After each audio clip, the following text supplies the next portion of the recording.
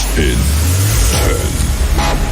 9, 8, 7, 6, 5, 4, 3, 2, 1, go.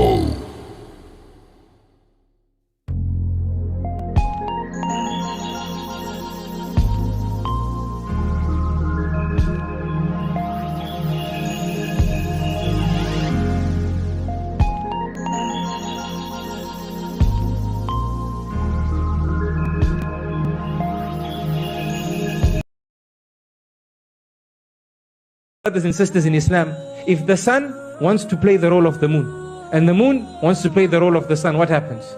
You have an eclipse. You have an eclipse, either a solar eclipse or a lunar eclipse. What happens when the eclipse happens?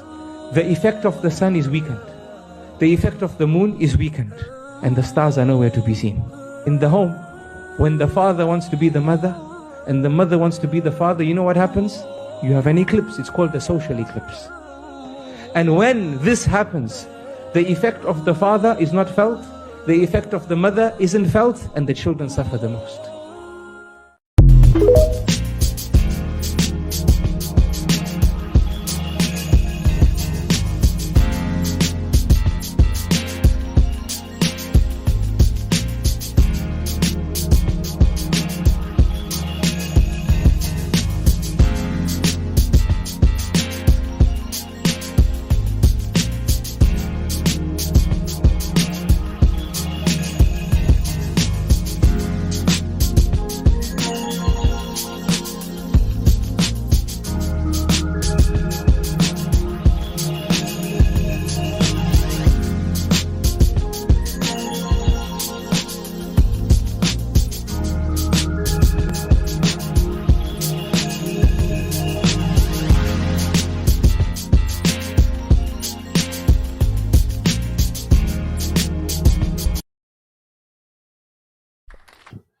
I see a thumbs up there. Hey, sis. I don't know what's going on with these technical difficulties, but they with us. But we push through. We fall down, but we get up. How's everybody doing? It is Thursday. The missus is around here somewhere poking around, and we gonna grab her in a minute. And there she is. Hey, missus, how you doing? I'm okay. Well, You just press it and hold it and press it. Let me get a camera going.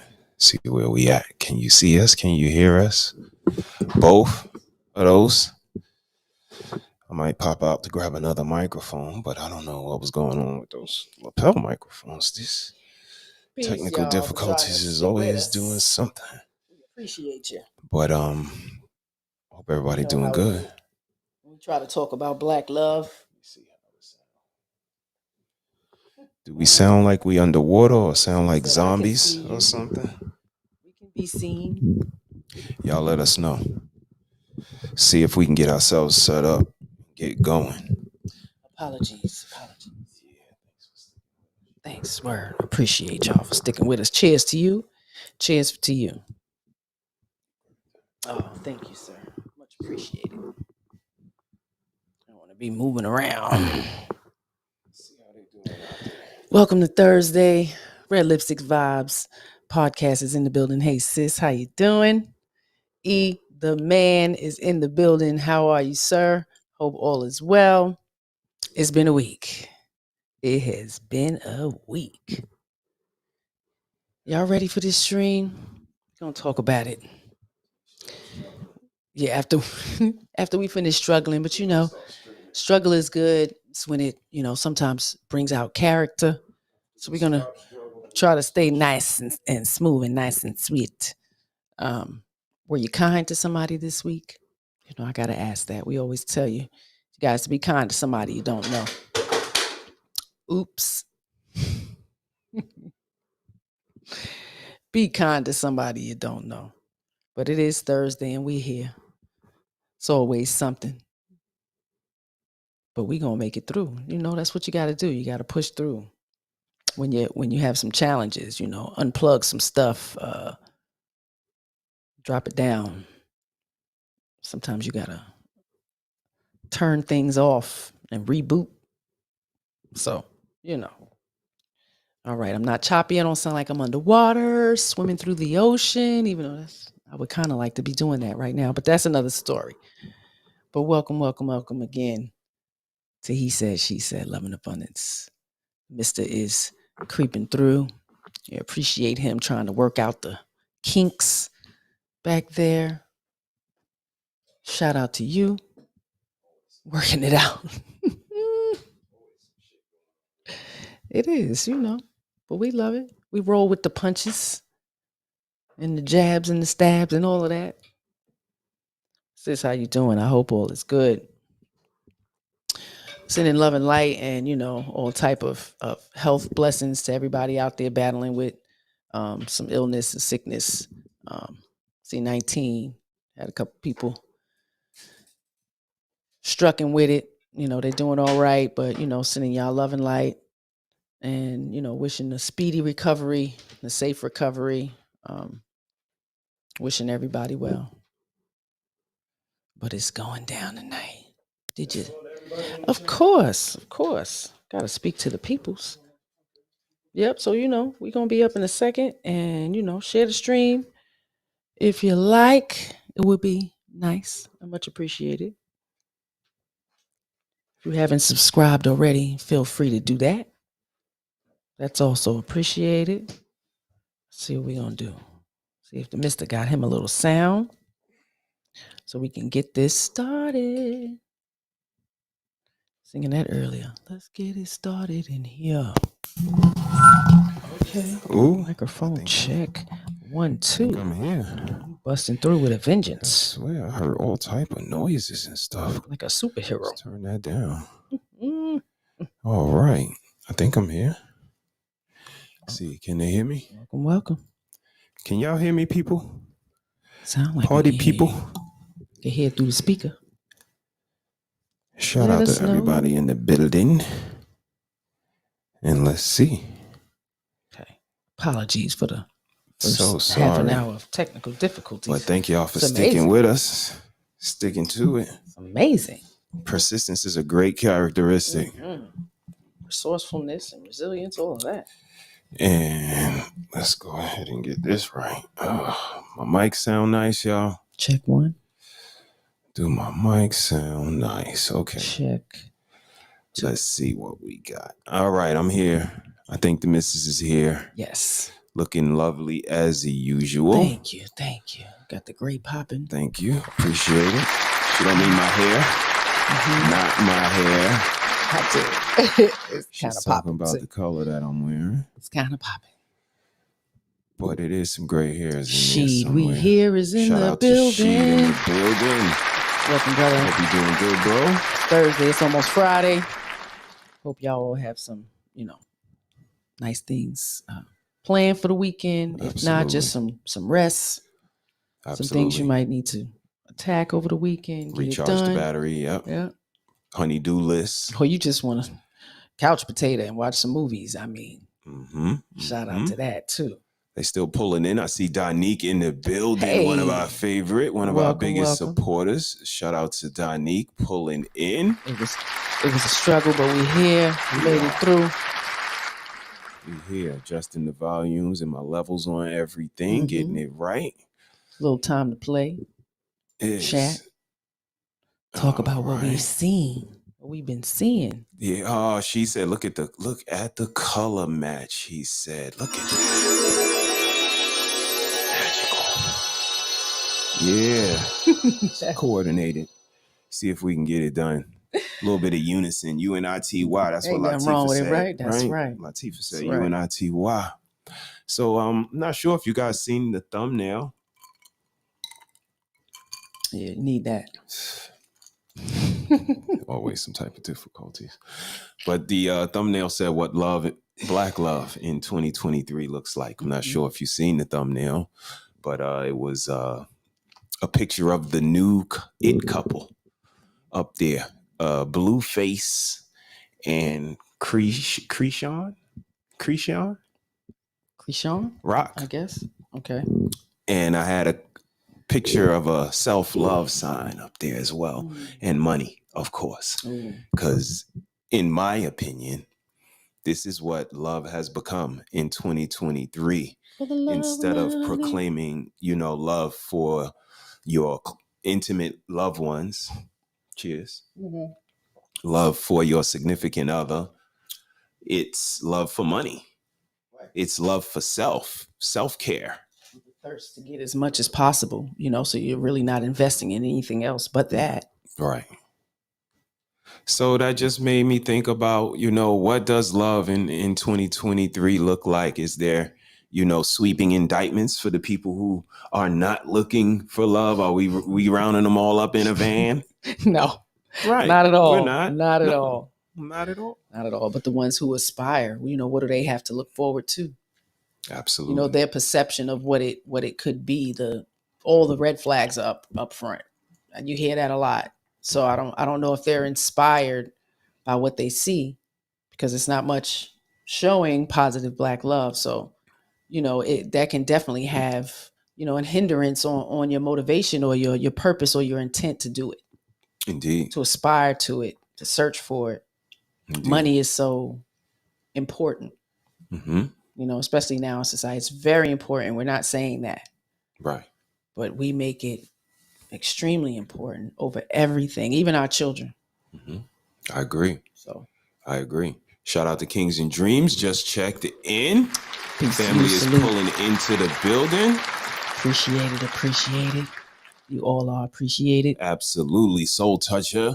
The poet is in the building. The family's pulling in. So shout out to everybody. Eda Man Williams, I see you in there, my bro. He said, what up to the family?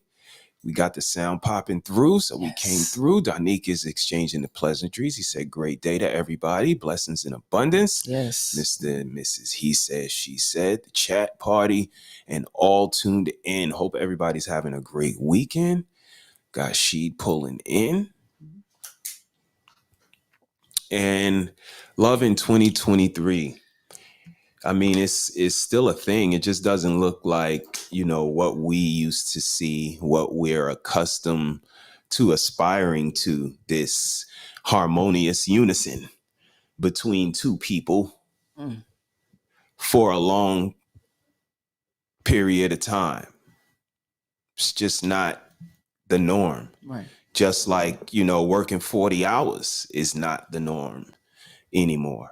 Working for somebody else is not the norm anymore. There's a lot of things that have changed, going to the library for the plethora of knowledge.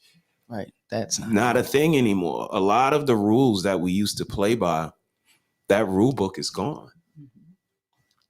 So when we look in terms of love and when we look in terms of relationships, do we and should we have the same expectations of the past, or should we start to, consider molding and reshaping what that looks like? Mrs. Harris, what you think? I think people have too many expectations. Not having a level of standards and your own moral compass that you're going to make sure you maintain and you follow. Find somebody that attaches with that, matches it. That's kind of all on us. To be an avid television watcher, TV watcher, movie watcher, I don't think it has ever really been that much emphasis on positive love. It's always some type of quarrel, always somebody cheating, always somebody, doing something behind somebody's back. So you see a lot of that. You don't, and if you don't have it in your own reality, it's like, there's no hope.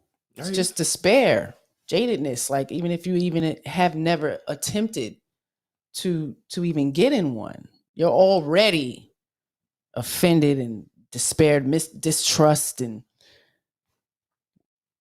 we're easily influenced. I hear you. And we're not ready to give love a try. Understandable. But the influences we have now, these two young folk. This generation of people. Oh my goodness.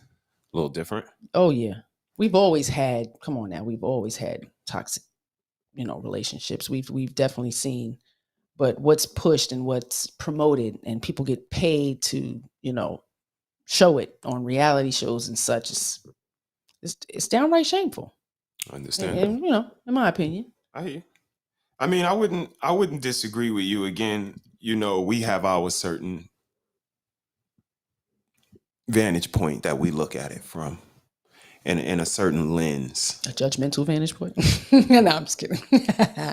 We have a particular lens that we look at love from, only because we know, or quote unquote know what it takes to exhibit the care, the empathy that it takes for another person to be able to live 20 plus years with somebody. That takes a certain consideration, takes a certain level of patience, knowledge of existence. Mm-hmm.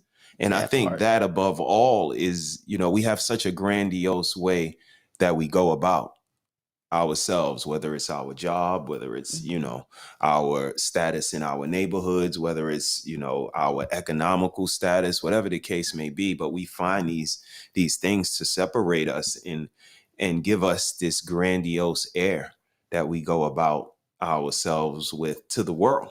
Mm-hmm. And sometimes that sets us up for failure, because, we can't always get the best of the best when it comes to mates, when it comes to experiences. Sometimes we have to settle for a regular experience, a regular partner, mm-hmm. and a lifestyle which we can maybe grow to become something more, but we all got to start out at go. Don't you think? Yeah, absolutely. Yes, there's phases, there's stages, there's, levels to it. There's, parts where you must reinvent yourself. People are not willing to do that work for someone else. Mm-hmm. When we start to critique without nurture, critique without consideration, critique without changed behavior behind it, like, it becomes tiresome. So if you can dish it, you should be able to take it. And I notice women, we're quick to express our gripes, our being misunderstood, mm-hmm. being neglected emotionally, anything. And you guys try to understand that, but I've also noticed that when you guys try to do that, gentlemen, we don't reciprocate the same way. Gotcha. So in a sense, I'm just, a plea to the ladies, to a degree, to have some understanding that men are human. They are human. They're human creatures. They have emotions. They have concerns, insecurities. There's a level to their vulnerability. It's going to take you time to understand that it's not something that happens overnight. And, we need to get better in trying to respectfully do that, instead of changing our mate to be like us, because that might not work out well. Shout out to everybody pulling in. Shout out to Anya pulling in. Hey, love, how are you? Welcome. Everything is good. Hope you're having a great weekend. Mm-hmm. Adjust my volume so that it's not too overbearing, but still welcoming. Mm-hmm. You don't want your tone to hurt anybody. Absolutely. We don't. Get threatened. We don't. E-Man said he got some questions tonight. Please fire when ready, sir. Question. The missus, she's sipping already, so feel free to let them float. We talking about what love looks like, and Black love, particularly in 2023. I had a picture of Blueface and Chrisean. I believe that's Christian. I guess that's how you pronounce it. Rock. Okay. I had a picture of them on the thumbnail, and only because they're so prevalent in, pop culture. And not to say that, we hone in on them specifically, right, but just a relationship dynamic and what that looks like, how we grow together, how we talk to each other, mm-hmm. how we treat each other in public and in private. Right. I want to know how important is that? What does that look like in a healthy aspect? and not so much. And even in their aspect, a couple of specific instances where he meets her family, it goes a particular way. Right. He has conversations with her one-on-one and they go a particular way. And in order for us to grow, as a couple, we have to be on a certain page as far as how we talk to each other, right, the things we talk about to each other, when it's time to play, when it's time to be serious. I think above all. Yes, I agree. I agree. And knowing those cues, to a degree, we all may be on the spectrum, because I don't think we pay enough attention to social cues, to other people's social cues. Because you should know, as far as your mate, you should absolutely know when to shut the fuck up, calm down, chill out. Like, I never understand the escalation of to the point of fighting. Maybe, I grew up so in it, as a child, and seeing it so prevalent.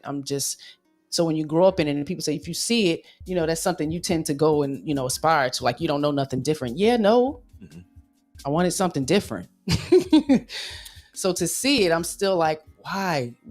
This is somebody you love. You're going to wind up sleeping with them later and being intimate, and you're like, the fire and desire is Rick James. traumatizing. Eda Man has a question. He says, right. What qualifies for black love? If my daughter is half black, can they have black love? Absolutely. Shout out to the half black babies. I mean, in my opinion, E, that's completely identity. Right. And, the world sees us in a certain way. A lot of people say they don't see color. Right. But, the world sees us as how we present ourselves, and our, melanin, our tone, presents us a certain way, no matter how we act, no matter, who our parents were and how we were raised in our house. We're perceived, as black people. And as that, even with my missus being half Caucasian. Yep. It's an identity that she went through life black, me very much so. And it's the way the world views us. So I think you can have black love with only, having one African-American parent. But I think it's more of an identity. I think it's more of how you identify and, the way you present that narrative that all love is love, of course, goes without saying.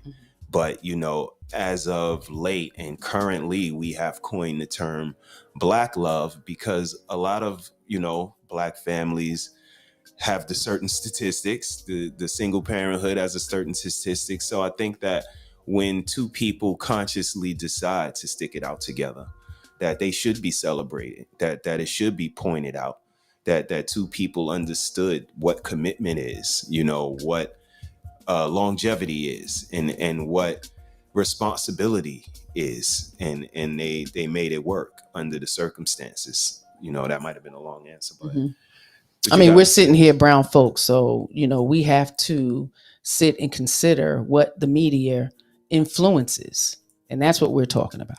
Because when you look in white television and white movies and such, they have an abundance of love stories, in totality, but we don't have those type of influences. I haven't seen many in many years. So, in abundance of seeing it, and for many of us to not have it in our reality, is sad. So when we speak of black love, this is what we're talking about.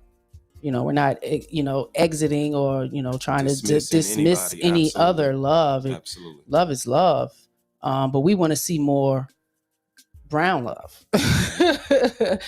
People like us, so our children can aspire to it and think that it's something that can be fruitful and positive for them. But if all they see is this negativity, toxicity, people don't know how to communicate, us black women are ready to pop off and fight them at any means, bleaching clothes, burning clothes, dragging the children around, and it's a lot. This is what we see. This is what they see. This is becoming the normal, but we do know that it exists, but it doesn't get enough media shine. We know a lot of successful Black entertainers who have been in successful marriages and it's not shined on.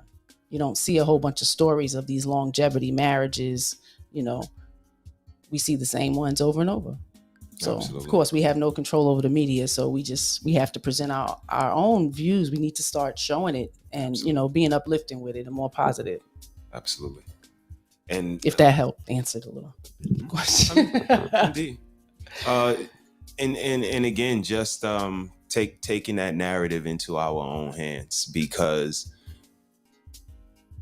like Karma alluded to in the comments, Hey, you know, Karma. the world sees us a certain way, you know, whether it's police officers, whether it's, you know, the system, whatever the case may be. But that's something that we can't change. And that collective mindset, I think, comes with a certain dose of reality that, you know, we have an uphill plight, an uphill battle when it comes to our depiction in America, our, you know, perception in America. Absolutely. The way our image stands today, we have a lot of love to celebrate. We've been celebrating hate. We've been celebrating, you know, dysfunction. We've been celebrating negativity for a long time to no avail. So I think, you know, it's a good thing that we start to celebrate, point out, and be unapologetic about being in love. Mm-hmm. Whether it's with someone of the same race, different race, you know, I think it's all to be celebrated even more now because of the scarcity of love. Right. The way people lack to celebrate that, you know, at one time they just wanted somebody to understand them, to be in their corner. And we are all so mixed. Like, are we all pure anything at this point? We'll find out in a couple of weeks. We just did our DNA ancestry. We sent it in, and we are waiting on our results. Hopefully, we ain't brother and sister. Distant cousins. That's going on around nowadays. So let's hope. You know. But yeah, we don't know, you know, who we are really. So hopefully, identifying with another person. I think that's why we, you know, as young youths, we had to be so proud in who we were, because we really don't have much history past our grandparents. You know, and it's a lot of people who don't have that history. So I think it, you know, it takes away and, you know, strips a little bit of identity when you don't have that lineage knowing far back. Yeah. Because a lot of people have it. And it's a beautiful thing. God bless you guys for knowing Indeed. great how y'all got here and all that. So, you know, shout out to Eat a Man on his new channel. And you said congratulations. Yes. Shout out to you. And check it out. Karma checked in. She said, listen, it can get embarrassing if the person you love plays with. Yes. I mean, that's the all's fair in love and war part, Karma. There's no guarantees that person is going to reciprocate. And here comes a great lead into E's question. Can you measure love? Yeah. Can you measure love? By reciprocation. It should look like a mirror. It should look like a reflection. Like a lot of people say, you know, women, they reflect the man that they have. If she's tranquil and under control, I'm pretty sure her man is not some loose cannon. If she's articulate and well put together, I'm pretty sure her man is not a gutter sniper. So I think that, you know, you can absolutely measure it, even in conversation, meeting. When I say, hey, how you doing? You know, you look really nice. If you give me the thank you, you know, okay, can I thank you and turn away? I don't look nice too? You probably don't. That's probably why you say that. So, and that's exactly what I heard. And that's exactly what I heard. That's what you when would you hear don't say it. Yes, that's what I heard. So absolutely, and these says a lot, ladies. These are the things that, you know, people don't want to acknowledge, that reciprocation wasn't there. That conversation was one-sided. Right. The holidays always swung in their favor. The ladies' favor. They always got the last gifts. word. Yeah. These are the indicators. And it's not always women, it's men as well. I pointed out to my wife all the time. We live upstate New York, predominantly white, area. And you can tell from the dating, it was always the girls are going to the hockey games, the girls are going to the baseball games, the girls are going to the football games, the girls are going to the concerts, the girls are always going. What he doing? What he doing? Is he doing anything? But they don't have to. Yeah. You did used to say that. I didn't notice. And it's like you don't see that they're always acquiescing. Yeah. With the kids, making sure it get done. Like, are they doing that in return? And I think that's the difference. Me and B9 sat on the panel one day and we discussed, being a simp and being simple. And we talked about Forrest Gump. Forrest Gump mom was the biggest simp. You see what she did for Forrest? She gave up that snappy nappy. Got her baby in school. But what did he do? 6. Didn't he reciprocate? Like B9 said, them grades, his life, the things he did gonna make his mama to proud. Show his appreciation was reciprocation. And nowadays, look close. You'll see no reciprocation, but you didn't see that. But I seen it from way across the room. Like, look, no magic there. No, look at that. What do you think, Mrs.? Am I way off? I mean, I agree, because with the first part, when you, throw out the compliment shout out to a young lady. And the first thing I said was, maybe she didn't think he was fine. You know what I mean? But if you do think he's fine and the man throws a compliment at you, by all means, hit him back with a compliment. You cannot expect to sit in this passive, timid, traditional way. And that's not how you are. You know what I mean? Then you want to get in a relationship and dominate the shit.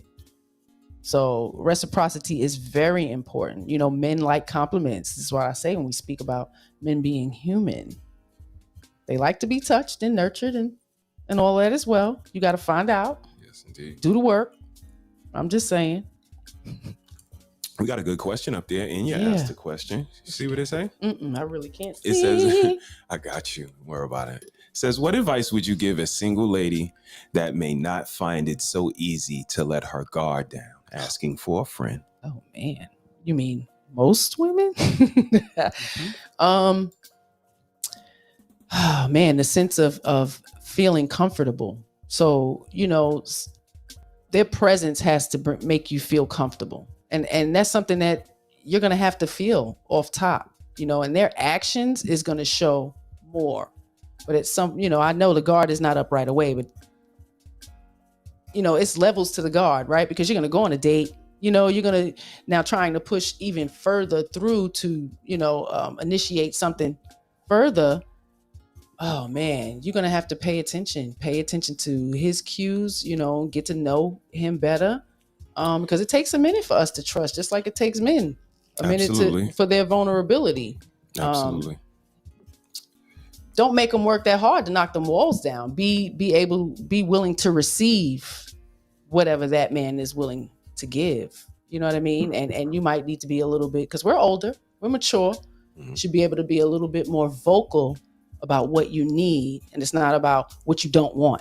Because most of us come into that with, I don't want you to lie. You ain't going to get no whole bunch of truth. Like, there's no way somebody's going to give you their whole 40 years of living, of information. And then when something comes up that you didn't know, it seems like they're dishonest. And this is the kind of situation we put men in. Because we're not giving them all the information of our years. But that's something that, you work on. And if you're getting with someone and you need a mentor or friend to, dive into, to feed back and forth with, cues and things like that, I'm here.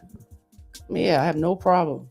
She's here. Because, we do need each other in that sense. Because we have our sisterhoods and they knock the man down, or he going to do this, or he going to do that. So, if you have women in your life that are not positive, then, that's going to hurt it as well. It's going to make you keep that wall up. Got you. I'm a little different from the missus. Of course. Keep it up.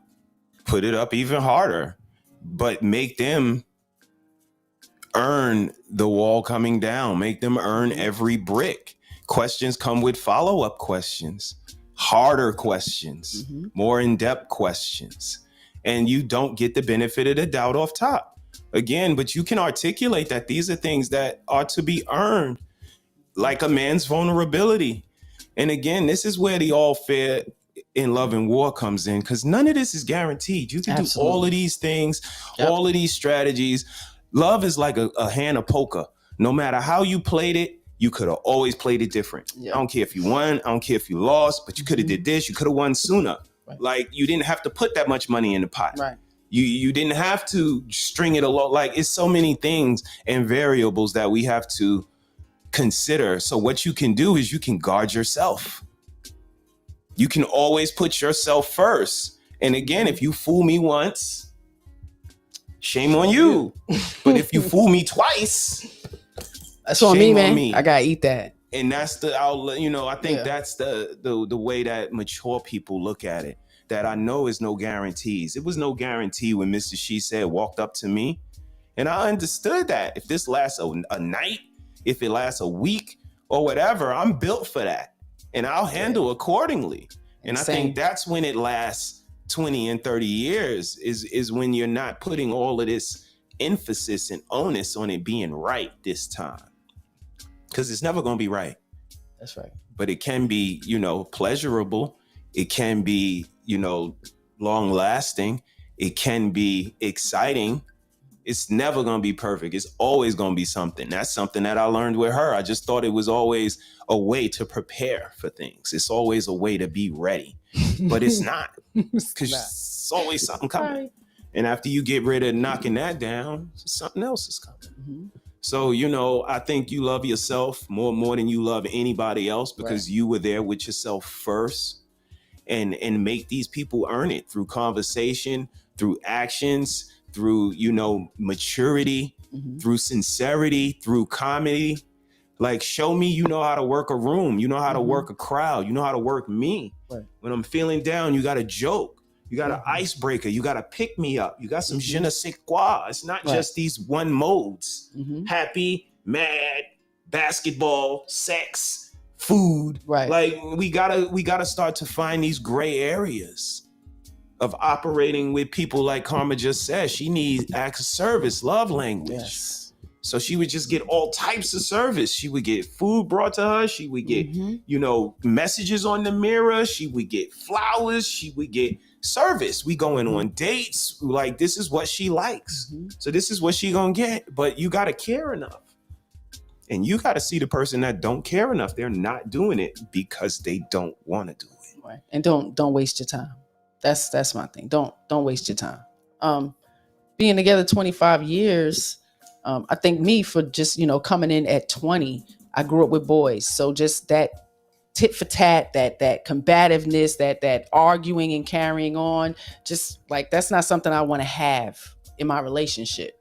So, you know, like he said, having some standards. I love myself. Like, coming into it, we're gonna come to a point where we don't understand each other. We don't have to make it a fight. You know what I mean? You don't have to take it as pick your battles. That's part of picking your battles. So you don't have to make it a fight, because I think a lot of the times we lack understanding of where the person is coming from, why they're behaving, trying to just psychoanalyze them and such, which, you know, it's too much. Absolutely. Either man got another question. He said, if a person fell out of love, how can they fall back in love? The same way they fell out. You purposely. Purposely. You didn't fall out accidentally. It just happened overnight. Oh, I accidentally fell out of love. No, it was very purposeful. So here's what you can do. You could be just as purposeful falling back in love, remembering why you fell in love. Go into those places, listening to those music, having those conversations, remembering why you appreciate this person.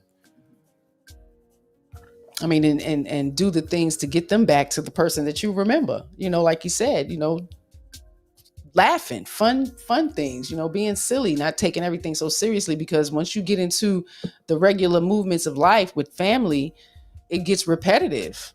And nobody is paying attention to anybody. And that's when you start to notice, this is when you start to pick, hey, you ain't been doing this for me. Or you may not even say it.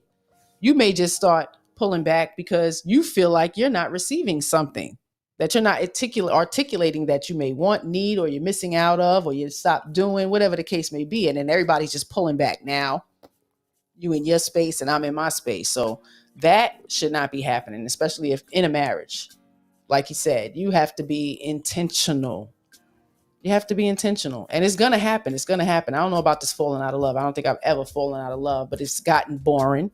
You know, we have time of being boring and very repetitive, like the click button, years, because you're raising kids and working full time and, you know, trying to build your family. So things do get repetitive. You know, you have to have those sparks. And us ladies can't sit back and expect them to do it all. So I think sometimes, you know, we have all these expectations and don't voice them. And then we're upset with them because they didn't do anything. And it's like, you should know I've been sitting around all this time. And no, ladies, if you want something, if you need to, leave a note in his pocket. Nice note, you know, nothing ratchet, of course, but, you know, a love note to express I want to do some things to you later, or whatever the case may be. But y'all got to be a little bit more intentional too. I think we expect the men to do everything. So, indeed, flowers and candy and stuff too. Go to sleep with no panties. Make it easy for them. Yes. They shouldn't be sleeping with panties anyway if they're kind of smothering, you know, have any knowledge about, you know, they hoo-hoo and how it should be breathing and getting vaginas. Air. Thank you for answering. Absolutely. I mean, my friend's question, that was great advice, Mrs. She Said, and thank you for offering. Absolutely. Our pleasure. Our pleasure. Tell your friend we said best of luck. Hope all goes well. I mean, you know, people are always going to be people. And I think we have to, again, always remember ourselves. I think that's the most important thing. And I think wives need wives. Women who are intentional and, you know, wanting to live that type of life. I think we all need each other because I've had some, but they weren't, you know, ones I could lean on. Just the way they built, it was more, you know, a little more man bashing or whatever. It just didn't seem like they, you know, were happy and pushing positivity. So I'm really not going to build, you know, too much with that as far as married couples. But it took me damn near 13 years to find, you know, a friend who was older than us. And, you know, shout out to the Prathis, you know, who was positive in love and definitely, you know, gave me a lot of pointers and you know, information and knowledge about learning to understand my husband better, even though I knew, you know what I mean? But just seeing that positivity in her and seeing the later years with them was absolutely a great motivation. So, you know, I appreciate that. So absolutely. We do need each other. Shout out to the Prathis. Shout out to all the married couples that help other married couples stay together because we all go through some stuff. And we don't know how to navigate through this. No. For me, I would say a lot of people don't think about Tuesday and Wednesday. You know, I say this a lot. They think about the wedding. They think about birthdays and anniversaries. All of these things are anticipated. Buying the house, you know, all of that. But Tuesday, when the dishes are in the sink, when the bathroom got clothes on the floor, it's trash night. Those regular days, I don't think people think about. I don't think they talk those days through in those scenarios. And even the downsides of the roller coaster. You know, we so busy wrapped up in euphoria, you know, this honeymoon phase of how pretty we all look and who's going to pay for this dinner and your car is so nice. And, you know, we don't talk about, well, what would you do if I had one leg?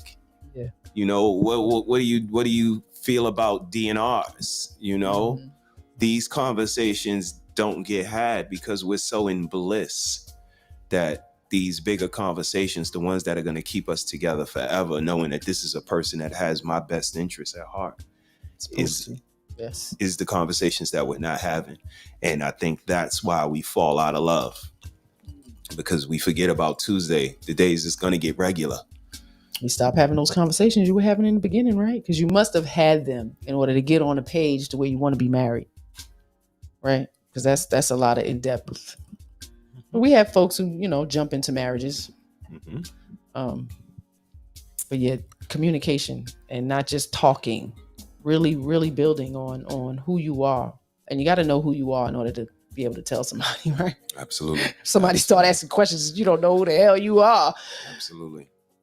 Pay attention. I mean, and maybe that's why the conversations don't go there because, you know, either consciously or subconsciously, you know, you don't have the answer to these serious questions. So I'm going to continue to talk about LeBron James and red bottoms instead of having a real conversation. You guys let me know, what y'all think. Are we way off? We're going to get into a nice icebreaker and get the night started. We had a little bit of a late start. The questions are amazing. Y'all keep them coming.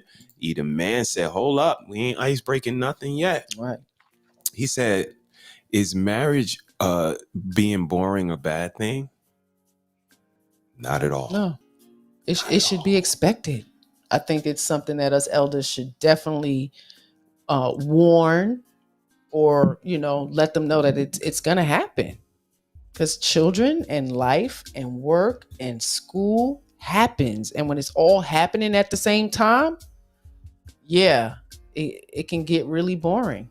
You know what I mean? Absolutely. But again, being intentional and and having those things that you guys share together. That's one thing we've always had, like cards, video games where I didn't even play, but I would get the book and be right on the side, like, you got to go through there. You know what I mean? Just even being intentional. I don't like video games, but he likes it. This is what you doing for the next 2.5 hours with me right here on the side. So I was a young man once. I don't know. That's what I did. Absolutely. And I agree with her. Just that finding those commonalities, because it better get boring.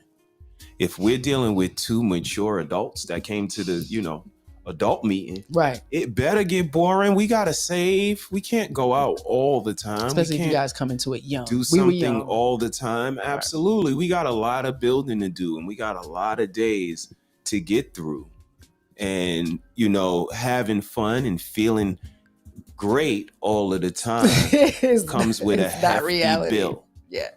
Yeah Comes with a hefty bill. So it should get boring sometime. We got to be able to suffice with just Netflix or playing cards, or when COVID happened, I think that was the perfect indication of marriage getting boring. You guys just became cellmates. That's right. There's no moving straight around the facility. Down. It's no moving around. Y'all in here with each other. So either it's going to be, a pleasurable experience, or y'all going to see some sides of each other that y'all might not like. But I think that's what, boring marriages are. It's days where Netflix is going to have to suffice. It's going to be days where leftovers is going to have to be good. And you got to be okay with that, because tomorrow may be ribeye steaks and a night on the town. So I think it all just comes with the territory and them days of quiet. Ladies, get through that. You can't get in their head all the time, and think that they're not willing to share when you ask what you're thinking. Ooh, she tapped the mic on her laptop. Damn. I mean, tap it. Quiet. Be wrong for that, baby. Can be good. It happens. Like I don't think it's a cause for fight. Right? I think that has been a fight in a lot of relationships. What you thinking about? Nothing. Yes, you are. I know you think about something because you're sitting over here like, First of all, how dare you? I heard you breathe. First of all, how dare you? First of all, how dare you? Fellas, shout out to our sister Mo. Happy belated birthday. Hey, sis. We love you, sis. That's my sister right but there. But fellas, how dare them? Don't ever let anybody give you pushback on what you thinking. That's like being in court. Are you inside my brain? Yes. We try to be. Because it's very disrespectful. It is. Very disrespectful. And again, grandiose. Because if you think that you're that great, that you could get inside my head and say yay or nay to whatever my answer is to what I tell you I'm thinking. Or you could just be a simple thinker. If you only think to a certain level, maybe she do know what you're thinking. Because all you're thinking about is either a sandwich. Don't get me started. I'm going to stop. Don't go on it. Don't go on it. Don't go on it. Stop. I mean, and not just that, I think a lot of men don't want to fight. They know where their lady going to take it. You know what I mean? So y'all are kind of not even take it there. Okay. Give in or whatever the case. If that's something that continues in the relationship, that's something you got to nip in the bud, And that's one thing I have to say. Like when you say, stand on your standards, stand on your square. Because if I stepped out of line, and I've never been like just cantankerous or disrespectful, but if I stepped out of line, he definitely let me know. And he did not have to be a monster to do it, to just point out and say it. But the shit still hurt my feelings. It did not matter how his tone was, how soft he tried to give it to me.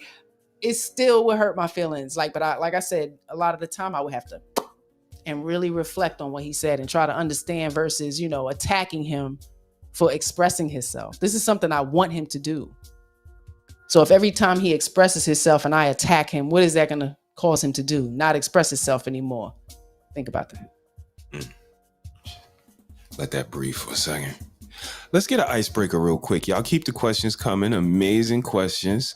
Let's go ahead and... We definitely don't sit here perfect. Oh, nobody E-Man got one more. Nobody's E-Man perfect. got one more. Keep them coming, E-Man. You got some good questions, man. Shout out to E-Man Williams. Y'all hit that subscribe button over there. And don't forget to type hashtag LIA25 to promote your channel. So everybody can go over there and subscribe, man, and see what you're doing over there. Let me go ahead and chill with this music for a second. Let me get ready to jump this icebreaker off. That little lullaby in the back there? Yeah, it was a little bit of background music. Shout out to thought I heard Evie to the Ms. Nux for adding hooking a brother up with the little background music. things. Because I'm black, so they gave me the background music. So let's see. All right. You guys want an icebreaker? I'm going to break the ice tonight for real. Mrs. Harris, you ready for a good icebreaker? You know I am. Let's do it. You are. You always ready for a good icebreaker.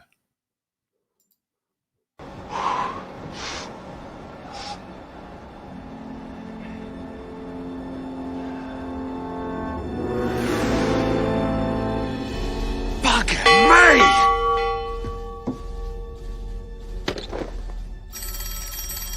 Pick up, you bastards!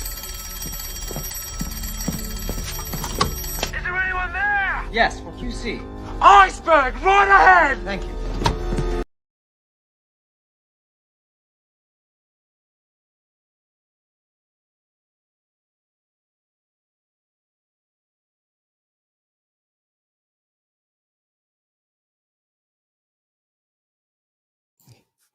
Before we get to the icebreaker video, we got another question from Edaman Williams. He said, last question before the icebreaker. How do you know if you're on the same frequency as your spouse? That's a great question. Mrs. Harris, how do you know? I mean, me personally, let's just say this, right? Ladies, we talk about this intuition thing, right? We find I just had an intuition. He was doing something, right? Okay. Yeah, that intuition doesn't present itself initially in the beginning. So damn. No, she didn't. I don't know. The frequency has always been there. Intimacy is very important, and I think that keeps a connection.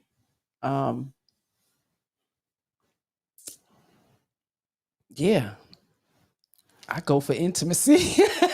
I mean, no, I I'm just think kidding. that It's more for me, I think as long as we're in the same vicinity, I don't think we're ever going to be exactly, operating vibrationally the same. There's no way. That equally yoked and all of that stuff that these people be talking about are just, to me, in my opinion, just buzzwords that sound really good. Fantasy. And, but I think that we can absolutely be aspiring to be better people.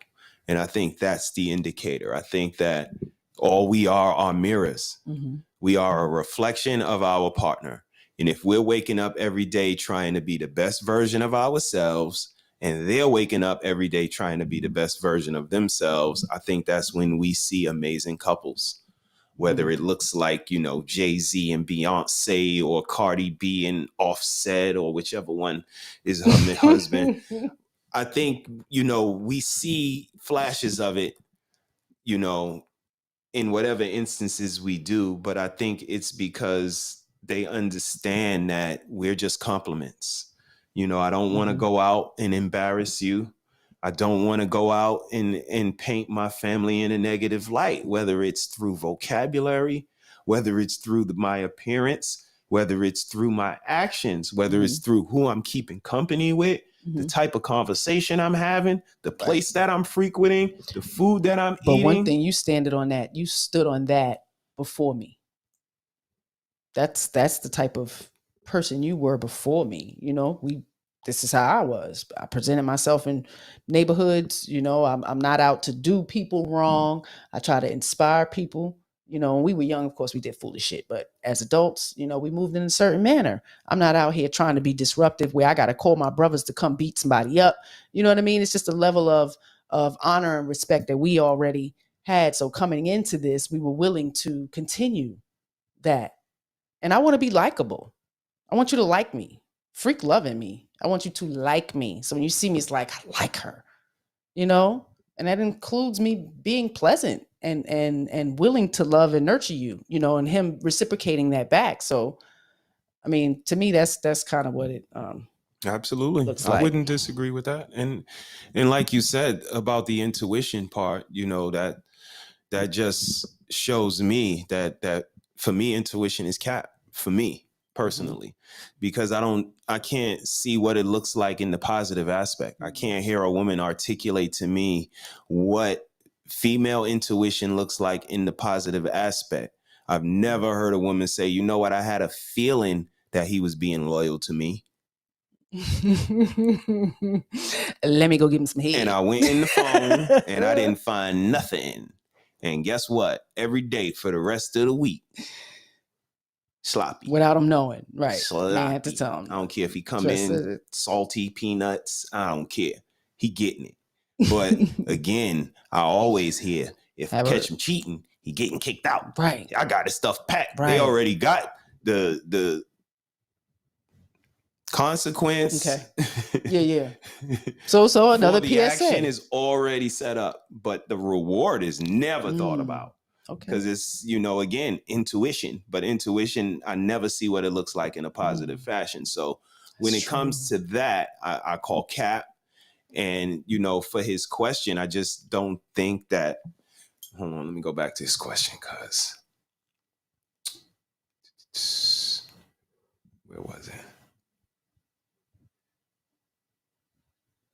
How do you know if you're on the same frequency? Right.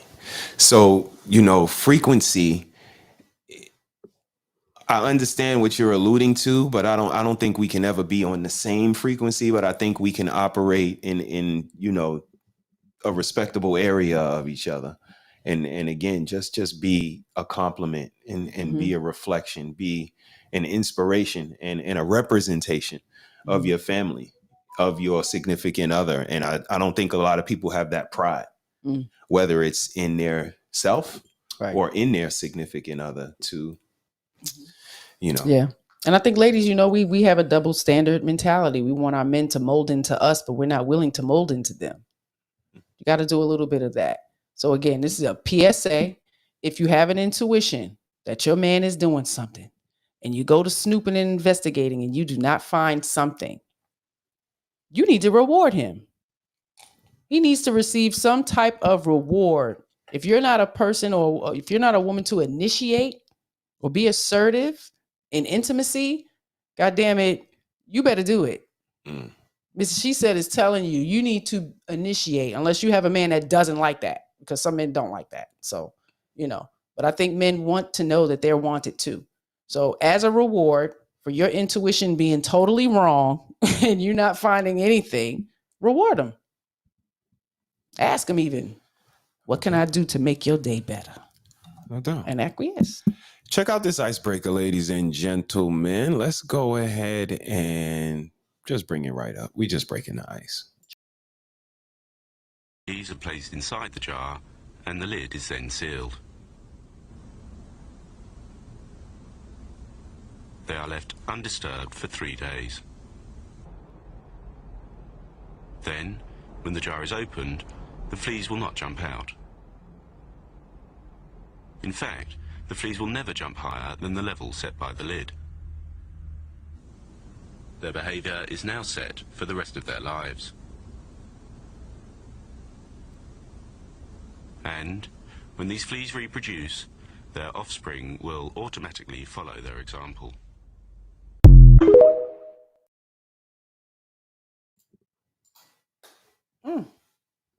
Wow. Think about that. That was really interesting. Oh, Why so? 3 days of being in the jar, and there are totally um controlled by the space. Absolutely. Wow. And even their offspring will stay put. Sound familiar? Damn. Be like little fleas. Hey, Deaf Mage. Deaf Mage is in the building. Hey, love. Yeah, It's good to see you. Happy New She Year. picked right up on it too. You see what she said? Right? God damn it! It's like the Black community. Oh, man. Wow. I mean, we are a project. In my opinion, frequency is like the radio. One can be on FM and one can be on AM. If you get on the same type of frequency, the next goal is to get on the same channel. For example, my wife can be. Absolutely. Ooh. That is an Smooth. amazing analogy. And what you have to do work to get to that frequency, right? You just staying still, Right. and her staying still, Right. you're never gonna try to find that right frequency. Absolutely. You gotta manipulate And we some need shit. an antenna. And we need an antenna. So, You gotta do some it's a stuff. lot of purpose. Yeah. You need an antenna. It's a lot of intention. Yeah. I like it. But that's a great analogy that, we can get on the same frequency. We can get on the same dial, channel, so on and so forth, AM and FM. Absolutely. Yeah, it is like when I saw it, it was interesting to me. Think about coffee all day. I can feel it in my spirit.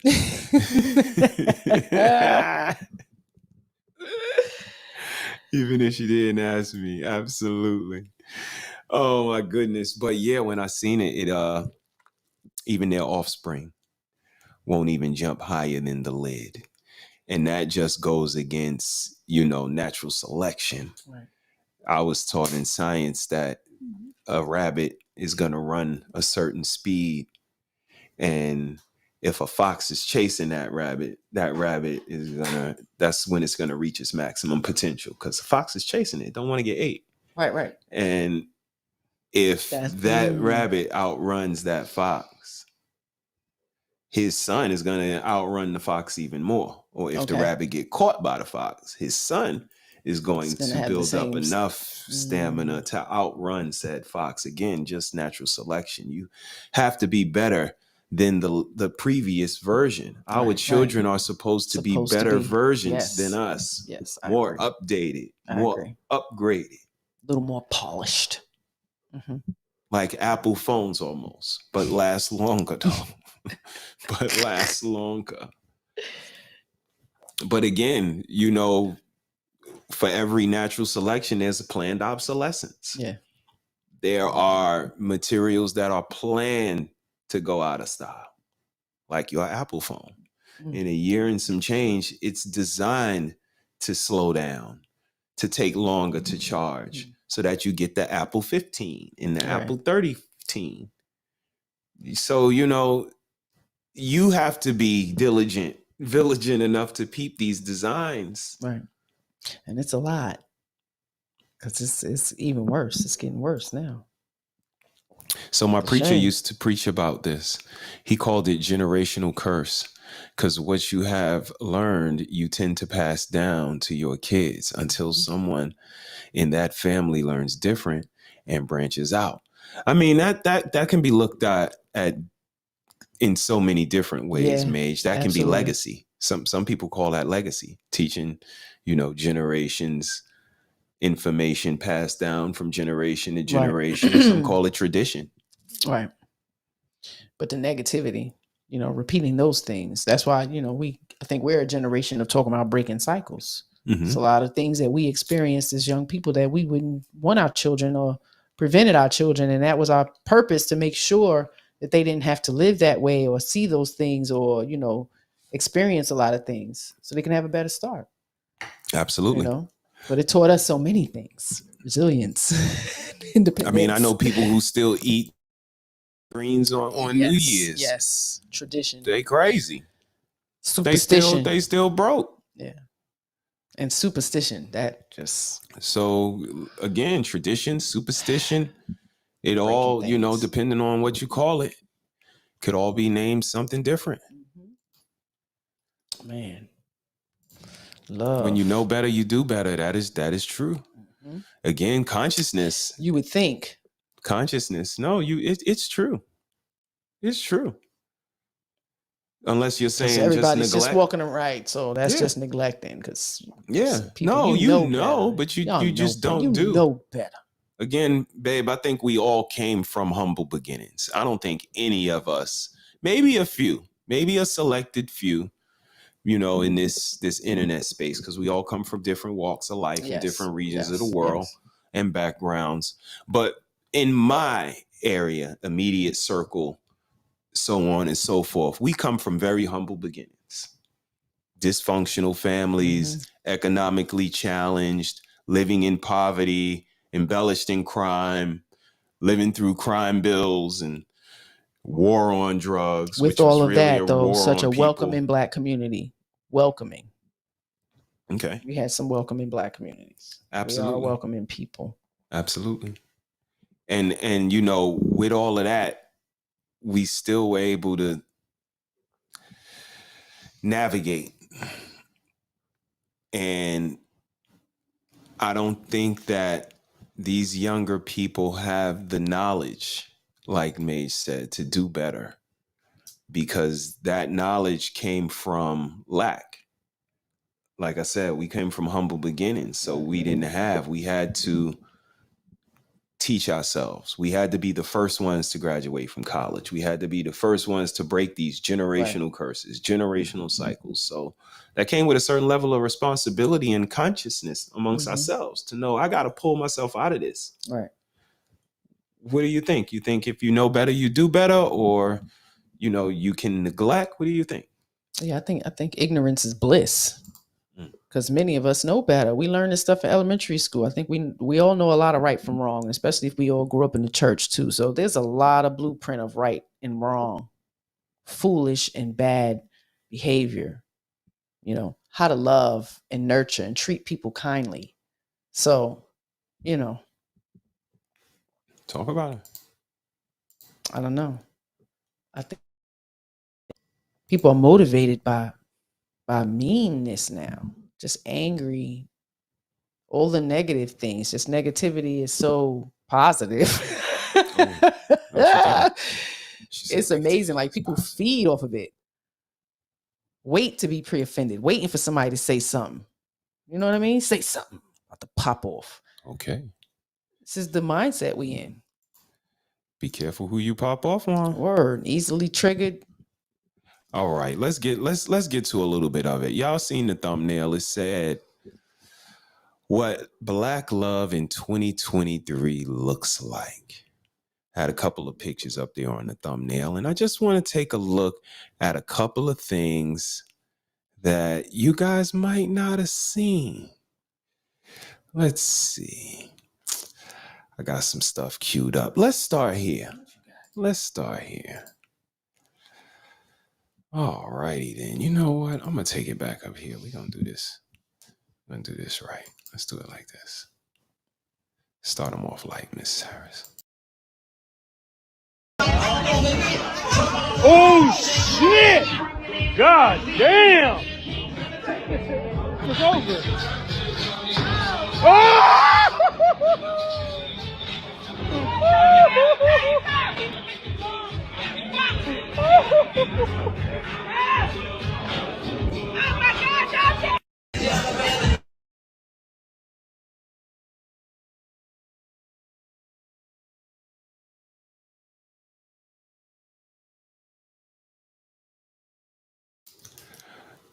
Shout out to everybody checking in. Not sure if y'all were able to peep that. I'm gonna bring it back up in something a little more legible. Let's pull it up.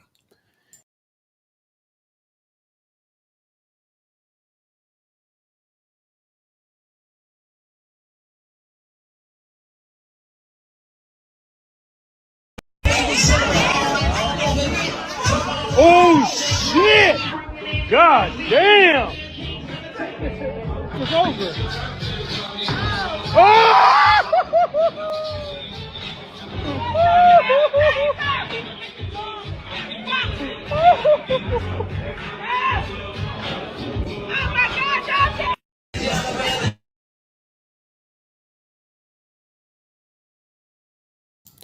Shout out to everybody checking in. Did y'all see that? That was Bowling Ball Girl.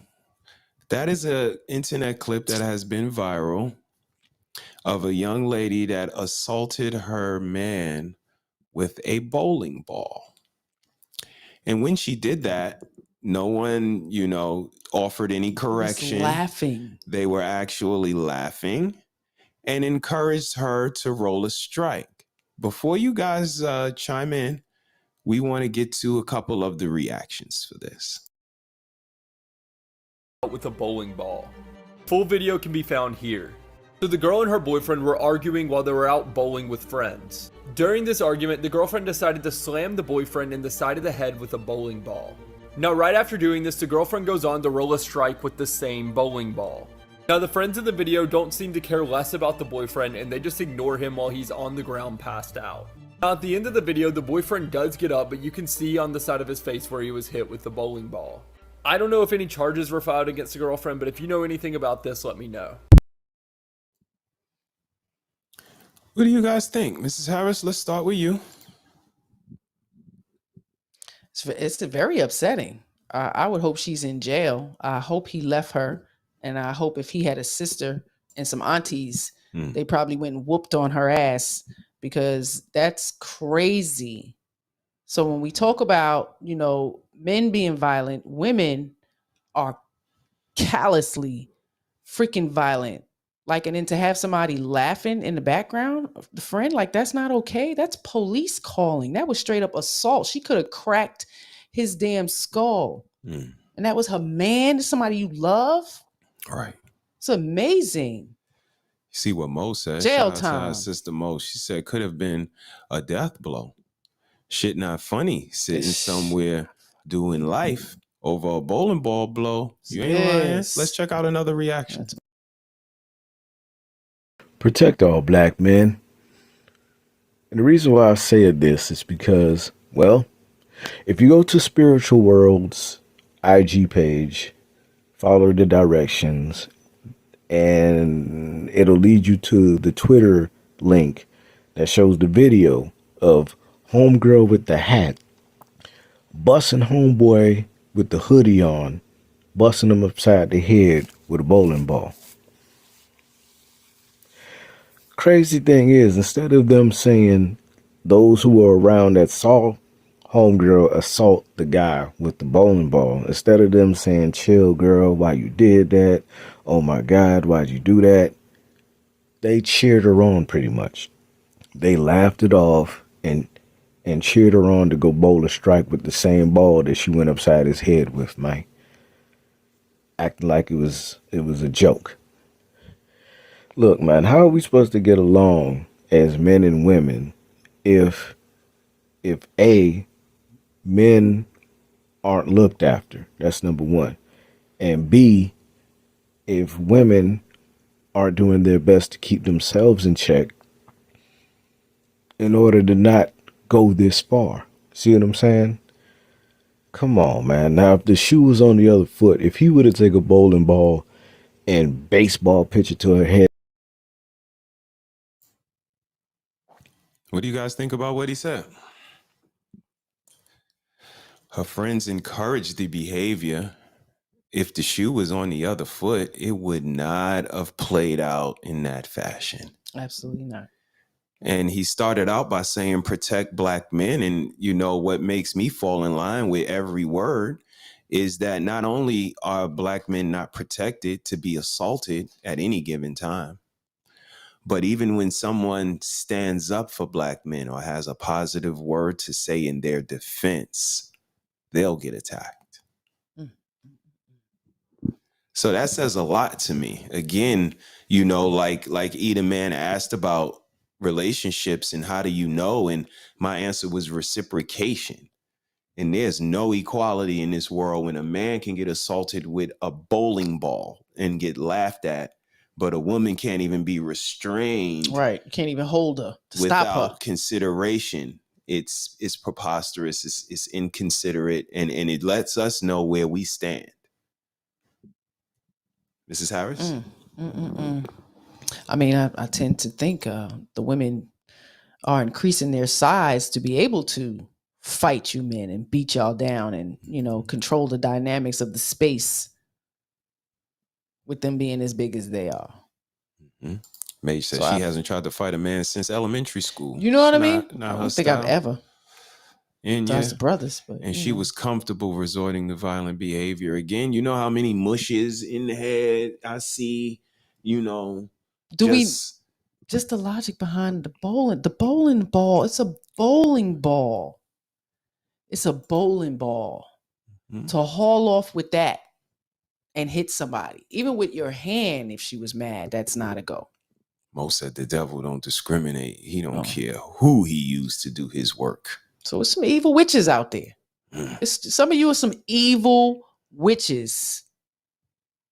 Yes. And should be jailed. Like, you should be jailed. That's assault. Straight up assault. And I hope we do find out what happened to that young man. Lord have mercy. I'll definitely do some research on that. But she, you know, Goodness again, gracious. you heard the aloofness of the friends. They were so unaffected. They probably agreed with her disdain for him. You know, when you have a group of people and they hear how you speak about your mate, you understand? The cosign is, nigga ain't shit, he ain't this, whatever the case may be. So if you haul off and bust him upside his head, it's like, oh, he deserved it. It's amazing. Okay. Evil. I hear you. Yeah, that's... What do you guys think about that video? Karma said it was unacceptable. Unacceptable.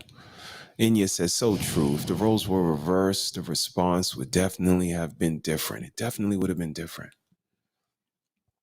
And I think that, you know, that's the consideration that I think we all deserve as human beings. And when that reciprocation isn't there, you know, one can feel jealous. One can feel slighted. And that evokes a lot of emotion, a lot of feelings. But we talking about love, 2023, Black love particularly, and what it looks like. And that's what it looks like to me. Go out, date night, we do the bowling thing.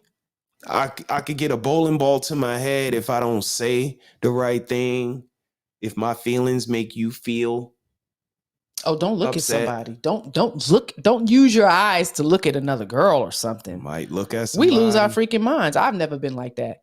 But you ladies need to stop acting like that. This is true. It causes a lot of fights. Like, you know, just because your man is your husband does not mean that he's going to go his life not being attracted to somebody else. Stop being, and then when you say they're insecure, you get mad. You have to be insecure if you're upset, and it causes an argument that your man is looking at someone. That type of stuff is so damn childish. Talk to him. Oh my God. Because I look too. What I'm doing. Having sex with my eyeballs. And even if I am, you should be lucky that's all that I'm doing. There you go. Understand it. I'm not sure if you're mature enough to understand that. I think you're human. I think when you meet me, I'm the only one you ever are going to want for the rest of your life. Physically, mentally, imaginatively. Damn. Everything. And it's Ladies, unfair. Stop thinking like that. It's unfair. It's a very, lot to live up to. It is. You guys let us know. Are we way off? Maybe, you know, some people really believe that marriage is this blissful utopia of a place where unicorns gallop and you never, ever see another attractive person ever again in your life. You're blinded to pheromones and shit. You are. And not only that, whatever allure that you had, that, you know, that turned the guys on, that drove the guys wild. Right. You don't have that no more? That shit gone. You just a mother. All you is a mother.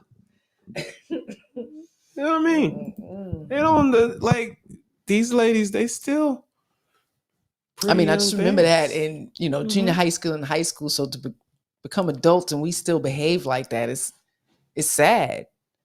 And to tell a sister that it's your own insecurity, and if you're that insecure and that man is that mistrusting, you might not want to be with him.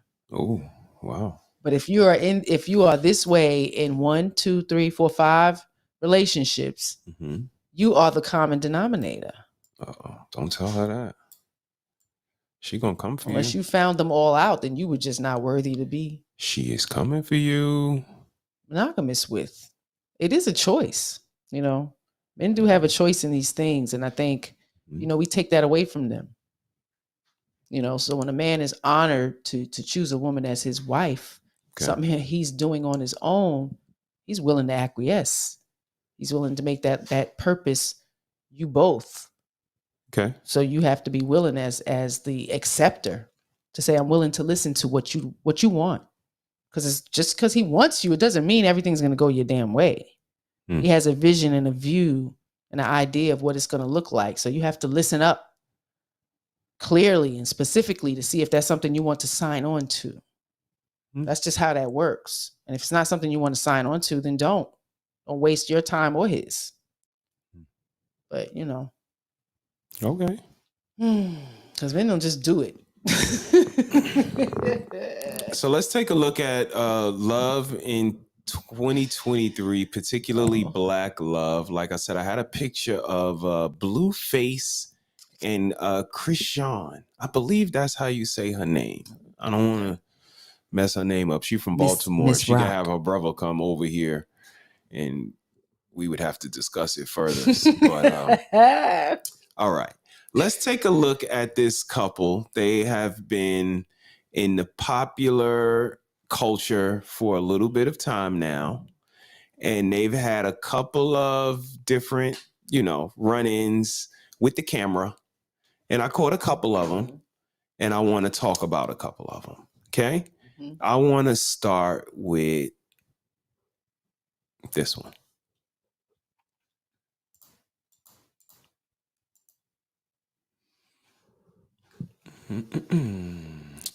Shout out to everybody checking in. Hope y'all having an amazing week. You almost made it. Friday.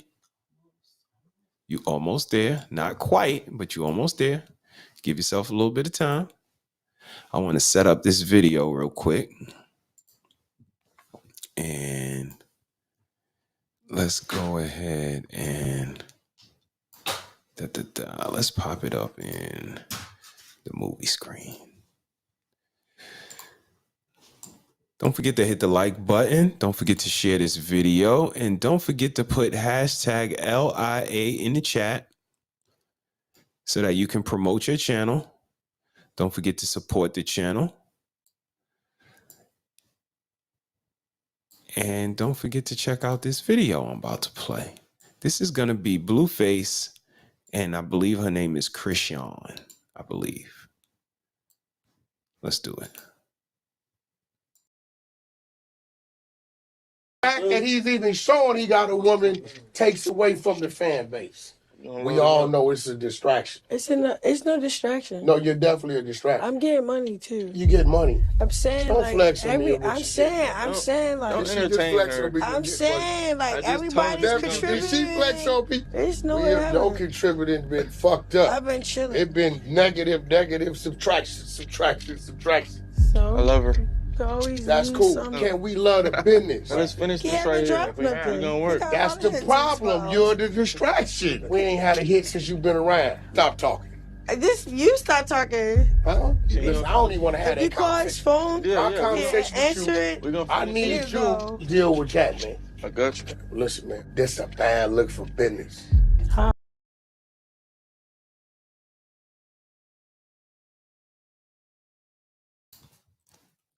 What y'all think about that exchange right there? A lot happened in that exchange. A lot was said in that exchange. How would you guys take it if, you're in a business endeavor and one of your business, peers comes to you and say, well, this person is bad for business. Mm-hmm. We haven't had a hit since you came on. Since you've been dealing. The first thing out of his mouth was just the public knowing he has a girlfriend decreases his sales by a certain amount. I mean, that's always been a known fact Absolutely. in the industry. So, absolutely. In the entertainment business, if people think you are attached, they may be less inclined to purchase your material. Again, a lot of purchasers, you guys really want to talk about this? Do you guys really want to talk about this? Because we can. Let's do it. Let's do it. A lot of purchasers are women. Oh, yes. We're not going to deny that, right? We spend the most in the country. And a lot of women live with delusion in their head. And they really think that if they meet Usher, if Usher is single and I'm single, I could pull Usher. Mm-hmm. All I got to do is get to Drake. The concert. Drake. Oh, him too. Let me get on Kendra and scream, Drake, I need a man like Drake. Drake, hit me up, Drake. But again, I don't know if they even understand that the consumer world alone plays to the delusional. Absolutely. It's called a beauty parlor for a reason.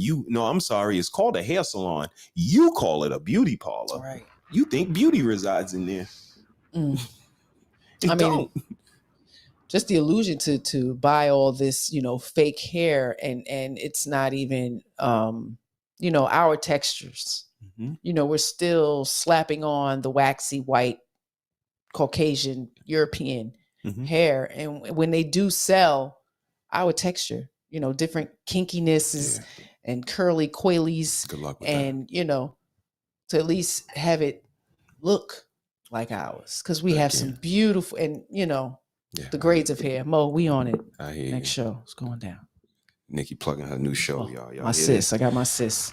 Nikki is going to be doing a show about hair. She's going to be bringing in a special guest that has extensive hair knowledge. And they're going to be helping the sisters build a little bit about how to care for their hair, how to nurture their hair. Their history. And, go a little further on that aspect. I'm not going to dive too deep in. I appreciate that. Take too many liberties.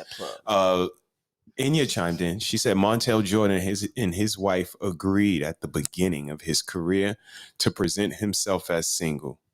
And what did he do? He made $1 million and he made him a dash. And he still got his wife.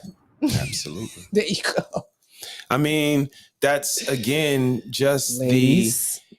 She's a best friend in my head. I ain't never heard a boy say Michael Jordan is like my best friend in my head. No, we say we admire Michael Jordan, the way he played, whatever the case may be, LeBron James, whoever.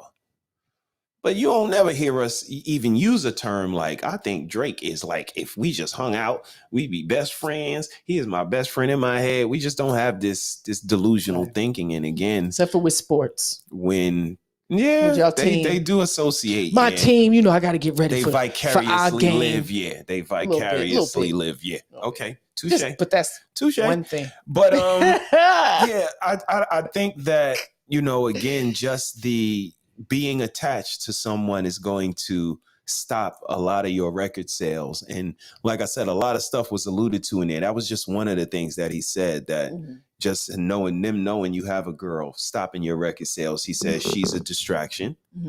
He said he hasn't had a hit since she came around. And she said, I make money too. She got a couple of songs that's moving around out here.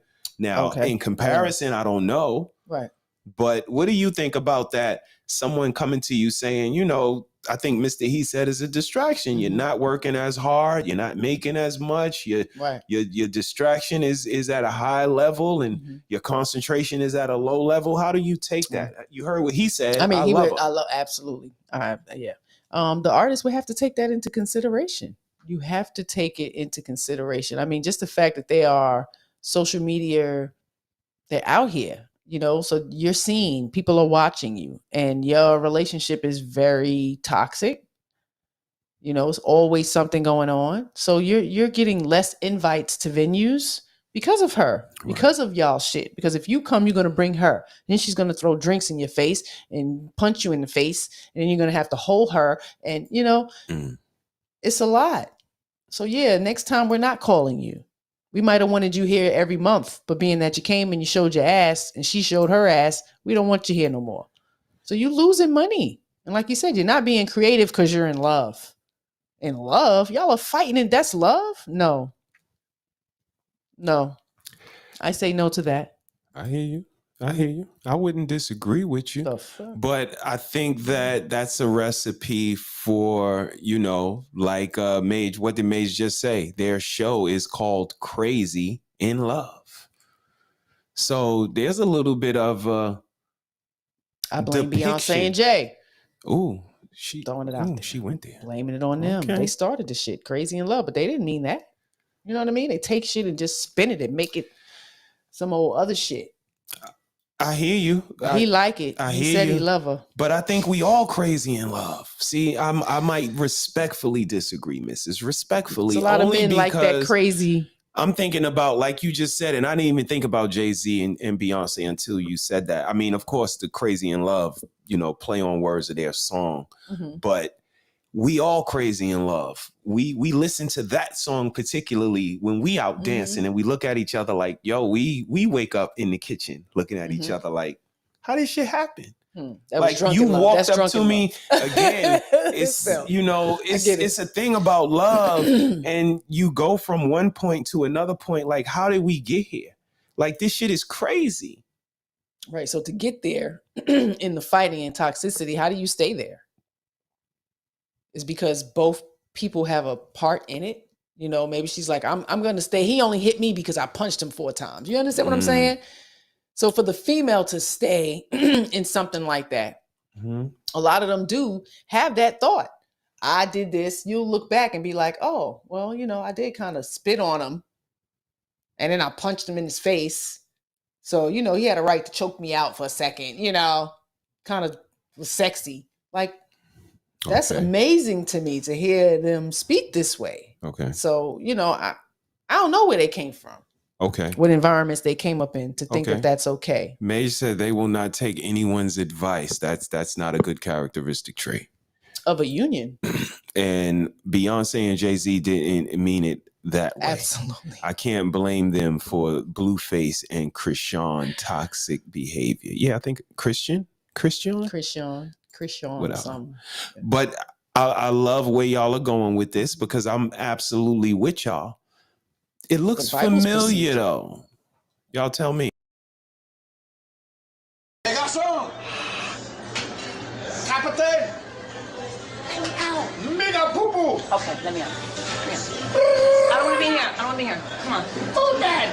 Let me out. What y'all with? Let me out. Let y'all do relationship. Come here. Get off me! Ah! Hey, she hit me. Y'all see it? Probably bopped him beside the head. Look familiar. Rest in peace, Whitney Houston. Is this something that we never seen before? I think many have not. That was Whitney Houston and Bobby Brown. What was it? Being Bobby Brown? Don't ask me. Yeah, they had a reality show back in the day. Not a reality show, dude. I caught it. I know who Bobby and Whitney is, and I know that Chrisean and Blueface. This ain't the first time I'm seeing this. Yeah. America zones in on a certain relationship, and in 10 years after, when somebody dead, we start reflecting. But all of the pieces is right in front of our faces.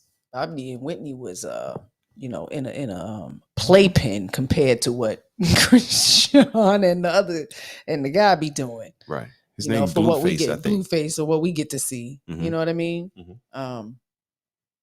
Saw a lot of compassion and love with Whitney and Bobby. You know, they had their drunken moments and they, you know, yelling matches and stuff. Right. I'm sure they edited a lot of their stuff, but with these two, it's a lot of just straight violence, you know. And if the roles were reversed with her, he would be in jail for how many times she assaults him because she didn't like how he looked at somebody or whatever the case may be. It's not okay.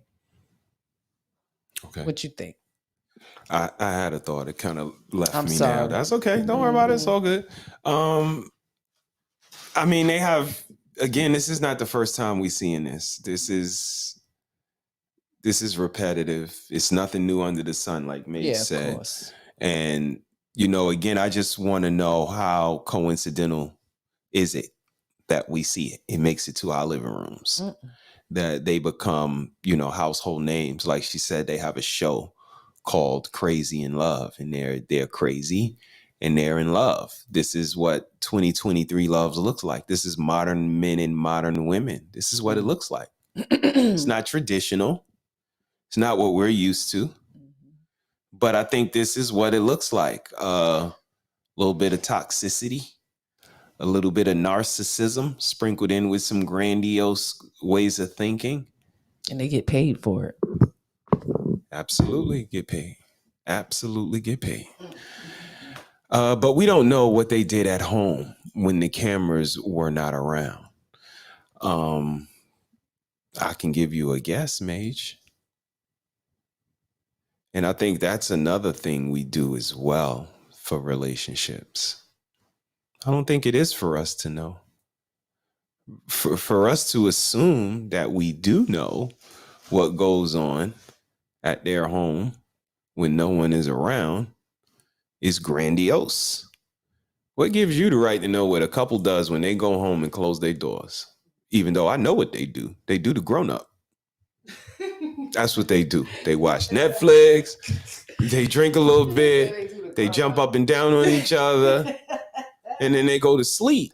So for us to act like we don't know what goes on in a couple's dynamic, I really think it's belittling to relationships, because again, me and Mrs. Harris can be together for 25 years. Guess what people will say? Well, we don't know what happened when they hit the stop button from record. He could have been beating her all over the room and treating her like this, that, and the other. But again, just like the intuition, you don't hear him say, well, he could be treating her like the queen that she appears to be when we looking at them.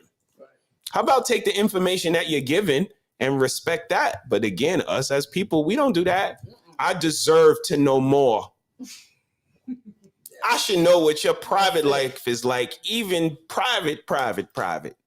Like, you're getting a look at people's lives when they come on TV and show you. When they sit down and do interviews, they show you. But we got to go a step further and go, you know what? When they leave that interview on, you know, Donahue's couch, when they go home, we really don't know what happened. So we can't say. No, we can say. Right. And here's another one. I'm gonna go a step further for you too. When people been together for 5, 10, 15 years, they freaking happy. If they didn't tell you that they wasn't happy, how dare you disrespect a union that you seen for over 10 years and be like, oh, well, you don't know if she's really happy. Just because they've been together for 15 years. Don't mean they happy. Living together, cohabitating together, walking through life together, handling challenges together, presenting themselves together. You're just going to belittle, change the reality. Thanos snap. We don't know how Mrs. SheSaid treats him when they get off of the computer. She could be beating him up when they go back upstairs. How dare you? It's very disrespectful. I'll take your dinner too. But I do get what, you know, someone says that you can be presenting yourself as a happy couple and get punched through a wall when you go in the house. But that's on you for presenting yourself as a happy couple. Because the minute I get outside, I'm going to tell y'all, Nikki is punching my head through a wall. But again, that's the difference from me, because I love myself. Right. I ain't gonna let nobody punch me through walls, but one time. But if you don't love yourself, you might let somebody punch you through walls a bunch of times. Let's see what we got. I think we do the grown up. They not doing the grown up. Doing the ground up. They doing a boxing match. They do be we gonna get to it. You can't be happy getting punched in the face and hit over the head with bottles and stuff. Laugh out loud. But what did he say when the man told him, you're not making money, she's a distraction, people shouldn't even know you have a significant other. What was his reply? I love her. But I love her. That just gave her ammo. That just gave her ammo to slur and mumble shit. I don't even know what she was saying, but He said, if they act like that in public, you know they lovey-dovey behind closed doors. I just know they do whatever need to be done to make somebody's head spin. There you go. That part. Again, I come from a certain geographic place, Bedford-Stuyvesant, Brooklyn. And 1 + 1 = 2, and it's universal. And the reason why we fall so heavy on that is because 1 + 1 = 2 in Brooklyn and in Cali and in Dubai and in China, everywhere. 1 + 1 = 2. And when somebody is with somebody for a long period of time, they like them. We're not beating around the bush saying maybe she like him, maybe she don't. No. The bullshit and all. You like it. When she put his private part in her mouth, he love it. And vice versa. So that's why they've been together for so long. Again, we know relationships are a certain conscious decision that we all make. But the reason we made the decision is because it's different. So, I absolutely get, they have a certain love for each other. But my question to you guys is like, when does that love start to get into the way of the money? When that love starts to besmirch my character? Like you said, you're getting less callbacks, you're getting less venues because of who your girl is. They don't want you no more. So she also has family. Right. And it was a time where he met her family. I want to take a look at that because it stood out to me as well. I want to see if I can grab that. I don't have to set that one up. I think that one is pretty straightforward. Let's see if we can. It's a unique dynamic to say the least. Because I don't know too much about them, their show or none of that shit. Right. So just seeing, clips and just seeing them come across social media feeds, it's hurtful because I don't want young women to go out in the world to think that it's okay to behave this way and to be treated this way. Okay. Because you're in the limelight and you're getting the likes and you're getting attention and you have the gold and the diamonds and shit, Ooh. Mage said he delusional. She said, hit that. Oh, they? Delusional sound. I hear you, Mage. So let's bring them up and let's take a look at them one quick time. Masculinity and being. Nope, that's not him. Wrong one. Give me a second. I got him. He's in here somewhere. He's in here somewhere. Blue face. There they go. Let's do this. Man, there's this whole thing about masculinity and. I mean, they're questioning his masculinity, it sounds like to me. I apologize, Blueface. But it is what it is, man. Like I said, sometimes subconsciously it comes out, and sometimes subconsciously. Let's see if we can grab. Let's do this one. Took you to get her out the car. Man, I knew she wouldn't get out for nothing.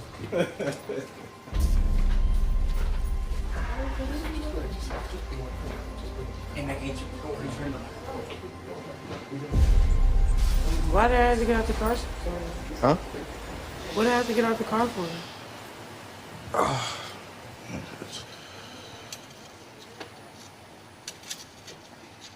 You still think you got a dick between your legs? What are you talking about? You still? You want to argue? Yeah, I Why? do. I want to talk about it. I want to. We don't have to argue. I want to reflect. We don't have to argue. On what just happened. Okay, we and can why reflect. it happened. Cool. So why you call me a bitch ass nigga?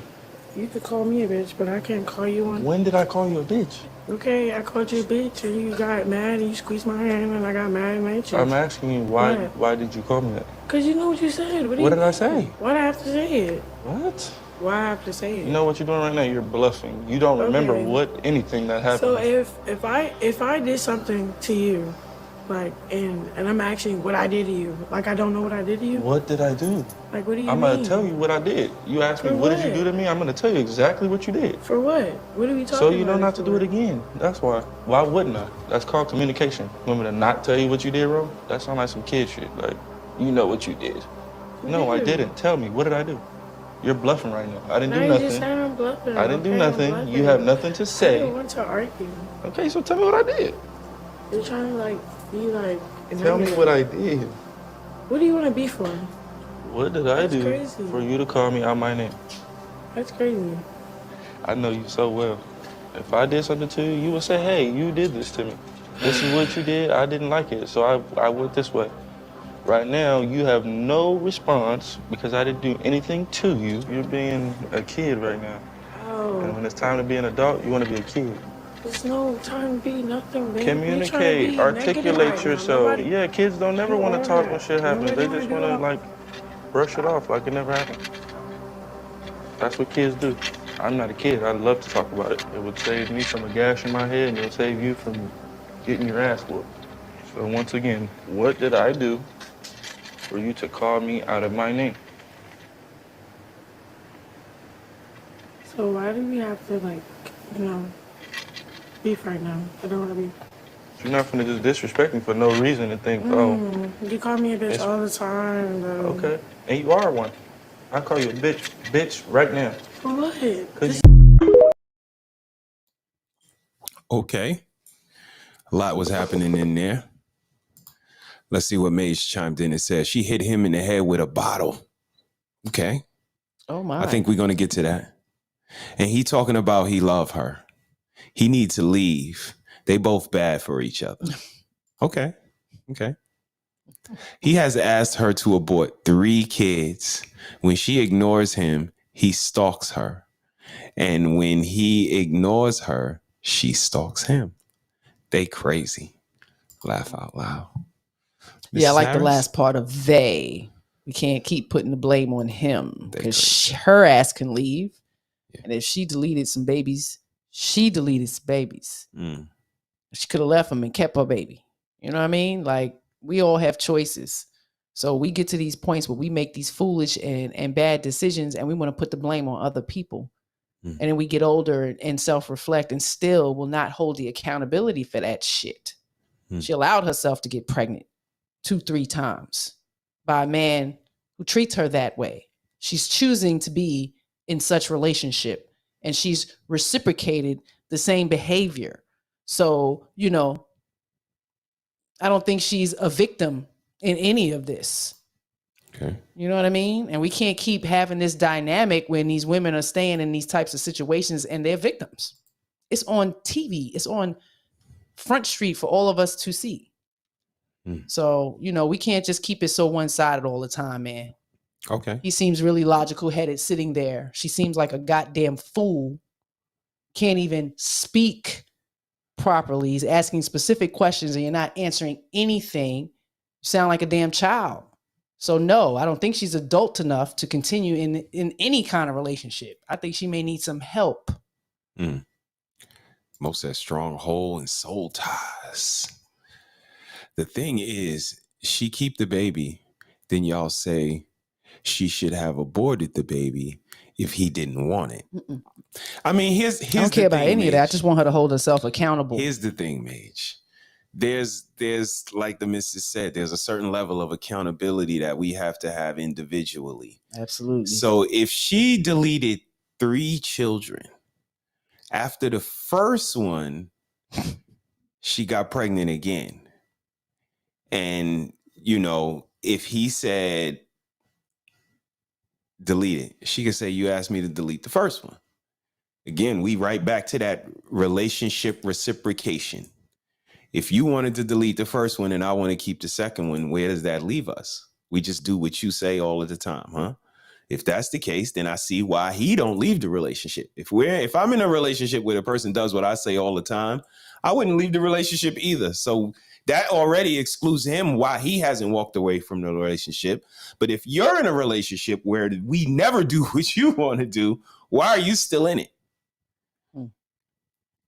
So, you know, I completely understand that They're definitely both to blame, but in order for a relationship to grow, remember what we was talking about, reflections. What type of a reflection are they of each other? They're the same, seems like to me. I don't see much I of don't a know difference. about the same. When a person is willing to have a conversation and asking what's going on, I don't think the proper mature response is, wow, you got to do it. I don't want to argue. Okay, that's what you want.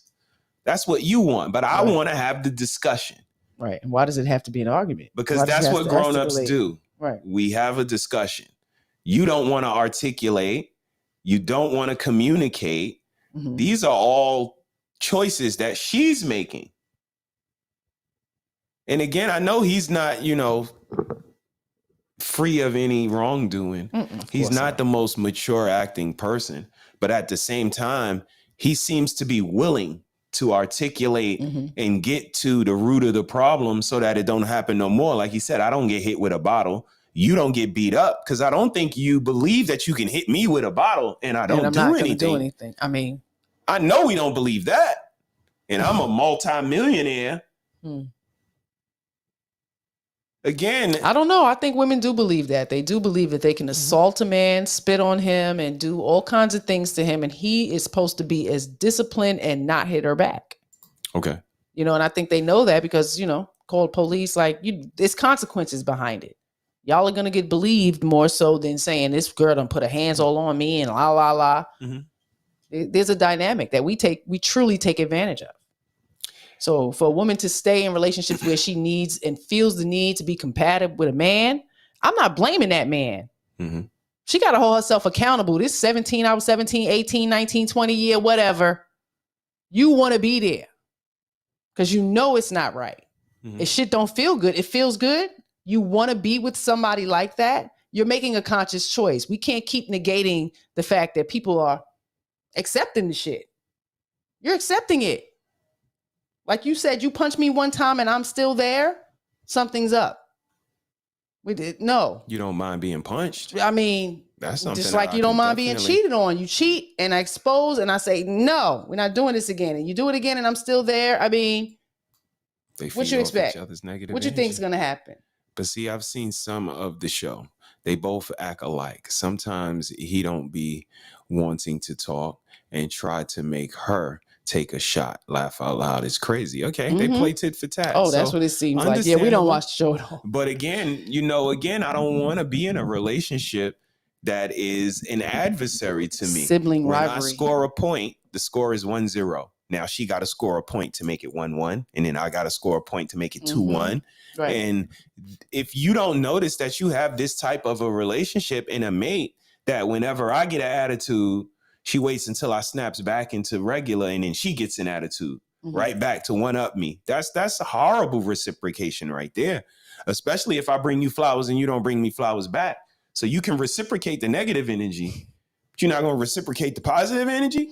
I don't need to do some oral sex contests. Again, it's a little more who came first, who come first. Whoever comes first got to pay for dinner.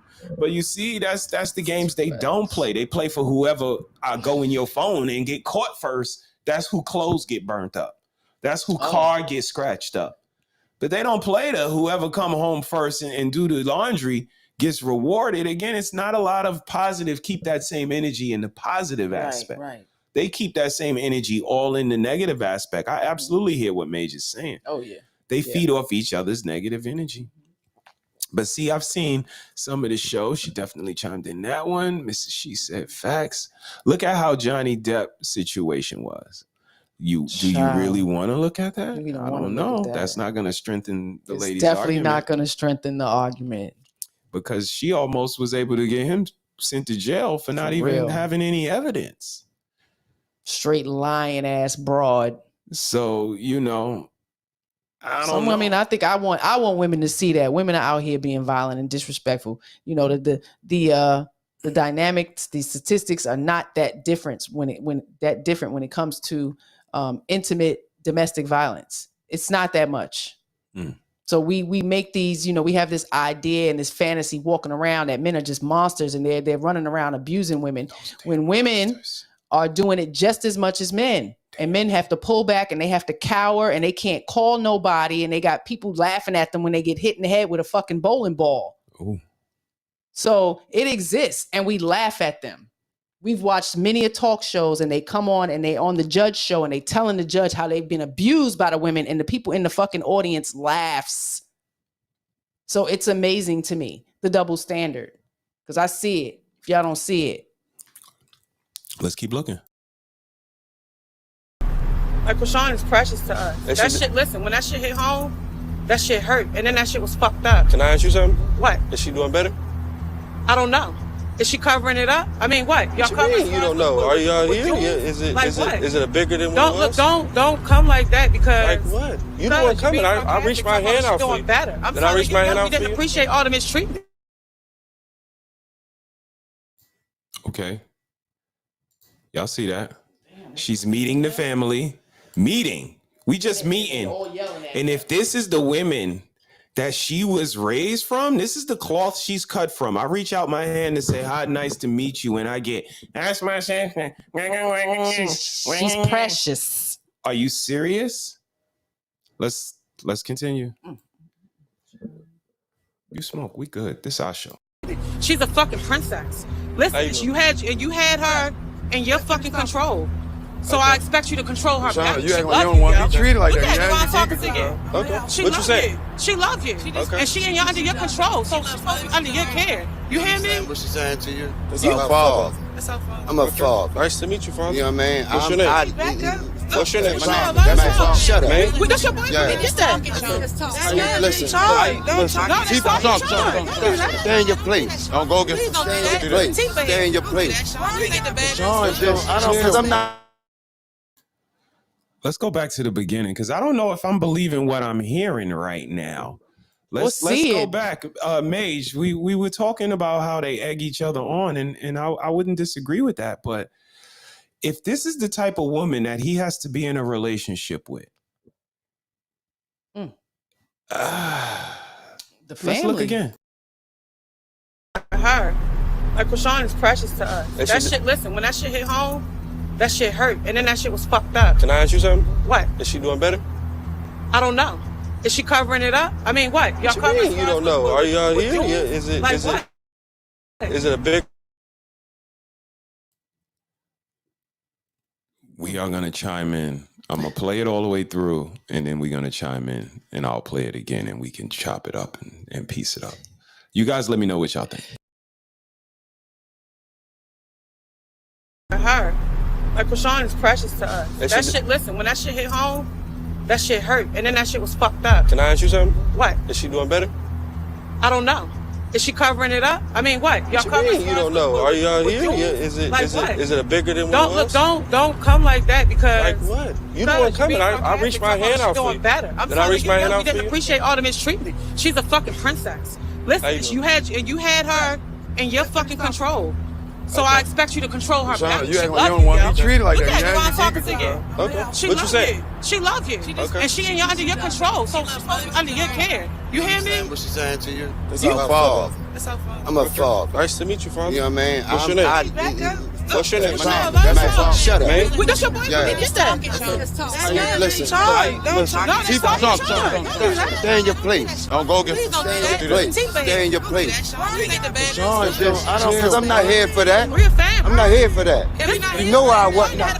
You know why I wouldn't come to happen. All that's you know why. You know why. I'm not here to blow nothing like that. I'm saying it. Say it. Don't do that.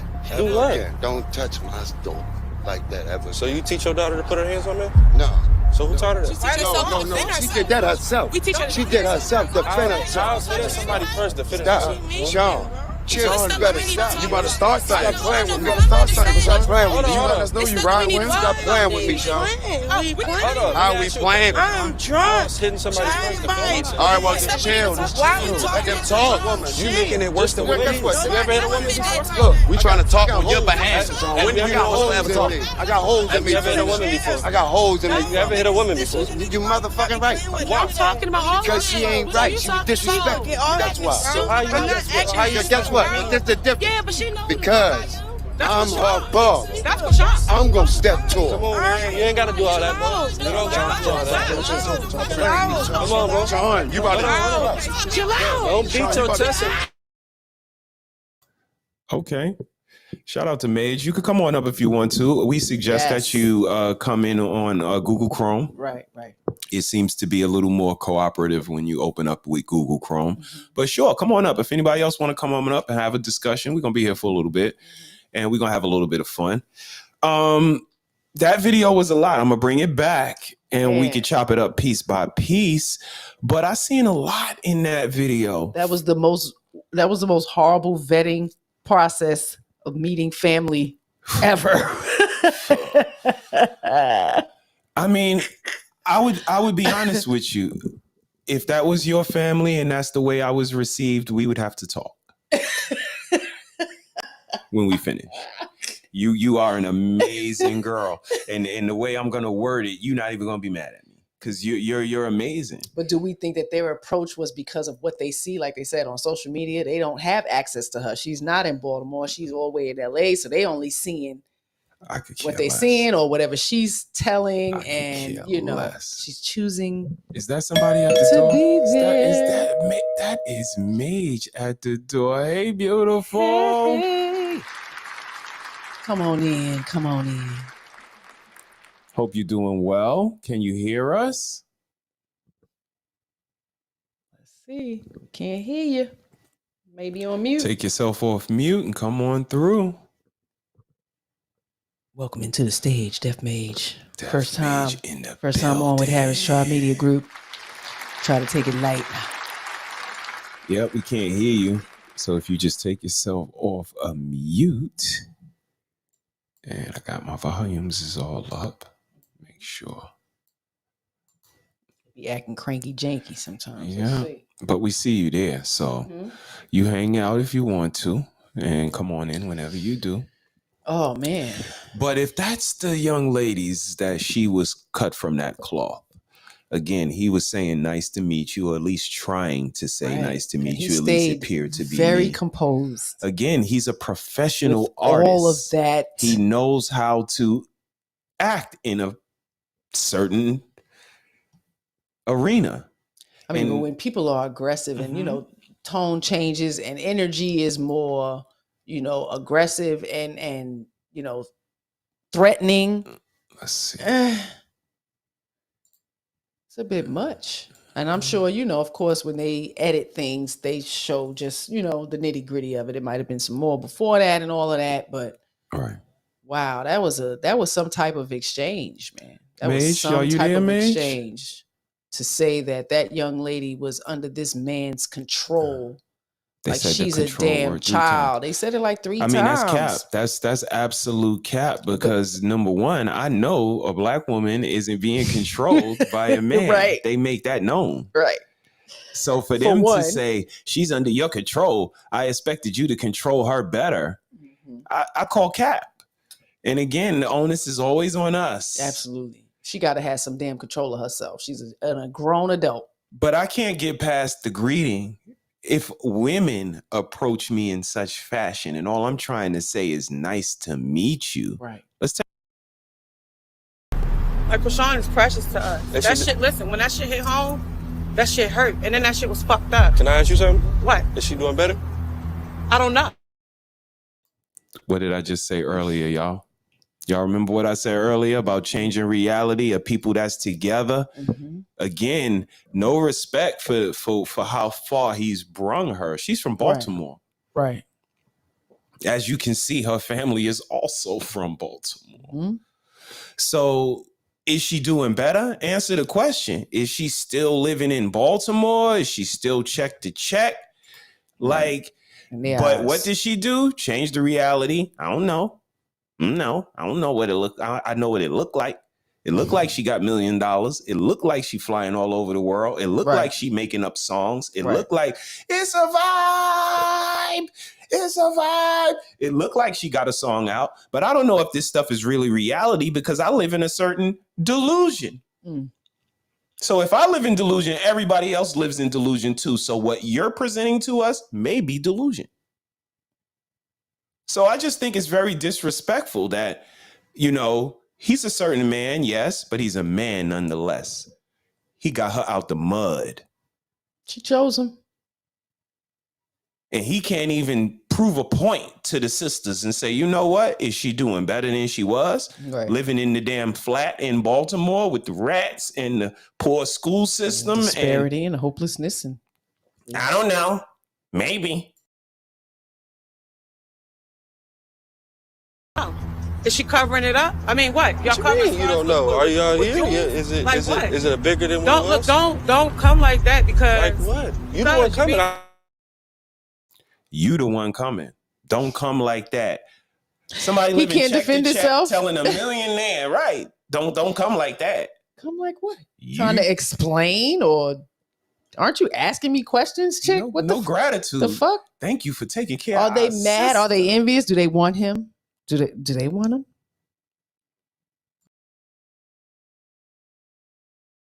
I reached my hand out for you. Better. Did I reach my hand out for you? You didn't appreciate all the mistreatment. She's a fucking princess.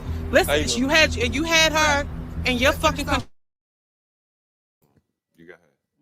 She's a princess? No, she is not a fucking princess. She's a Princesses princess. don't behave like that. We grew up with Princess Diana. The hell? She's a princess, chat. She would have never behaved like that. You don't behave like that. You don't say suck my dick. Or go on a show called Bad Bitch Club, and then when your man call you a bitch, you get mad at your man calling you a bitch, but the whole world could call you a bitch because you on Bad Bitch Club. No, nowhere near. They just it's amazing, you know, the delusion that people have. Chick is no damn princess. Let's keep going. Control. So I expect you to control her.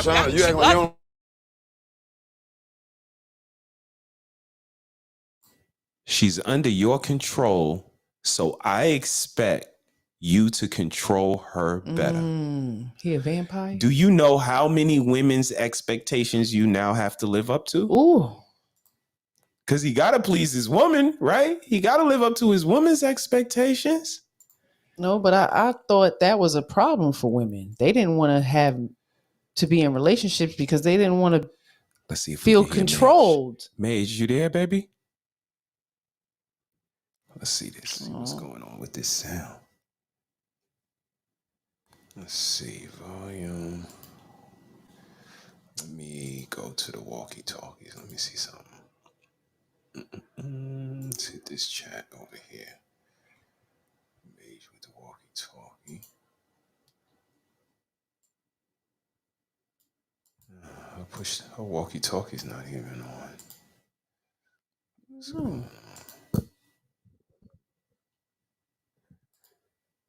on? Sorry. Let's see. I see my mic moving. She sees her mic moving. Let's see. Hold on. Wait a second, Mage. Are y'all hearing Mage out there? Or we just can't hear. All of my speakers are up. They are princesses as well with their behavior. Right. Her sisters, so they princesses too, and dad's a king. Didn't he say he have holes in them? Man. We didn't even see dad yet, but he's coming. You had played it. Yeah. I didn't get a chance to analyze him though, but he's on his way. I'm trying to see what's up with this sound. Hold on. The princess. Man. I'm still tripping on the control part. I expect you to control her better. So now I have to speak to the love languages of my significant other. I got to please her. Now I have to keep in the back of my mind that I have to be controlling you the way your sister sees fit back in Baltimore. Right. That always has to stay in the back of my mind. Right. What does that look like? See? Now we thinking, what does that really look like? This young lady, I mean, if she does need to, you know, not be controlled, but, you know, have some direction from her mate, that's fine, right? But you have to be teachable. You have to be able to sit still and comprehend. Absolutely. you know, and follow through. Like every instance when you're caught up, what she was saying, like you can't even deal with the family. You're drunk. You know you about to meet up with your family. You ain't seen in a while. Absolutely, we and didn't your get answer there in yet, response to, and you know, she's just come on, man. Let's see. She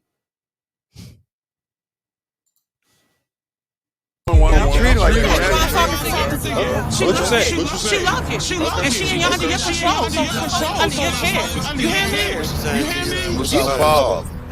I'm a father. Nice to meet you, father. You know what I mean? What's your name? What's your name?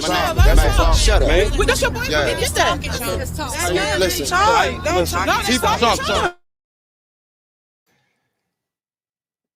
Nice to meet you, father. Did y'all hear him say that? Hey, Mage, are you there yet? I don't know why the volume isn't working. This is the technical difficulties up in here. And everything's on. Hating. Everything's on. Everything's up and running. I don't get why my Mage. I can't hear my Mage. Audio. Man. I'm not a man, you know, of course, and I'm not a father. Yeah, go ahead, but to be a mother, you know, even if I knew that my child was in, you know, a relationship that I didn't agree with, I couldn't see my first exchange being in that type of manner. So sorry, baby girl. You Maybe know, next time. It's amazing to me, you know, and for that father to jump up in this man's face, like, and I'm sure in his years he knows, you know, I don't care what a young person goes through with their mate. It's on them to decide whether they're going to leave or they're going to stay. Family can whoop his ass and everything, and she will turn around and leave with him. And father knows that. So to, you know, the self-reflection after that, it's like to do all of that to say what? Because she's still going to go and be with this man, lay with this man, suck on this man, and all the things that a daddy probably wouldn't want her to be doing. Hey. You know what I mean? I hear what you're saying. I mean, again, you know that rubs me a certain way because I don't like, what did I say in the beginning? Grandiose. Like, you know, and you just said, why would he approach and speak to him so closely? That is a posture of confrontation. And, you know, Mo said you cannot fight those demons off. You need Christ. There ain't no fighting those demons away. And that rubs me the wrong way because I don't like that grandiose thinking. I'm her father. Now, I had to deal with the three cantankerous women that I can't even meet. And again, it's showing me that this is the cloth you're cut from. So that's really what's terrifying to me. Right. And you is the that baby. I have to deal with this. This is the type of woman you are deep down. The way your auntie and your sister and the way they're acting. Right. Then I get your father that come to me and tell me I'm her father. I'm her father. First of all, he can't even pronounce the word father. Second, he from Baltimore. We ain't even gonna go there. But we can if y'all want us to. Put it in the chat if y'all want us to go there. But they from fucking Baltimore. And he talk about I'm her father. First of all, nigga, the only thing you gave her is life. That's the only thing you gave her. Because he asked him a great question. Did you teach her to hit men? Did you teach her to behave this way? And she got a daddy? And this is okay for her to do? He said no. He said, so where'd she learn that from? Oh, the sisters. So let's have a conversation. See what I'm saying? He should have did this. But he's the one that's in the wrong because he a rapper. That's what it is, really. I'm gonna keep it funky with you. They just have a certain negative connotation with them. Yes. Off top. Yes. But nice to meet y'all, sisters. And now, father, did you teach her to behave like that? All sounds intellectual to me. And if they all would have calmed down for a second, we could have had a conversation. It should have been a great. But when the family come from Baltimore, this is how it goes right here. Stay in your place. Don't go against. Stay in your place. Stay in your. Stay in your place. Who he telling that to? The door. It doesn't even matter. Because how you gonna tell the girl to stay in her place when she was yelling a half an hour before you? If she stayed in her place, then it would be father would be introducing all his underlings It would be the father getting out the car. Y'all actually be sitting in the car. If it was places in this family. But there is no place in this goddamn family except last place. But when that nigga pull her out of last place and put her in a whole nother place that they can't do, you know what they say? Don't come at us like that. Don't be coming like that. Don't be coming like no millionaire. How dare you talk to me living check to check? It's amazing. Like you better than me. I just look at her the whole time. She was behind him, holding on to him like a child, and the child is, in an environment they're very uncomfortable and they cower behind their parent. That's how she looked. He just told her she was a child, but she got offended when he told her, you're a fucking child. Yeah. And whether she wanted her family to see the love, I care about him. I'm holding on to him, protecting him from the back or whatever until she had to get in front. But, her behavior said a lot, like to not even speak up for him, because you wouldn't be able to be up in my man's face. Anybody, sisters, brothers, none of that. From the moment y'all are getting too close, I'm in front. I'm taking position to protect mine if I really felt that way. You know what I mean? So this shit is just amazing to me, man, to see. Skrilla on the check-in. Hey. What up, Brother Skrill? Ty's in the building. Hope How you all is doing? well. Let's get back to these comments. Mage said, Luke, I'm your father. She said, he asked the brother and the dad if they hit women, and they both said yes. The daughter, he telling her to stay in her place because she trying to protect Blueface. I believe it. We'll see. Let's keep going. Please. Sean, because I'm not here for that. I'm not here for that. You know why I wasn't. You know why I didn't come to the house. Oh, that's cool. You know why. You know why. I'm not here to blow nothing up like that. I'm saying it. Say it. Don't do that. Do what? Don't touch my door like that ever. So you teach your daughter to put her hands on me? No. So who taught her that? No. She did that herself. She did herself. Defend herself. I'll somebody first defend herself. Sean. Sean, you better stop. You about to start something. Stop playing with me. Start something. Stop playing with me. You let us know you riding with him. Stop playing with me, Sean. How are we playing? I'm drunk. Hitting somebody first. All right, well, just chill. Let them talk. You making it worse than what it is. You ever hit a woman before? Look, we trying to talk on your behalf, Sean. When do you got holes in me? I got holes in me. You ever hit a woman before? I got holes in me. You ever hit a woman before? You motherfucking right. I'm talking about all Because she ain't right. She disrespectful. That's why. So how you Guess what? That's the difference. Yeah, but she knows. Because I'm her boss. That's what y'all. I'm gonna step to her. Come on, man. You ain't gotta do all that, bro. You don't gotta do all that. Come on, bro. Sean, you about to Chill out. Don't beat your chest. Of her father. That shit irks my nerves. The mentalities. I really wish that, only because, again, it's more reactive than proactive. Do not. You have the audacity to come around me telling me now you're here to protect when you weren't there to correct. How about you tell her to not disrespect men, not to be physical with men, because of the consequences. To have an admiration and adoration for men so that we don't get to that point. Yet you come to me to say, I should have known better than to know, and not even the respect that she deserves. I was supposed to know how much of a tough guy you were as her father, that I should have been scared of your presence alone in my mind to not put my hands on your daughter, because that is Billy's daughter. Right. I bet not touch Billy's daughter, because Billy's going to come for me. But Billy didn't go to work. Billy didn't pay mortgage. Billy didn't get a car insurance. Billy didn't take his family on vacations. But I'm supposed to believe that Billy loved his daughter so much that he going to put me in the ground for his daughter. I don't believe you. I'm going to be honest with you, father. Do you think they just was looking for attention as well? That was attention seeking because it was all on the show. Again, they definitely act. I'll even share with y'all for a second. This is a sharing moment. I've had that exact same moment. The missus had a time where it was a situation where we met the family and all of the family had to come around for whatever reason. And one of her uncles came around. And her uncle seen me and was like, I'm Uncle so-and-so. I'm Uncle so-and-so. Y'all know what I said to Uncle so-and-so?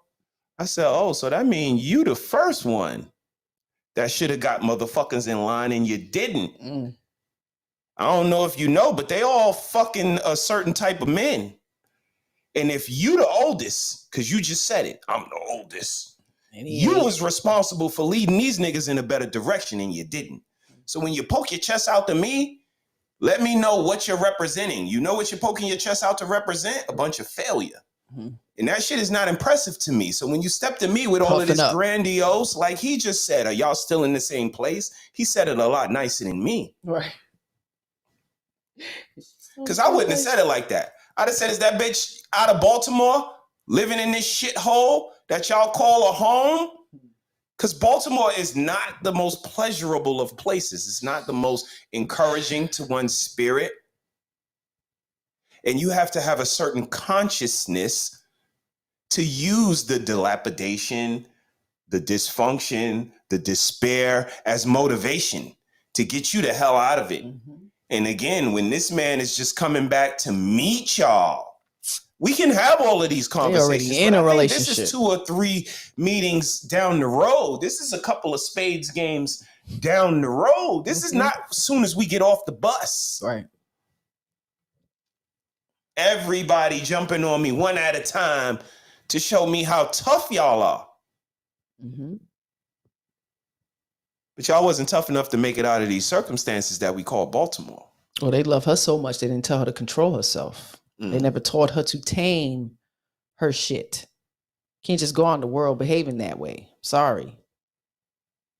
But I guess you can, right? This is what they're learning, that some behaviors you can. You can go out there and be on the Bad Girls Bitch Fight Club and then get some fame, be the damn rapper or somebody. And this is what they all are aspiring to. Mage checked in. She said, when I see a man walk around with his chest puffed out, they look like birds trying to get a female, flapping their pretty colors around. Absolutely. In some cases. In some cases. Just gorillas. But in some cases, I think they should be proud if they have broken cycles, they have broken dysfunctions and family curses. Absolutely.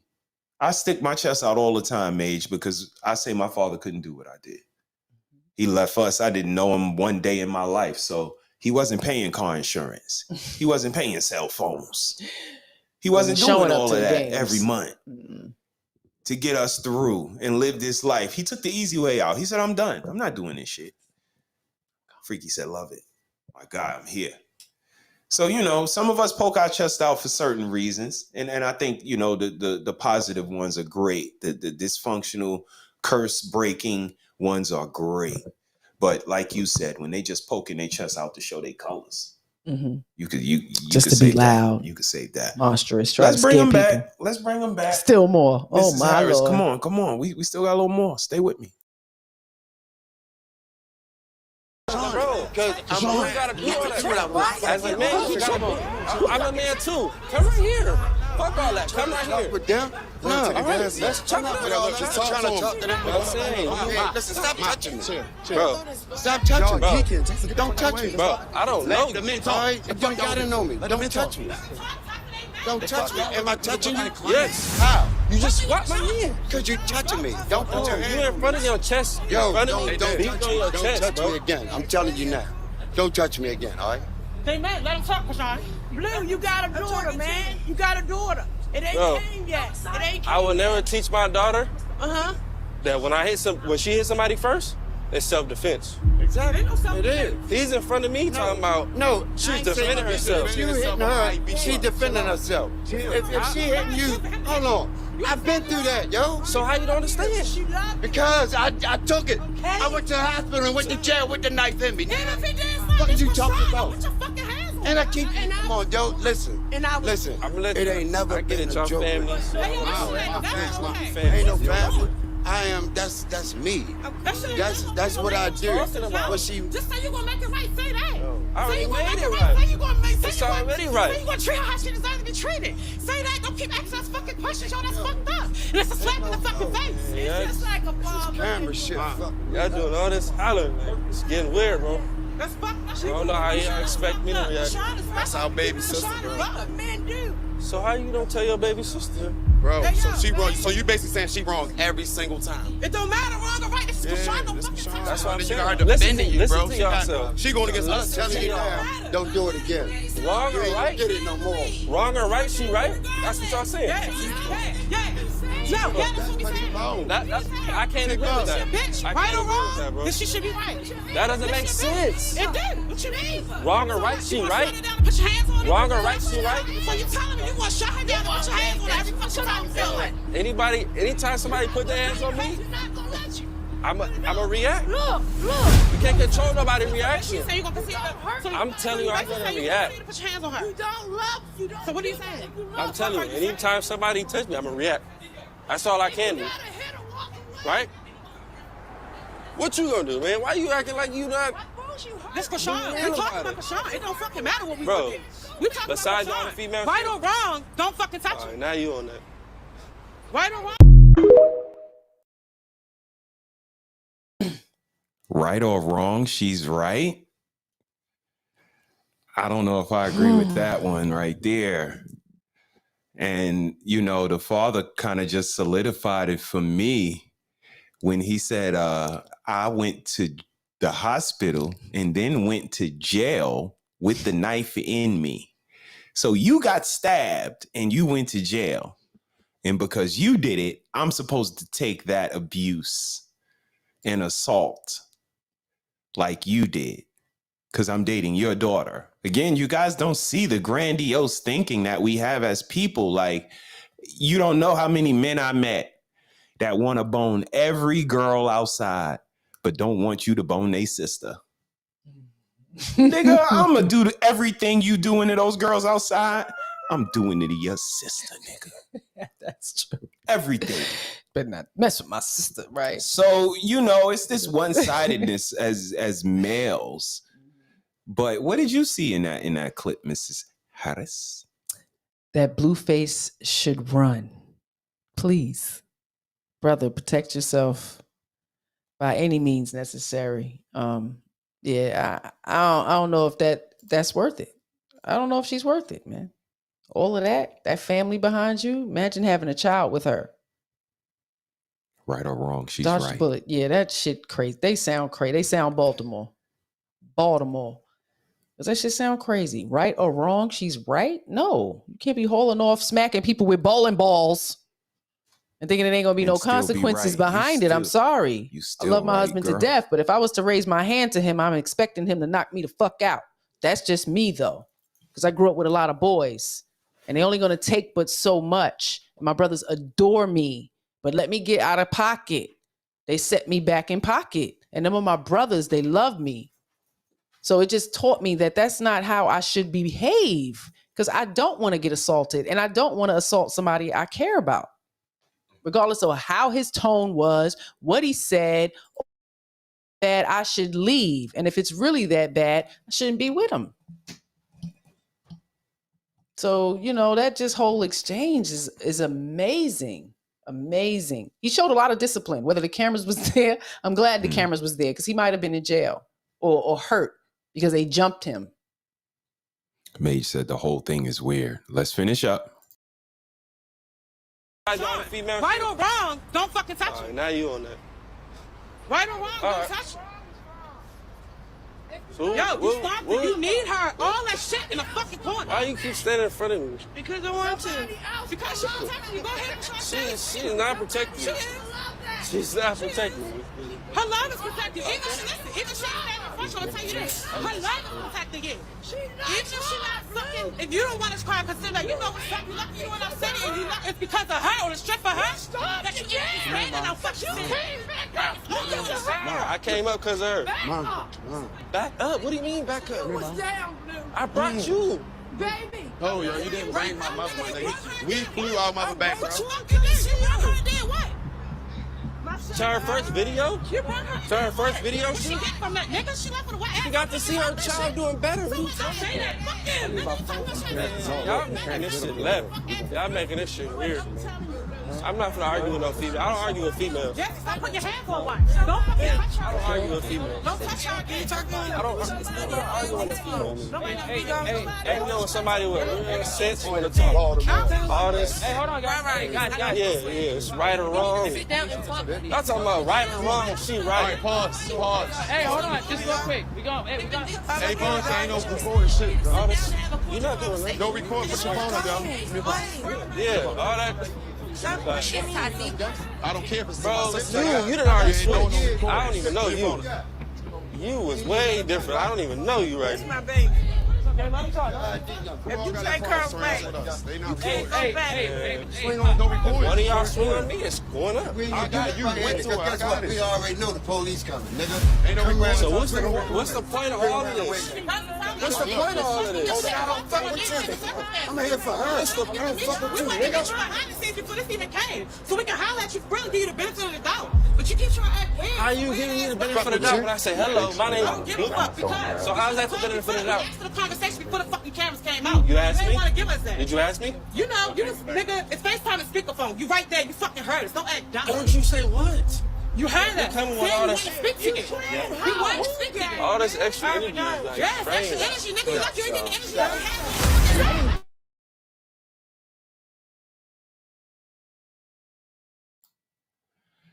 Okay, and that was the finale with the father sucker punching the young man. All of this was for physical altercation. It's really mind-boggling the level of, maturity that we display. Yeah, that's what we was trying to figure out. What did the brother say to the father? He probably told him to go snuff him. It's done deal, man. I'm ready to get aggressive. Absolutely. Whatever it was like, whatever. You said it, it's going down, Pops. All you got to do is set it off. I mean, this is again the lack of maturity, how we think we're protecting the women in our family.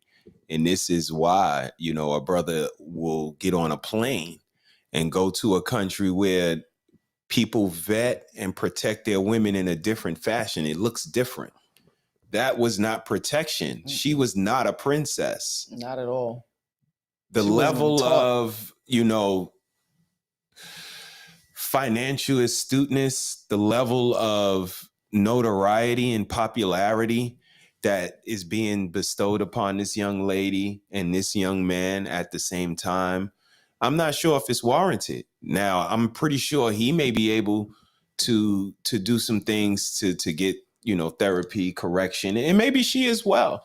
But with that sort of a foundation coming from that sort of a family, dysfunctional and very aggressive, I'm not sure if her healing journey is as short as his. What do you think about what you saw, Mrs. Harris? Man, disaster for one. And like I said, he should end that relationship. He would be better without her. That's just my opinion. I don't know the intricacies of it, but just the toxicity is amazing. That is amazing. And just to know that she came from, the Bad Girls Club with fighting. Like, this is how you became, a little famous. Absolutely. From that type of behavior. So what makes me think that that's something that she's going to be able to control, tame, or even want to do? She's a princess. There's no excuses for her behavior. Dad, he was on the floor. Yeah, we saw that. He retaliated against dad. Dad sucker punched him at the end of that clip we saw. He took that and he absolutely retaliated against dad. He ran up on him and rocked him from behind. Dad fell to the ground. Just a whole incident, unnecessary, immature. And again, just that's what vetting looks like for 2023 love. Yeah. That's not how it should be, people. It's not. Just no. It's absolutely You don't want to, conjoin families on that type of foundation. Okay.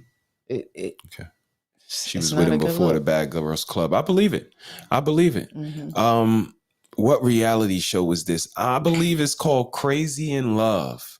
That's Blueface and his lady, Krishan, I believe her name is Krishan Rock. But they are, you know, the new Bobby and Whitney, for lack of better terms. They are the new, she's not a singer. You know, Hollywood no it couple.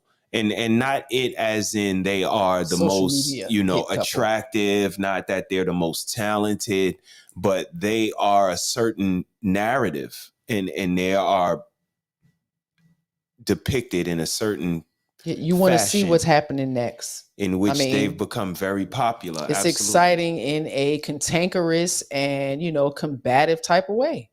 I don't see nothing else but that. I'm gonna be honest with you. It goes deeper than that for me, only because, you know, I aspired to be a musician at one time. Like I was so close, you guys wouldn't believe it. And it was my choice to pull back and not entertain that business because of the route that it was going and you know, where I see it would be in 15, 20 years. And, you know, it is where it is. So you guys can say what you think of my decision. But in that business, you know, one thing that I notice is that they love to give money to the men that they know will give the money back. Yep.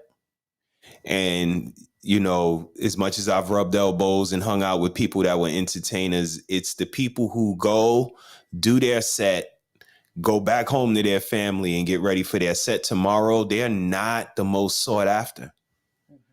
But it's the ones that go, you know, do their set, spend half their money at the club where they were, right? You know, when spend they all when they their money on their popping entourage bottles and getting in trouble and catching cases and having to pay for lawyers and not paying any taxes. All of these things, these people seem to be the most sought after artists. And I don't know if it's coincidental, if it's just, you know, a cycling of the funds. Yes. But there's a certain trajectory for the people who live a certain lifestyle. And, you know, I noticed that these guys, Krishan and Blueface, always have an ambulance coming, always have a cop car coming, right. Always have a situation where some money has to be paid, whether she broke something in a club, whether they crashed a car, whether she stole a car, but some retribution has to be made. So, you know, the money he thinks he's getting, the money he think that, you know, like she said, we both getting money, the money that they think they both getting, right. It's going to be It'll some start bills. being depleted. Right. Absolutely. It's going to be some nobody's bills going to at the want to end. deal with that. It's exciting at first because you get the crowd, because the crowd wants to see you. When you start destroying property and, you know, causing problems like that, they don't want that type. Absolutely. They don't want that type of energy. Absolutely. Let's take a look at something else. I mean, I really didn't come to play with y'all tonight. I'm gonna be honest with y'all. I would say let's break the ice and break the monotony. Let's not. We're not gonna keep going down the road of Krishan and Blueface. Shout out to them. Hope that they, you know, do whatever they're gonna do. Shout out to Brother Von Bryant on the check in. Hope all is Mr. well, Bryant. sir.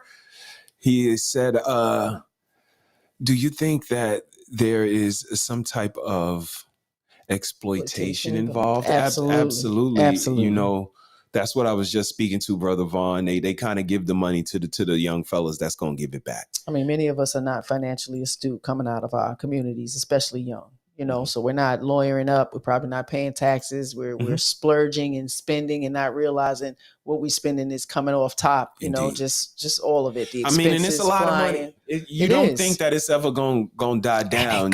You wouldn't believe the money you get before a set and then after you finish. And like I said, you just see it as staying a little longer and just enjoying the fruits of your labor. I worked. You know, I'm going to pop a couple of bottles and I'm going to stay a couple of hours or maybe stay overnight and grab me a hotel room, whatever the case may be. But that money is just going back in. It's not a lot of 30-year-old rappers, 35-year-old rappers with a mentality of let me go ahead and get this check and let me go home and get ready for tomorrow because I'm going on to, you know what I mean? And it's a young man's game. And with that young man's mentality comes invincibility. And that, will allow you to spin because you think you're going to be hot forever. Yes. You think they always going to love you. And it's a recipe for disaster. I've seen it up close and personal. And it's so sad because it takes a certain type of person to see through it. And it seems like those are the ones that they make sure you don't get near coin. I mean, and just imagine how successful he can be if she was more inspirational. If she just moved a different way, and took away the alcohol, because if the alcohol is contributing to your foolish and bad behavior, then you might want to eliminate that, because I hear her say that a lot. I'm drunk, I'm drunk, like a little fucking kid. You can't handle your damn liquor, stop it. Absolutely. Have one shot and sit the fuck down. You're doing too much. The attention. It seemed like a whole bunch of attention that them Baltimore people were looking for. All of that. She's with him. She's on him, hugging on him. Y'all doing all of this carrying on for what? She gonna turn around and leave with him. And we know this. We know this dynamic, right? We do. Okay. Let's take a look at more love in 2023. And let me know what you think about this, Mrs. Harris. So tired of seeing on my social media, why don't you have kids? Why don't you have kids? You don't know. You don't know what I'm going through. You have no idea. And for a long time, it's so funny, when I was 23 years old, I used to tell myself, in 3 years, I'm gonna have kids. Then I turned 24. In 3 years, I'm gonna have kids. And then just every single year, I kept saying that. And then after a while, it's like, okay, now I want to, and it's not so easy. Woo, sorry.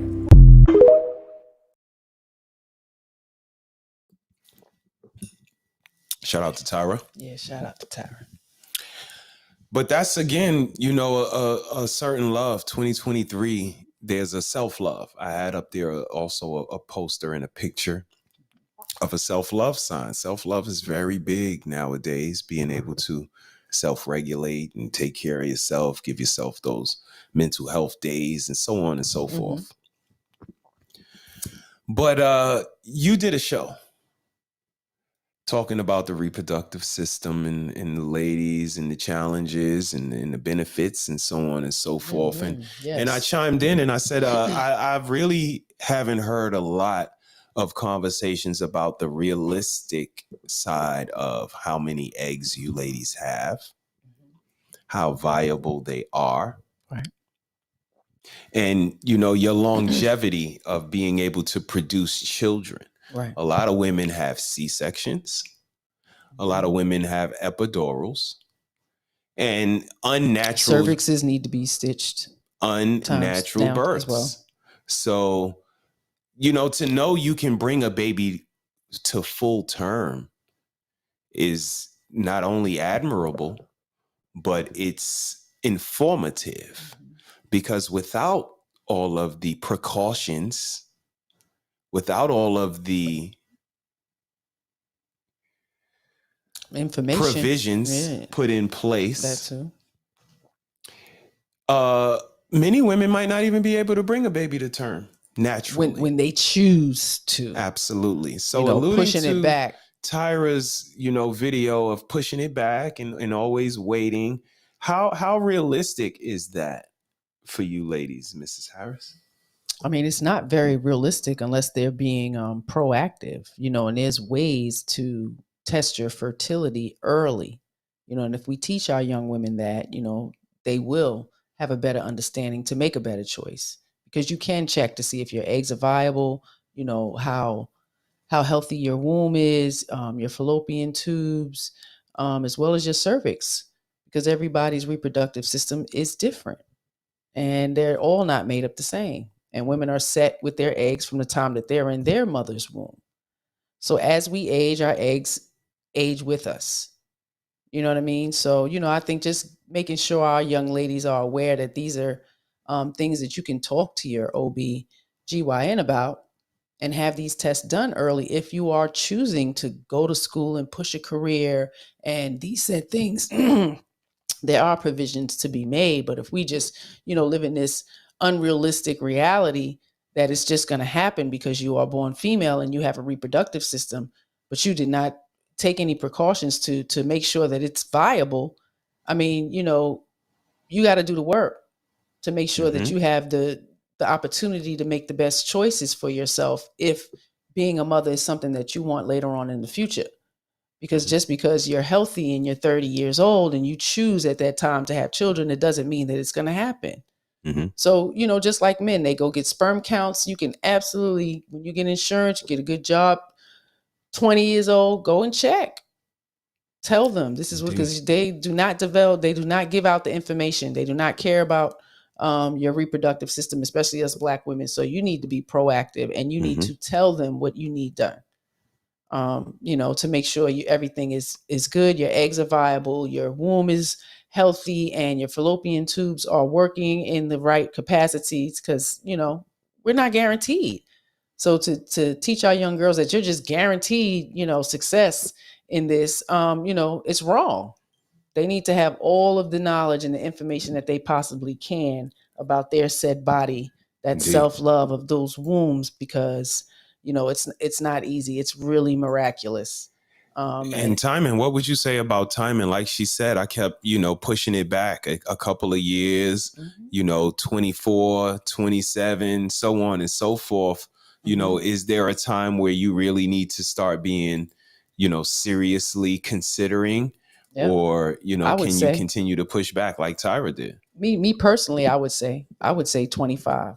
That's when you really need to be, you know, checking with your doctors and making sure, you know, everything is, you know, up to par. So when you do choose and decide that it is time, it's able to happen. And another thing, you know, we start young on all types of birth controls, which can affect us.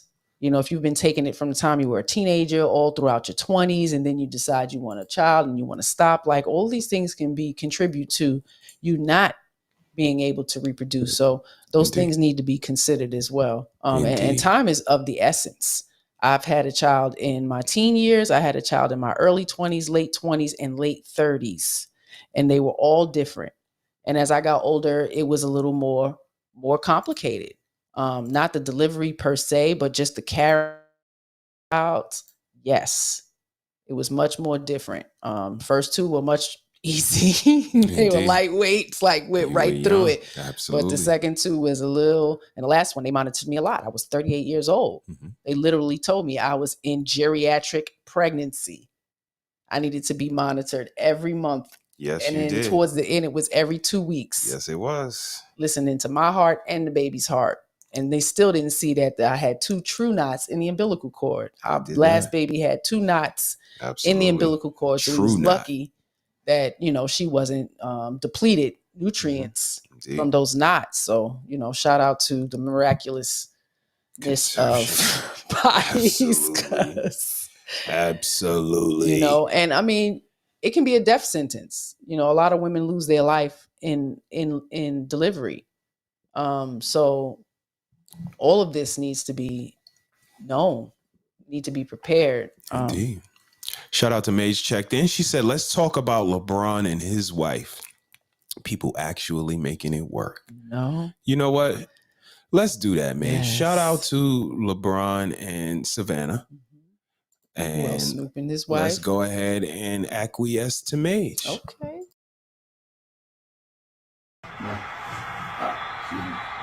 This how you making me bring in the new year? This how you making me bring in the new year? But man, I mean, listen, I've been in Atlanta all weekend. I got my birthday celebration. I went to a basketball game. We celebrated my birthday with you. Mom's good. Ohio State crushing loss. So I got to get it done to start the year off with.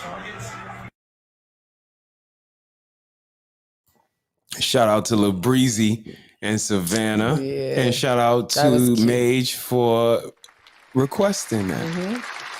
But yeah, I'm glad you brought that up, Mage. He go through exactly what we go through. Right. Ain't that different? And that's exactly what we talking about right now. Yeah, even LeBron James' wife gonna say, this is what we doing? You playing how you gonna have me bringing the new year? Right here for the new year. And he go, you know what? Yup. You are my wife. You're gonna have to deal with regular tonight. I went to award shows and I won some games and I had some celebrations and I chilled out with you and moms and the kids is good and the house is secure. Yeah. I'm going to be pressing AABBA and then I'm going to come over and press your AABBA. Shout out I like to the way you look back at it. happy Just all of married that. couple. You can That's see right. the, you know, sometimes you can see it. I mean, and it's a way to get it all out healthy. Like they could have got that conversation with Blueface out healthy. We could have did this in what's the new one they put up? Shake Shack. Let's go to Shake Shack and talk about this. Ooh. They just put a Shake Shack up here in Baltimore. Let's talk about it, man. Like, listen, man, I know you have rough moments with your girl. I had a knife in me. And I went to the hospital, then to the precinct. Well, you know your child. I got arrested for getting stabbed. I know she a lot to handle. You know what I mean? This is how you handle her. I know my daughter. Well, you know, damn. It's so many ways for us to handle things as men, as humans. Yeah.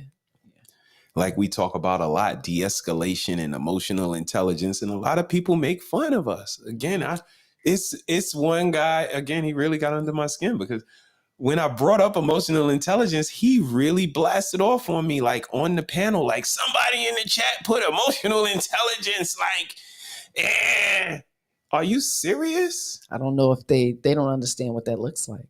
I think it would be a great thing if we all were able to just articulate our feelings. I know it ain't gonna be perfect, right? But stand on your square and be willing to concede. I don't think that all of that cantankerousness, dysfunction, ready to fight, combativeness, disagreeableness, all of that is not a recipe for a healthy relationship. Right. No. Mrs. Harris? I mean, it sounds like enmity. I mean, it's meant we got to do the work. The Lord said, I'm putting this in between y'all forever. It's always going to be something. We have to do the work to bring the peace. It's not just going to be because we're so different. We're so, you know, we're so differently wired. That's what that enmity looks like. Wow. I'm not touching that one. Okay. But, you know, I definitely feel for Tara, but I think that we have to be conscious, you know, middle age, what that looks like for us, because it's not 50. It's not. I'm going to be honest with y'all. Nobody's guaranteed that 100 So think about years, what that man. looks like for y'all and, you know, go from there. But let's switch gears a little bit. Don't leave yet, Mrs. Harris. Where you going? Where you going? Sit down. Sit down. All right. You can leave in a second. Okay. I just want to play this clip. I want you to get this in your mental before you leave, okay?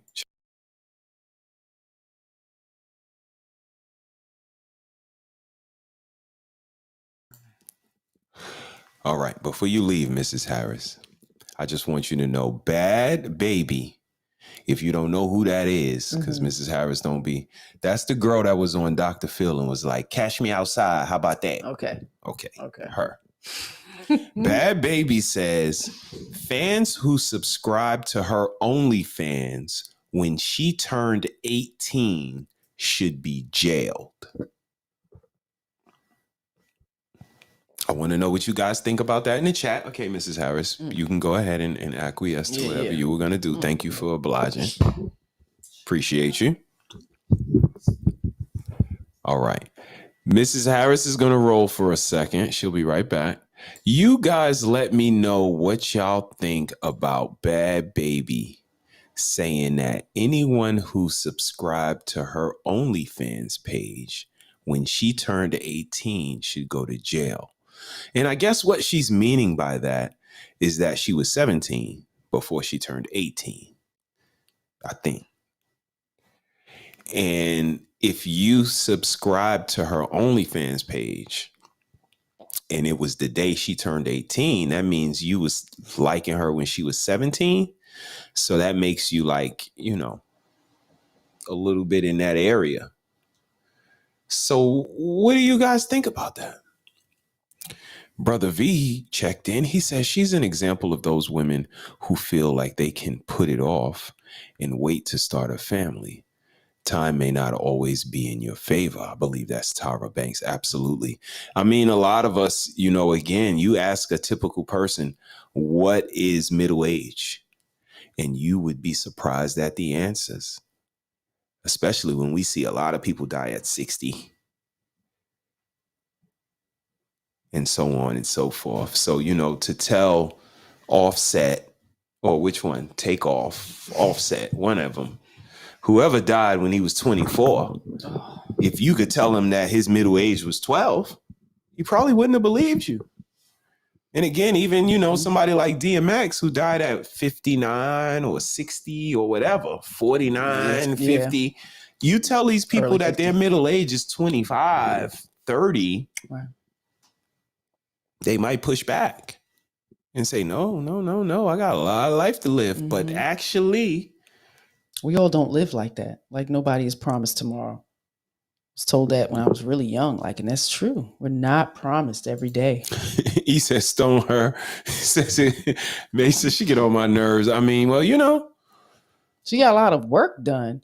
I think her comment was really stupid. It just shows how, unintelligent she is. Mm-hmm. Because if they waited till you were 18 and they subscribed to your page, you're 18, your ass grown now. Shit, you're showing titties and ass to everybody. I want to see too.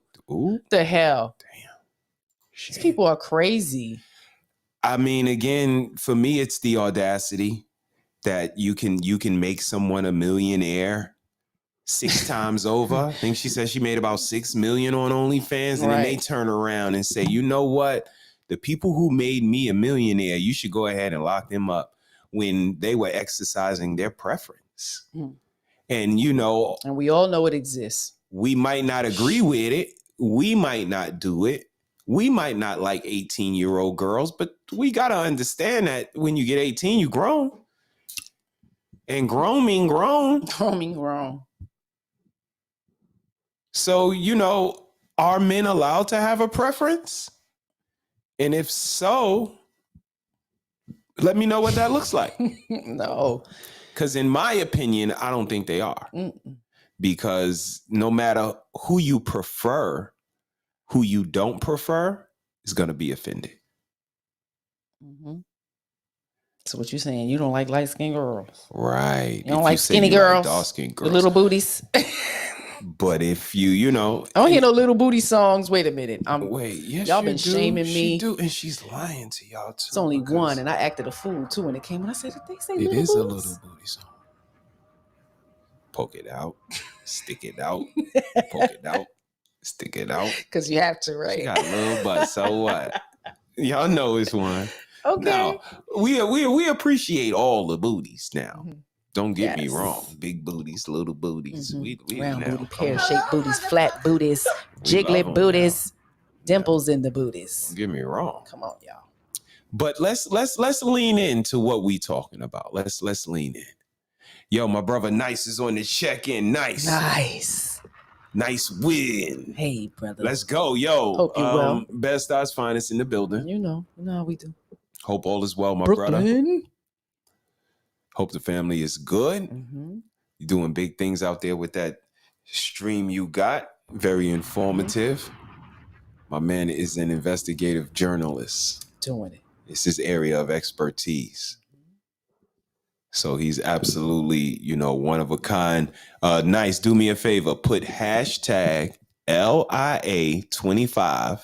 Because I've known this pretty lady 25 years. Nice one. It's been 25 years dude. Since this girl been coming on the block. Remember when she used to come on the block? You know what I mean? Like, yo, where C's at? Y'all was babies, man. Y'all was snot nose. You know what I mean? We was out there. But yeah, man, put hashtag LIA25 in the chat and it will promote your channel. Mm-hmm. People can pop in, follow, subscribe, hit the share button and all of that. And we would love for you to be on the show, Nice One, so you can let the people know what you do. Mm-hmm. And we can hit you with the creator spotlight because we have an amazing segment of our show called the Creator Spotlight. We would love to get the moderators and the content creators up here so we can get you guys popping.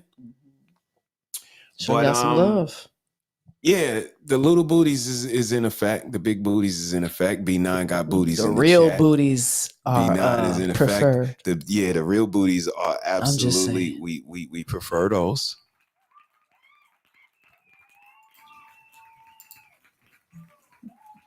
And now y'all we almost at that part of the show. Just talking about. Now you're being condescending. See, you've been warned, all right? Let's move forward amicably. Okay, well, check this out, though. First of all, you're throwing too many big words at me. Okay, now, because I don't understand them, I'm going to take them as disrespect. Watch your mouth and help me with the sale. Okay, see? See, now you found yourself a nigga. You was looking for a nigga? Nigga here now, see? Okay. That hadn't had sex with anyone and are really good girls. That's it. And it's like you want younger women as well, so it's like that whole predator vibes. Well, it's not. No, it is. But that's realistically, like, say it how it is. You want younger women that you can manipulate just to mold to your lifestyle. And it's not here we go. That's literally it. Okay. But it's perspective. So you're now going to word it and say... I got a question for you. You're going to word it and say, it's like a woman that, understands, she's submissive, and she does all this. So it's about perspectives. Okay, we're saying we want a woman that we can manipulate, that's dumb, right, that's timid, etc. Okay, that doesn't understand her worth. Is that fair? No, it's not that. I'm just saying, like, it's perspective. But that's what you're saying. Like, that's what men want these types of women. That's how it sounds. Okay. Like, you want women that you're What if easy I to said manipulate. women are stupid, can't make money, short, and weak because they want a guy that makes more money than them, taller than them, more confident, ambitious, etc. That would be ludicrous, wouldn't it? Because I'm demonizing what you want, but we don't do that with women, do we? We don't tell women, well, you're stupid and you're broke and you don't have your own confidence and you don't have your own ambition and you're just inept. We don't tell women. That's what you guys do. No. But see my logic here. We don't shame female preferences. Okay, when a woman says, I want a man that's tall, makes money, etc., you go, girl, you deserve it. That's your preferences. If I say, I want a girl that's not a hoe, that has some, sexual temperance, that isn't going to embarrass me when I walk in a room, beautiful, young, etc., youthful, right? I'm not saying, obviously. And he still got to throw a disclaimer in there. Still. Yeah, no, young. Young with no miles on it. If that's 18, that's goddamn 18. But a man can't have a preference. See, here's the thing. Even if I say, I want my woman to be shaven, guess what y'all say? Oh, you want a little kid. You want your woman to have no hair? Oh, you crazy? I gotta have all of this African bush with the smell that comes with it and the sweat that the hair catches. You gotta take all of that if you a real man, because a real man take all telling us what a real man is now. You see how it goes? A man cannot have a preference because, like I said earlier, whatever he prefers, whoever he doesn't prefer is going to be offended. Right. Because guess what? If I say I like Burger King, guess what people say? Oh, so you hate McDonald's? I ain't say nothing about McDonald's. Right. Ask the people where they like their fast food from. You will rarely hear somebody say, well, I like my fries from McDonald's because they got the best fries. And this is where I heard it from. I'm the only weirdo. This is what made me even think of it. She's the first person I ever heard that say, well, I like my fries from McDonald's because they got the good fries. And this was like 20 years ago because we would never eat that shit now. Like clay now. But she want her burger from Burger King. We got to go to two different fast food restaurants. I need this girl in my life. Not easy to please. How do you not need a woman like this in your life? Ask me if I want lobster. Nah, I'm good. But she don't want lobster, shrimp, scampi, calamari. She don't want none of that. Champagne. They got chicken fingers up in here? Hello, motherfucker. I said, ain't this chick is a keep? Sure. But no, for real, it's not a lot of differentiating and being able to chew gum and walk at the same time. Either you chewing gum or you walking. And this is, the American dynamic that we can't get a little bit of both. Two things can't be possible at one time. And I think it's preposterous because there's so much intellect, so much artistic nature in so many of these people. Shout out to my brother Chef on the check. Hey. Amazing Chef content creator. Caprino is in the building. Amazing sneaker designer. Amazing brother. Yeah. It's dialect. Yep. Just always looking for more, for different. He brings some clarity. You know what to I mean? things Some too. je ne sais quoi. God damn it. Thank you, Chef, for being But this you, is not man. new. This is not new. We build it on the street. We build it in groups as collectives, and men know. A dude will say, I'm one of them short niggas. Like, my shit is limited. I'm limited. If I can land me a tall girl, man, woo, I'm gonna marry her. Right. You know what I mean? Like, it's just y'all know y'all plays to some degree, and we're not shamed at all. We can have a whole list of 20 things that add up to a man. Yeah, and ain't nobody saying anything about it. Indeed. So what you saying? You don't like fat, bald, Bigfoot guys? Indeed. Nobody's attacking them. So it is a double-sided spectrum. You ladies really need to start thinking about that a little bit, because men are not, they're not able to have a preference. Yeah. Because there's men out there that prefer big girls. Y'all are happy when they say that. But let a man say he don't like big girls and he only like thin girls. It's a goddamn problem. Something wrong with him. No, he don't like big girls. So just move out the way and let the slim girls get what they need. You know what I mean? Absolutely. Like, it is what it is. Because I don't have no problem. I've been around men a very long time, and I've known plenty of brothers, and a lot of brothers prefer some big girls. You think I'm gonna be mad because they say it? Nah, Nick, you too thin for me. Like, nah, I don't like skinny girl like you. Like, yeah, my feelings was not hurt. So y'all need to get it together. Let these men decide what they want. True indeed. Stop making up excuses on why. True indeed. I was fresh at 20. No, that's you know what I mean? malleable. And I still was a street kid. I still had some malleable street. Absolutely. But I was young. But willing to learn. Absolutely. Willing to change my behavior. She said, I may be young, but she's ready. Word. No, that's right. I was trying to have some babies. We came up in a different era. But you see the lyrics? We're gonna unload that one on y'all in a little bit to come. But do you hear that? I may be young, but I'm ready. Right. Ready to learn.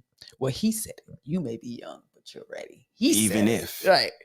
It's just a mindset. I think just the way we approach things, whether it was the 90s or just 70s babies coming up in the 90s, but the approach was a little bit different. It was a little different from the Blueface Christian approach. Right.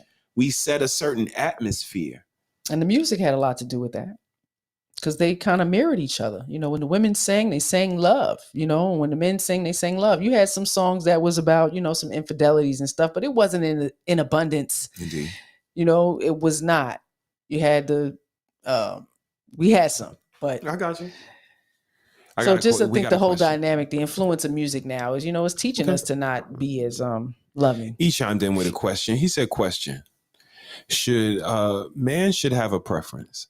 Forget what these women think. Okay. Right. I'm with you. Question. I'm not mad at that. Thing is too much. Question. Is there such a thing as too much when it comes to preferences?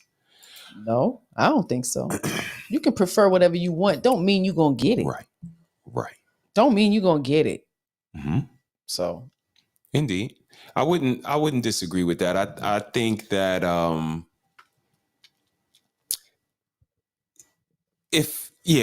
there is, in my opinion. I think there is too much, because you have to be realistic. You can prefer, like the missus said, you can have, any preference you would like. But when it comes to realistically what your preferences are going to land you, what results those preferences are going to get you, absolutely. Then I think that you have to be a little more, again, self-reflective and realistic on your certain level of astuteness, your level of sophistication, and your level of go-getter. Because got to do something. There you go.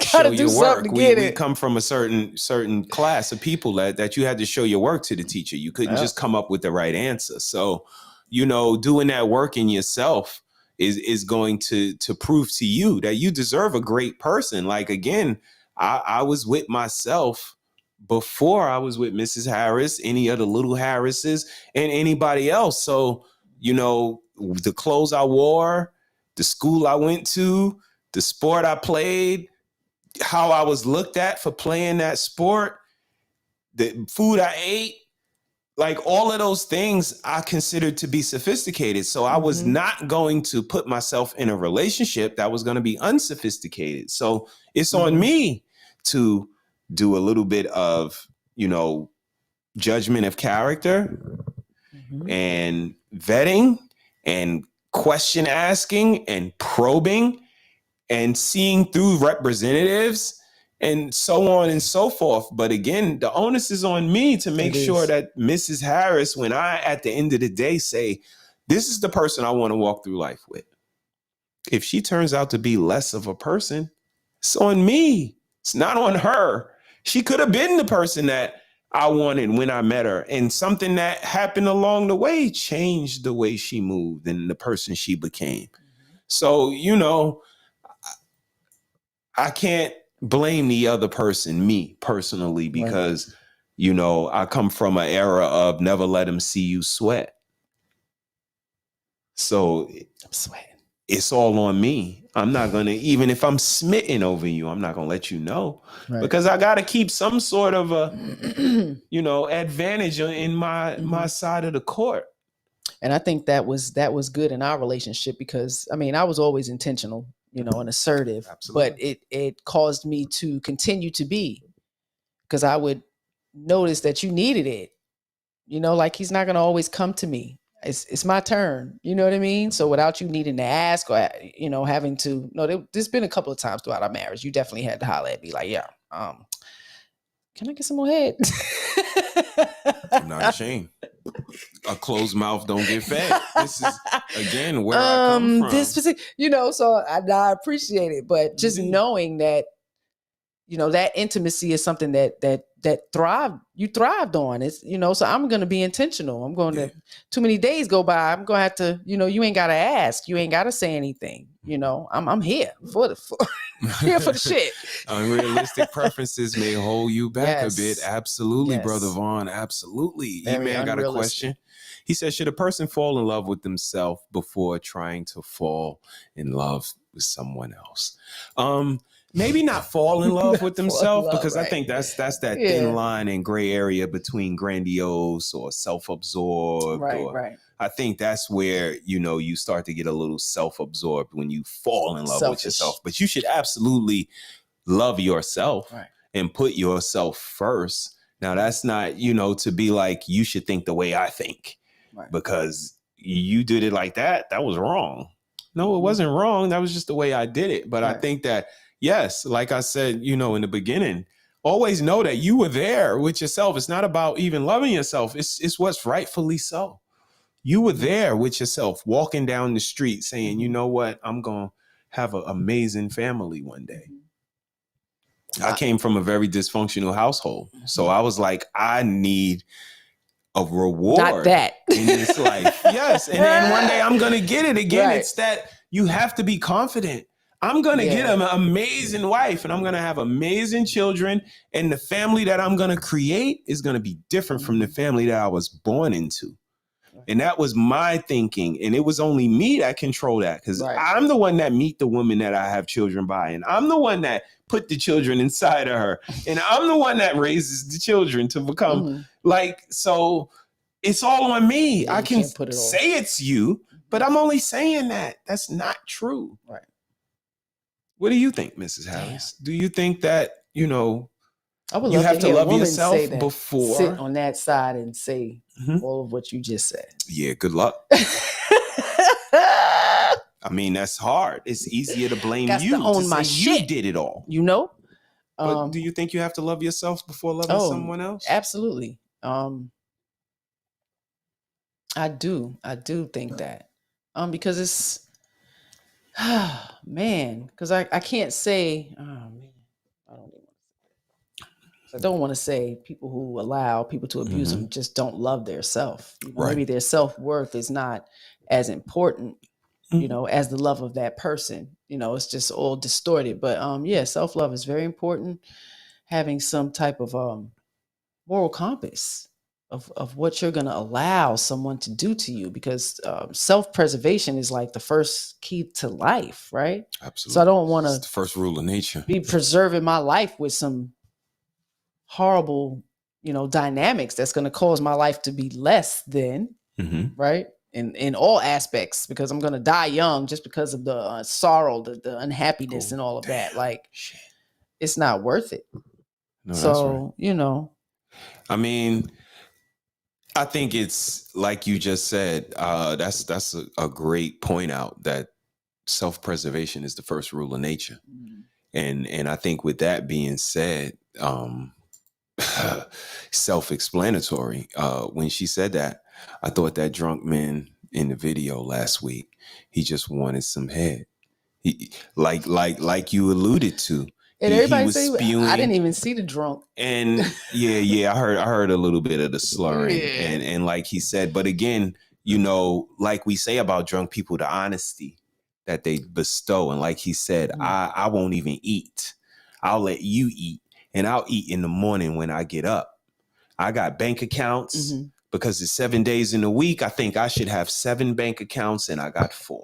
Right. So I'm doing the work. Right. And for you to belittle me, for you to tell me that I'm less than, like I said, you know, many a times on our platform and a couple of times on mine, the men that do 40 hours a week, the men that, you know, go out and provide, the men that extend themselves, articulate themselves, they still get told they don't have the qualifications and the characteristics to tell a woman anything. And it's unfair. I mean, not just any woman. You got, I mean, you know, modern right? Because nowadays you can't say no Absolutely. damn strange woman on the street about her behavior. She might pull out a gun and shoot you in your face. Ooh, damn! It's bad out here. Yes, they are. They are. They will run you over with their car. Wait a minute. So you gotta be careful. Don't run me over, ladies. I got Geico. They don't pay out that fast. Shit. But no, I definitely get what you're saying. You have to pick your battles, but at the same time, you know, I think that's why you have to pick your battles, because the level of consideration, of hierarchy that a hardworking man can tell me something to constructively criticize myself. Because when I'm getting accosted at the corner store and he's standing there, I'm damn sure going to look over to him to say, help me. You live in this neighborhood with me. Right. You stand on this corner every day. Help me. So I believe that level of protection, protect all women, believe all women, if we got to do all of that, just those 2 things alone, if I got to protect you and believe you, I can't correct you. That's something. It's insensitive. It's a lot of expectations for nothing. It displays a certain level of superiority to me. And just, you know, completely unfair. Because again, what does that look like for a man? When do we get to bestow this same level as far as the equality is concerned? Because that's what feminism is all about, equality, right? So equality means if you could do it, I could do it too. No, it's about superiority. Right. Because there's no equality. Yeah, the video from the man last week, you know, for me, I think I see that a little different than y'all. If she didn't insinuate that he was drunk, I didn't see that. I saw him, that was the discipline needed to not whoop her ass. Damn. He needed to get himself to a certain level to speak and express himself about the hurt that he's feeling. Because she ain't gonna listen. She's gonna laugh it off. Or, you know what I mean? Like, it's belittled or whatever the case may be. He may have been drunk, but I got a sense of his emotions were just crazy. And if that was a man, it would have been a fight. And I think that's what women don't tend to, you know, sometimes your tone and your shit, if you were a man, you would be getting punched in the face.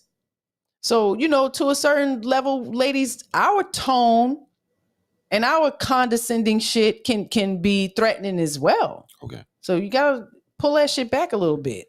E-Man checked in. He said, I believe love is not a requirement for marriage. Marriage is more where you're going, not where you came from. Understandable.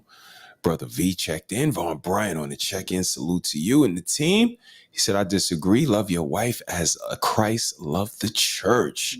Nightbot is on the job. Y'all make sure y'all put hashtag LIA25 in the chat so that you can promote your channel. He said, if people was doing it, he wouldn't have told us to do it. God was telling us what we should do. Okay. Understandable. Humans have a certain nature. Yeah. Tell them that it's human nature. Mm-hmm. Why?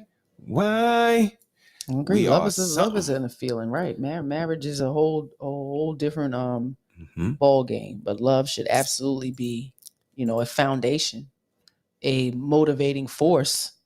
A positive motivating force within our lives. Shout out to Aaliyah. Rest in peace, baby girl. You are missed and loved so much. You have no idea. Let's lean into that. Let's love in 2023. If y'all didn't see the thumbnail, is what Black love in 2023 looks like. And I want y'all to take a look at what Black love looked like in 2023. Many good news stories begin in such a bad news way. It happened last month here at Southwood High School in Shreveport, Louisiana. Plagued with violence. Over the course of 3 days, Another fight. 23 students arrested for fighting. Massive police response. But strangely, there hasn't been another incident since. Perhaps in part because of this most unusual crisis intervention team.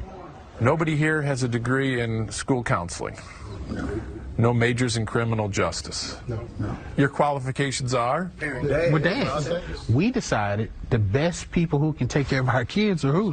For us. What we do. So Michael Lafitte started Dads on Duty. We're out doing what we do for our babies. A group of about 40 Southwood dads who now hang out at the school in shifts. Let's go. Today, any negative energy that enters the building has to run a gauntlet of good parenting. What's going on, buddy? You moving fast. I like that horse. I immediately felt a form of safety. We stopped fighting, people started going to class. How could that be? You ever heard of a look? A look? Dads have the power to do that? Yes. Not many people know it, but yes. Let's go, let's go. But it's not just the firm stares and stern warnings. Let's make it to class, my son. It's also the dad jokes. They just make funny jokes like, oh, hey, your student's untied, but it's really not untied. They hate it. They're so embarrassed by it. And it's that perfect mix of tough love and gentle ribbing that dads do so well that has helped transform this school. The school has really just been like happy and you can feel it. Which is why the dads plan to keep coming to Southwood indefinitely.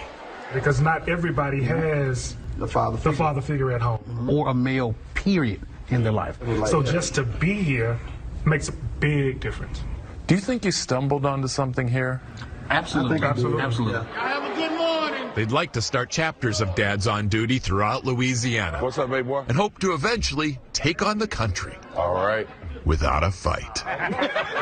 Steve Hartman, on the road in Shreveport. Shout out to those dads, man. Shout out to those dads. Dads matter, man. Mm-hmm. A lot of shit Ladies going saw that. on Y'all here. saw that. Yeah. Did you see that? Talk to them. There's a lot of good brothers out there. I don't know what y'all seeing. Dads are on duty and they get shit in order. They are needed and necessary. The look. I mean, I think about the reaction to what was the cause of what was happening there. Mm-hmm. Where the mothers at?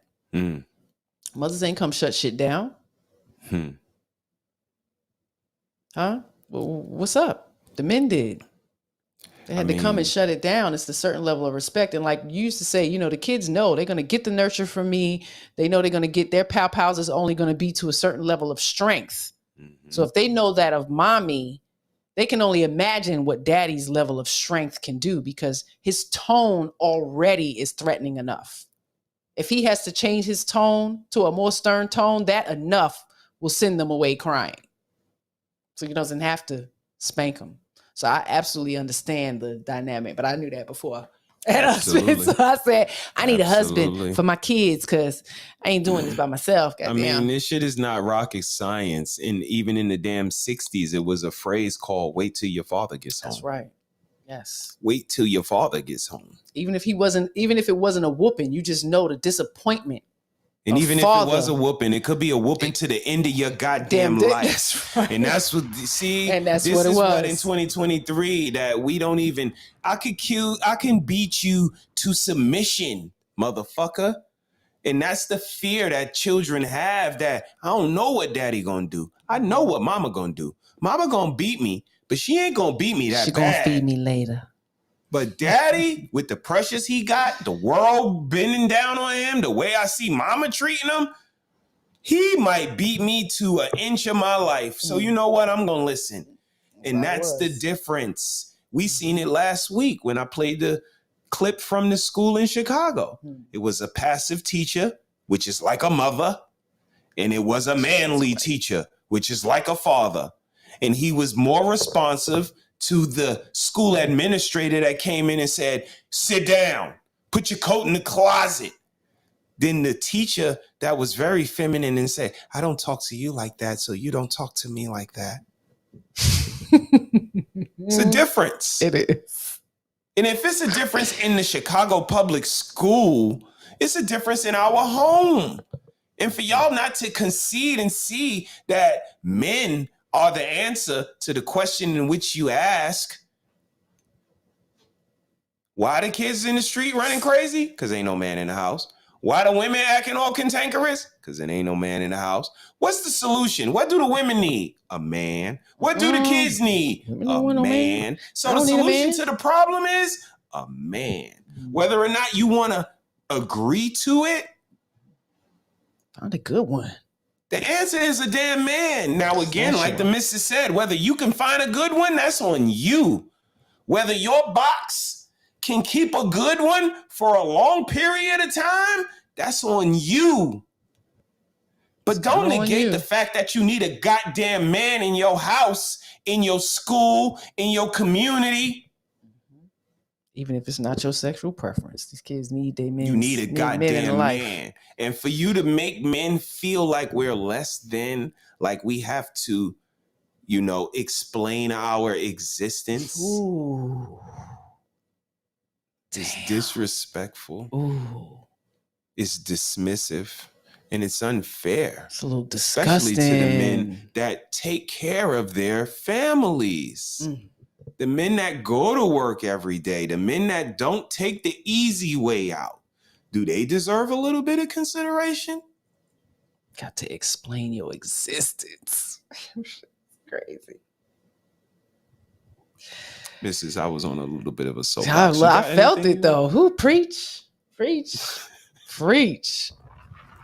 I have watched men, you know, feel like I watched them have to live in that. They had to explain their goddamn existence. It's amazing. Oh man. You know, it's a shame that many of us can't see any fault in our ways. And again, if you can do that with the fellas you can do that with, fine. Oh, yeah. Absolutely. Do it. Do it. But at least a couple of guys deserve to say, you know what, man? I tried it. you not one of those that I can do it with. But let's switch gears a little bit. I got one for all of my content creators, all of the people who, like Eda Man said, you know, how do you know when you guys are on the same frequency? How do you even know when someone deserves, you know, for you to keep pouring into them? Okay. Let's take a look. Totally accountable is the one thing I do not fucking tolerate in my life is malicious intent. I can deal with mistakes. I can deal with we didn't communicate that well. I can be offended, because offended is on me. Because if they said something that wasn't held with malicious intent, it's on me. I decide how I feel about it. And if the person I'm dealing with doesn't operate out of malicious intent toward me, because why the fuck Do I have anyone around me that does? Then it's forgivable. And you go, oh, they don't know. They don't see it. They don't know what they're saying. And be able to listen to their intention. That was a great point. Shout out to all my content creators. Shout out to everybody that has to deal with different types of personalities all at the same time. Because when it all coming at you at, 100 miles an hour, it's hard to differentiate malicious intent. And I think that that's what, like I was saying to Eda, man, the lack of reciprocation, the lack of empathy, that's malicious to me. Like the missus said, I didn't tell you because I don't think that. And what did I say to her? That's exactly how I'm going to take it. Because if you don't say it, and especially when I said it to you and we supposed to be interested in each other, romantically interested, and I say, oh, you look nice tonight. And you don't say, well, you look handsome tonight too, sir. I take that maliciously.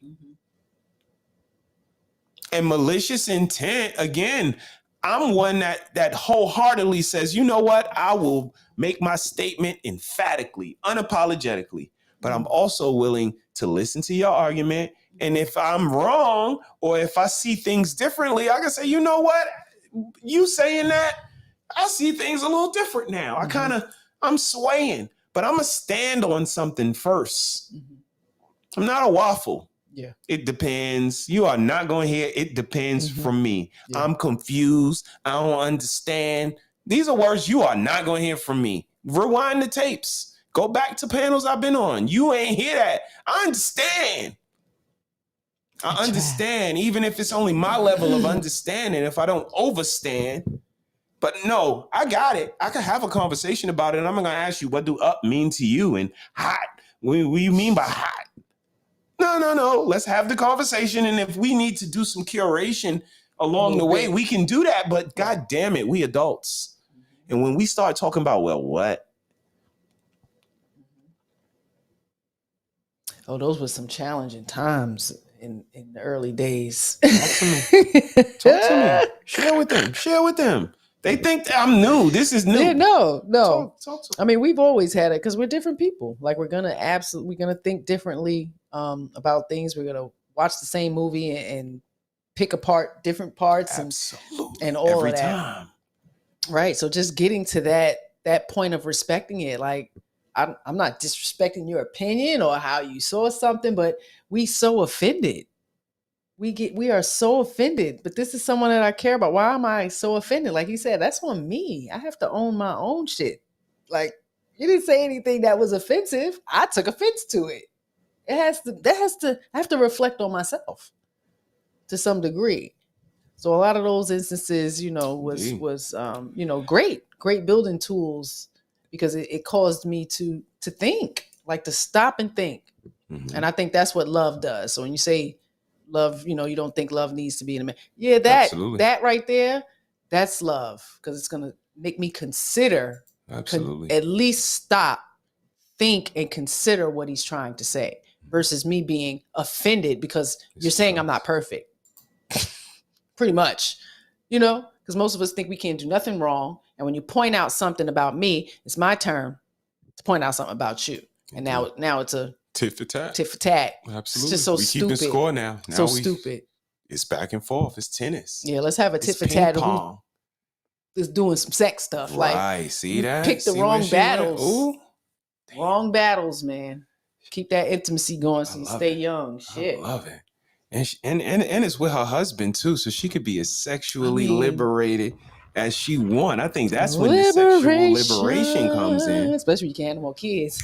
But when you got to go to the doctor and tell them you was sexually liberated with 20 different people this year, it's only 365 days in a year. Sweetie. I don't think I would be able to look the doctor in the face and say that. No, that's right. Tell me that you still liberated when the doctor say how many Shane sexual was definitely partners intact as a young person. It was intact. Yeah. Again, when I put that fully in the chat, in my teen I years, got a bunch of pushback. Definitely. What doctor you go to?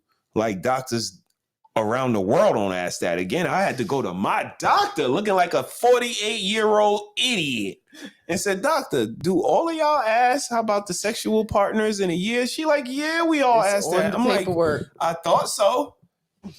Hello, motherfucker. Let's see what They're the not chat's all answering about. it. Honestly. All right. Oh man. Maze checked in. She said, I may choose to try and love you, but if you don't fit a person and I would love them, it won't happen.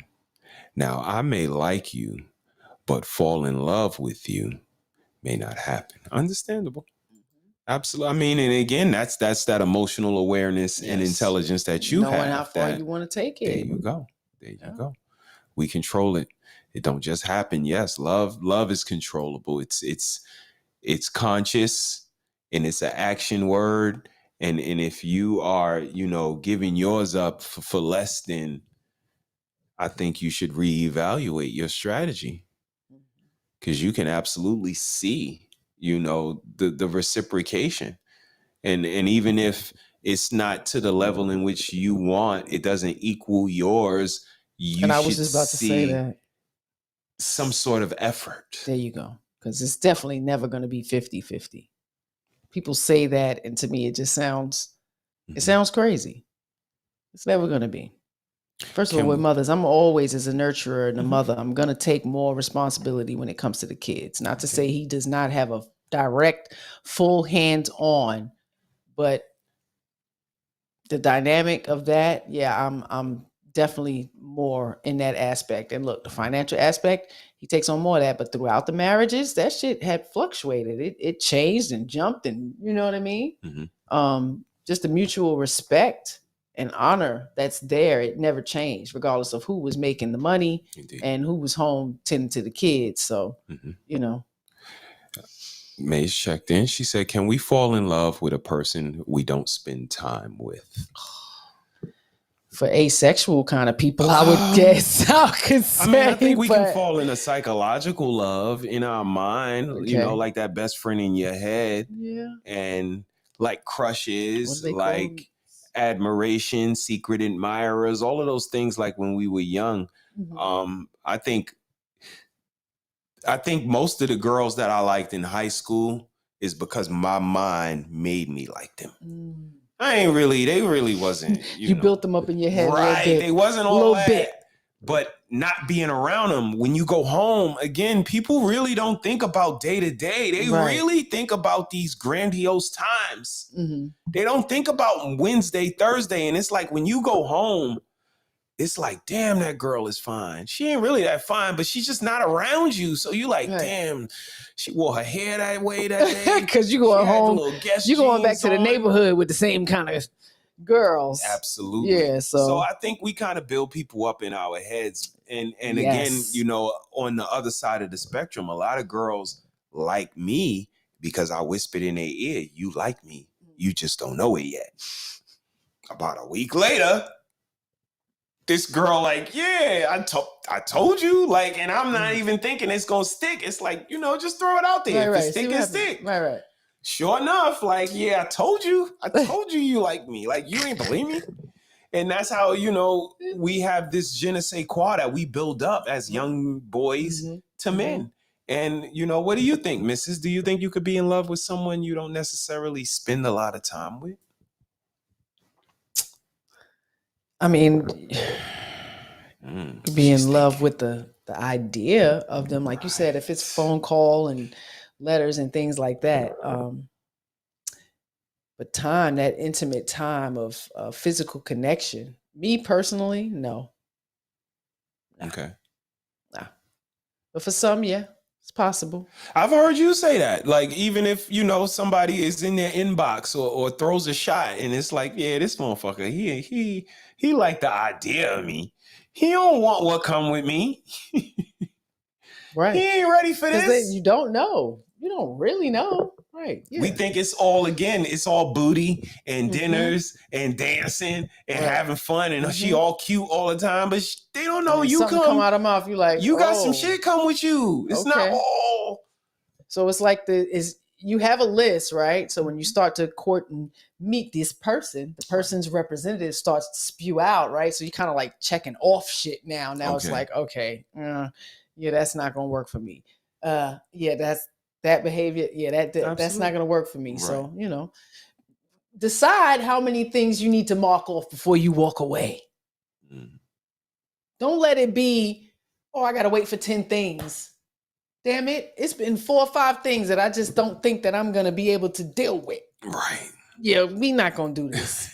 I'm not going to be able to mold that, change that, even critique your ass. Yeah, I'm going to move on. Is falling in love a choice? Do we have control? Yes, I would say yes. Why say you? I had love at first sight. So, you know, say it like that? if I didn't do anything, it would have just been that. It would have just been that. So I didn't even know him. But there was such a strong sense of love, lust, whatever you want to call it. Shit. So, and I can say with every, let's get ready to roll. You know, with all the characteristics of his representative that rolled out, I was engulfed. Like, yes, okay, thing, yes, okay, blah blah. So I don't know. Maybe I knew what I was. You know, I knew the red flags, of course, but I knew what I wanted, and I knew I was going to have to give something in order to get what I want.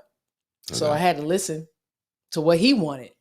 Because, you know, my fantasy land of the house and the picket fence and 10 kids. Yeah, she wanted 10 kids. You know, she wanted 10 kids when I met her. Yeah, it's a no-go. So seeing a little bit of his vision and putting it with my vision, it just kind of worked. I mean, we both wanted to be full-time parents. It's a big thing. Falling in love a choice. Do we have control? I think we absolutely have control. So yeah, I think that makes it a choice. If we have control over it, because, you know, we can fall for someone, but knowing whether or not we're going to, you know, fully thrust ourselves across that threshold into love is a completely different story. Whether we see reciprocation, whether we see, you know, natural kindness and growth as a companion, all of those things we can only guess, you know, and we take a crack at it. Right. Absolutely. I mean, it's taking a risk. Relationships should be called love and war. Risks. All's fair. I mean, it's called all's fair in love and war.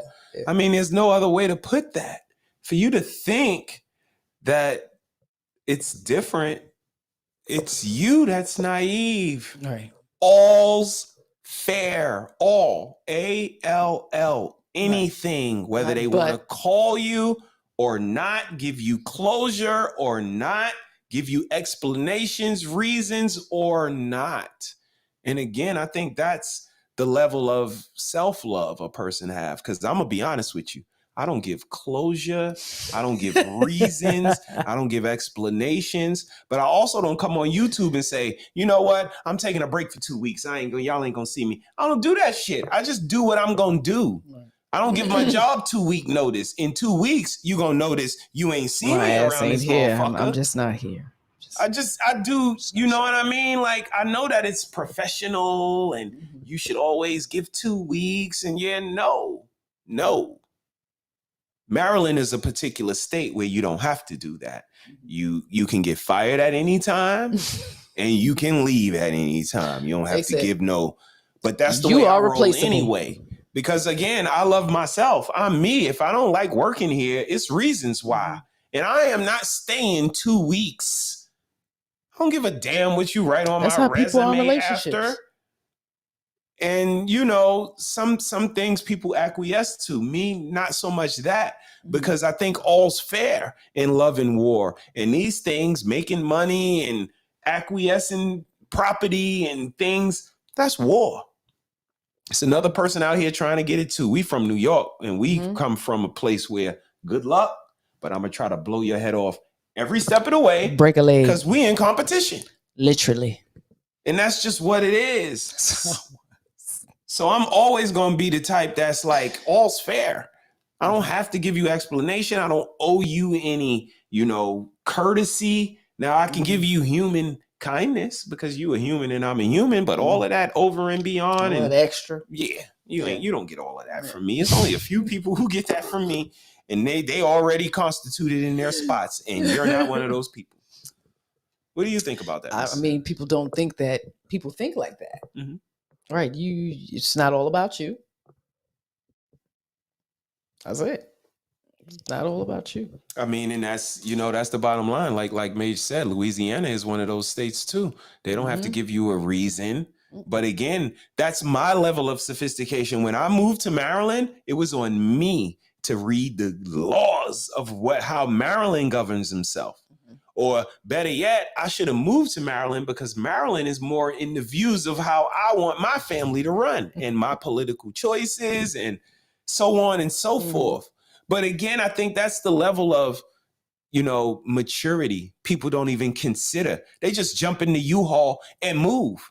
I'm moving to Louisiana. Louisiana better move the way that I want it to move, right? You don't know Louisiana do this, that, and the other, and you can't come outside on Saturdays, but you like to come outside on Saturdays. Did you do that research before you moved to Indiana? No. Or Louisiana? I'm sorry, it wasn't Indiana, it was Louisiana. Yeah.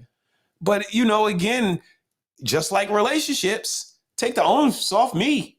I ain't got to do no work. I ain't got to show my work. I just come up with the answer. Here's the right answer. How the fuck did you get the right answer? Show me how you got it. You don't get no notice. I ain't giving you no 2-week notice. Relationship's over. I don't give a fuck about your closure. Closure? You serious? That's where we at. We supposed to meet for lunch, and you tell me. And I hear that. You hear that. You're that way because you didn't get any closure. Okay. Closure what? And he didn't want your ass and I didn't want him. Like, it just didn't work. It is what it is. Okay. What more do we need? We're not together. You need to know why. Really? Are you going to take that? Are you going to be able to take that truth? I'm confused. You know what I mean? Indeed. Like, you didn't do this, you didn't do that. You really want to hear all that? Is it going to make you do better in the next relationship? Why is it my job to help you with that? You my therapist. I'm your ex. I'm your ex. You should have listened when I was saying it in the relationship. Now you want me to say the same shit that I was. No. Either man said a woman gonna give me a reason for leaving me. It's not gonna be that easy. That's right. It's not gonna be that. Where you going, girl? Where you going, girl? You ain't going nowhere. No doubt. I own you. Yeah, I agree. Tell me why, please. Tell me why. Everybody want to know. I need to know. I do want to hear that. I need to know. I hear you. Not me. Not me neither. Yeah, not me. You don't want me? That's all I need to know. That's enough knowing for me. And you can show me that you don't want me, and I'm going to believe that shit. You can tell me you want me all you want, but you're going to show me you don't want me in the way that I need. Damn. I'm going to go. Damn. Thank you for your time. Okay. Let's have a serious moment. Before we roll out, I like to leave the best for last. Let's open up a couple of good ones before we roll out of here. What y'all think about that?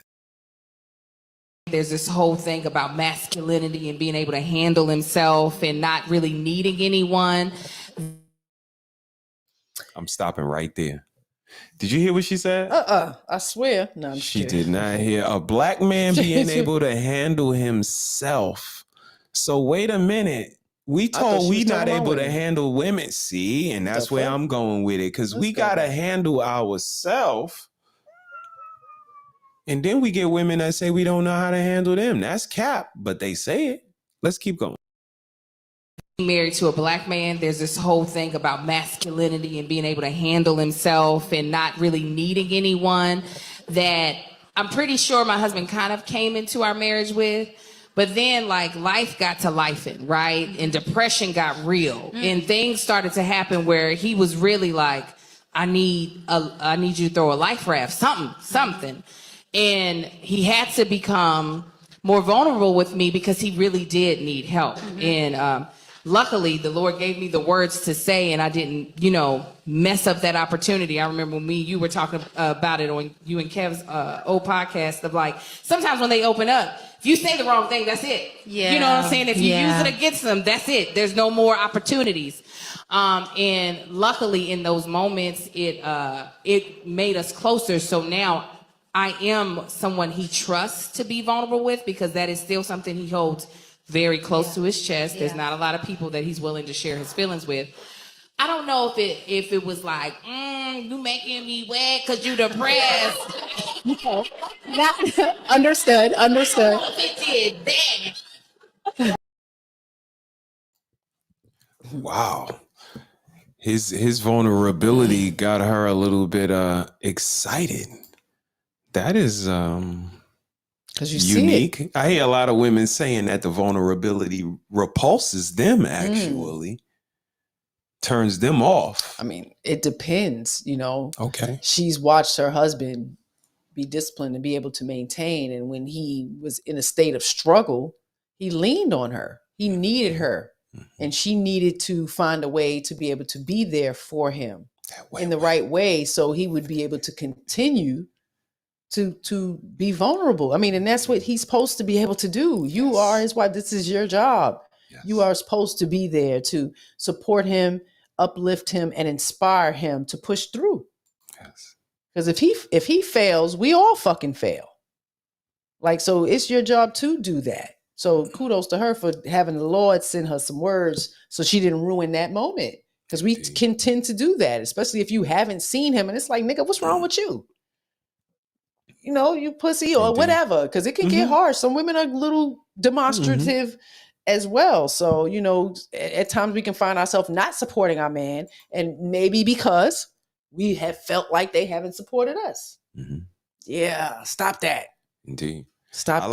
like the point that she made when she said, if you use it against them or if you say the wrong things, bam, it's over. It's done. Yes. And for It's some like people drying up his nuts. that might look like an alien. That might look, unfamiliar. But here's the thing. When a woman got her panties halfway, 3/4 of the way down, and you say something, and she go, "What you say?" And they go right back up. We understand that. So, there's things that can negate the whole process. And we have to understand that, there's a certain level of vulnerability and sincerity that people deserve in order for us to, keep the train rolling. Yes. What E-Man said. Should his husband tell his wife everything? Hell to the no. Hell no. No, I don't think realistically we can tell each other everything. Hell no. I think we all should have a level of, again, maturity that some things we keep to ourselves and vice versa. I'm pretty sure me and my wife, we try to text and talk a lot, at lunchtime, throughout the day, we might text. At lunchtime, we talk. But, I asked her, WYD, what you doing? Or HYD, how you doing? How y'all doing? Sometimes she just hits me with the we good. I know it ain't just a we good. She hit me with, what rare. You doing? How you doing over there? I hit her with a thumbs up. Boop. She know it's a bunch of shit going on. I hear what I get. Right. Because not only do, am I married to a woman and I live with, 4 daughters, and I also work in an office full of women. And it is typically some different ages going on and cultures. And, I can't always bombard her. And even coming through the door, I can't always, this is what happened today. I do give it to her sometimes. Sometimes let me tell you about the most interesting call of the day and go from there. But, sometimes I just gotta, it was good. It was good. Right. And I think that's considerate for both of us. We have to understand that she don't need everything. And I know don't the whole need work everything. Family. And this is why I say she should have a sister wife. Because sometimes some things that only women can understand.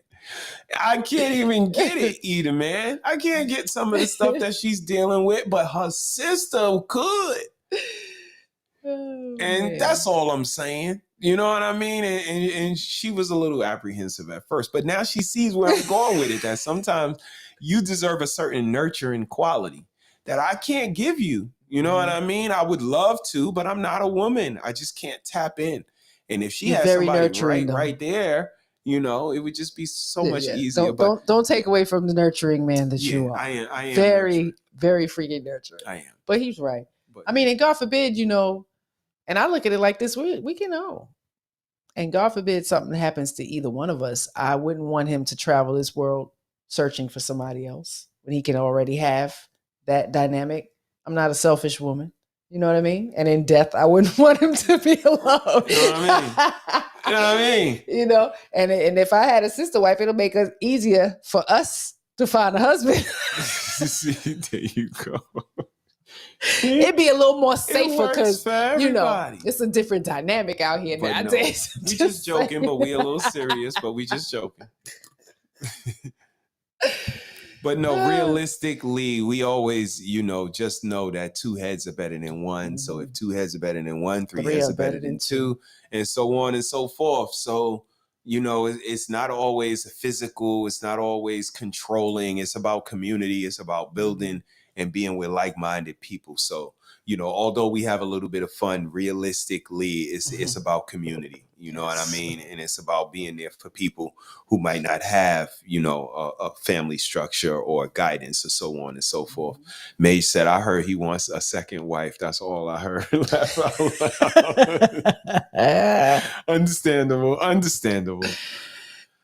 Perception is perception, you know. But yeah, no, I've never been one for, you know, closure. I'm a all's fair in love and war. I don't abide to any of the rules, you know, that they say love is supposed to play by when life doesn't play by any rules. I think that, you know, there's no instruction book, it's no rule book, no playbook. We work it out as it goes. They will try to tell us it is, but. And we try to, you know, do it for the best. And let's have a little bit of fun before we get out of here. I'm laughing already because I think I kind of know what I want to bring up. But nah, you know what? No. I want you guys to take a look at love in 2023. Let's look at some sisterly love. House and get upset about the way I want to run my house. Okay, go ahead. I'm just saying. No singing in the house unless I ask you to harmonize. I don't want my house turning into no Von Trapp family thing. I actually like it quiet. I just don't want you sitting on my bed, okay? And unless you're in your pajamas and you just freshly took a shower. And you have to wash your hands when you come in the house because I'm not trying to get sick, okay? I never knew my sisters to get off a plane and not wash their hands or take a shower. Please don't have nobody coming over here unless y'all run that by me, okay? Them rules are bold. This is what I think about your... Boom. There you go. One more rule, and it's very practical, okay? And this is just for Trina. No talking Spanish. I don't understand it. I know she be talking about me in Spanish. But she ain't gonna be making fun of me in my house in another language. So therefore... Hey, yo. If Trina is the only one that can speak Spanish, shout out to Tamar. Yo. Now, this wasn't from 2023. I'm sorry if I made you think that, or I alluded to this clip was from 2023. I'm just saying this is what love looks like nowadays. And these sisters, which is the Braxton sisters, Tamar was going over the rules to her house. And let me know in the chat, would you guys abide by these rules your sister put down in her house? They would if that's their sister. They know they sister. They were not shocked by that. It was just like, oh, is she really doing this? Wait a minute. No singing in the house? Because we sing better than you? Or because you just don't like singing in the house? No, she wanted to control it. Fresh pajamas. That's right. And was fresh out the shower. Fresh out the shower. So I can't get fresh out the shower and put on one day old pajamas. No. That's not good. No, you can't. Gotta wash your hands. Just like, wait, so we come in from the airport and we don't wash our hands? Just trying to say. Nikki said, how she gonna speak Spanish if it's not 2 Spanish people in the house? She just gonna be walking around talking Spanish to herself? Because the other sisters don't speak Spanish. Her husband ain't there. The kids ain't there. Telling her don't speak Spanish. Amazing. That was so funny to me. I mean, is this how women act when they are astute financially or when they have money and they don't need a man for money? It's so funny. Because that is, Tamar, I love you. Pisces, but May oh say, my hey God. man, if you don't like her rules, I guess you're not coming to her house. I'm staying in And a hotel. I used to love that show. I'm staying in a I hotel, watched it all. Tamar. I cannot Yes, with they you. was something else. Most people will follow the rules if you tell them the rules. Yes. Okay. Human nature. Mm-hmm. If We it got was some my rules. We sister, got some she rules. absolutely know I'm not coming. You can come save me at my house. I swear you gotta come see me. Yeah. Well, I gotta stay at a hotel. I'll be over in the morning, girl. Right. We can start the whole fresh Yeah, we got some day. family members with some rules, you know, so We do. have to avoid staying at times because, you know. Absolutely. And we would absolutely rather Years stay ago. somewhere else. You know, love you. I love our family members that don't care that we stay in there though. Those are the ones. We all got a room. Those are the ones I love. Those the like you sleeping right there on the couch in the living room and shit, and they come in the kitchen making all the noise in the world. They forgot. They forgot you was there. They don't give a damn. They like, I don't care. It's my house. That's true. Up That's at true. regular time. I got to go. Banging like you looking like, yo. I got to go. You got guests. They like, nigga, you ain't no guest. Yeah, you family shit. I still got to move around in here. Act like y'all ain't even here.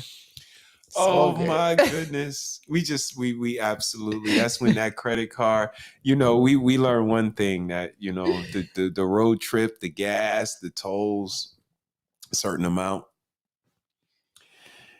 But paying for that hotel with that bed and that bathroom with that toilet in there, priceless. Can't put a price on that. Yeah. We don't care how much it costs. We paying that. But no, shout out to the family with the rules. Mage said, y'all have definitely we got Mage laughing. Been couch crashes for years. We appreciate y'all. Yeah, we do. It was a time where that was the option. It was no other option. That's right. So we got to put up with whatever it is, and we gonna do it. She said, I'm glad none of my we cleaned up behind ourselves. have outrageous rules. That's right. No, my siblings neither. They don't have outrageous rules. Well, I don't know. One or two. One got some rules. Yeah. My brother-in-law got some rules. Yeah, one got. Okay. Yeah, a couple got in there. And you know what I don't like? I'm gonna be honest with y'all. Let me share with y'all real quick. I'll take it. It's their house. I don't like them goddamn alarm systems. We got one too, but we don't activate it all the time. But them alarm systems that keep you prisoner, front door open. Back door has been adjourned. This door open. God, somebody cracked the back bathroom window. Wait, what? If they don't stop with this Alcatraz house, can't do nothing in here. Crazy. But no. Alarms going off. You go walking through the hallway. Like I said, we went and got the same shit because we wanted to know, but we don't activate it all the time. Back door open. Like you trying to creep and do stuff. We thought we was grown. Oh my goodness.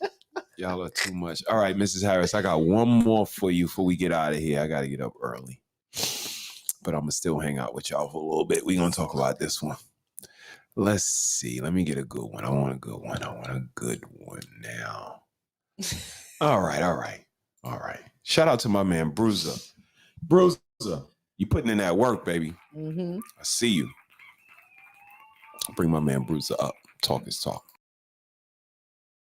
The brutal truth. A man offers provisions and protection from the moment he says, I do. This is his duty, and he does not deviate, deprive, or withhold it from his partner. It is consistent. A woman offers beauty, loyalty, and sexual exclusivity from the moment she says, I do. This is her duty, and she will deviate from it from time to time, regardless of a man's consistency. Every month, a man pays bills. He does not take a break. Every month, a woman cooks and cleans. She will take breaks. Every day, a man secures his home. He does not take a break. Every day, a woman maintains beauty and health. She will take a break. When a wife turns sex into privilege and withholds it, he does not take a break. When a woman lets herself go and become lazy, he does not take a break. When a woman goes into menopause and no longer wishes to sexually please her man, he does not take a break. When a wife and husband argue and fight and separate, they both may cheat. He does not take a break. A woman completely shuts off access from the time of separation up into divorce. If a man take a break, all will perish. If a man isn't consistent, all will fail. So let's stop questioning men who exercise their options. Damn. Did you hear that? I did. I received it. I understood it. Wow. And I'm not going to debate with it. Wait a minute. Wait Okay, a minute. Bruce. What'd you say? The hell? Damn. Bruiser played the.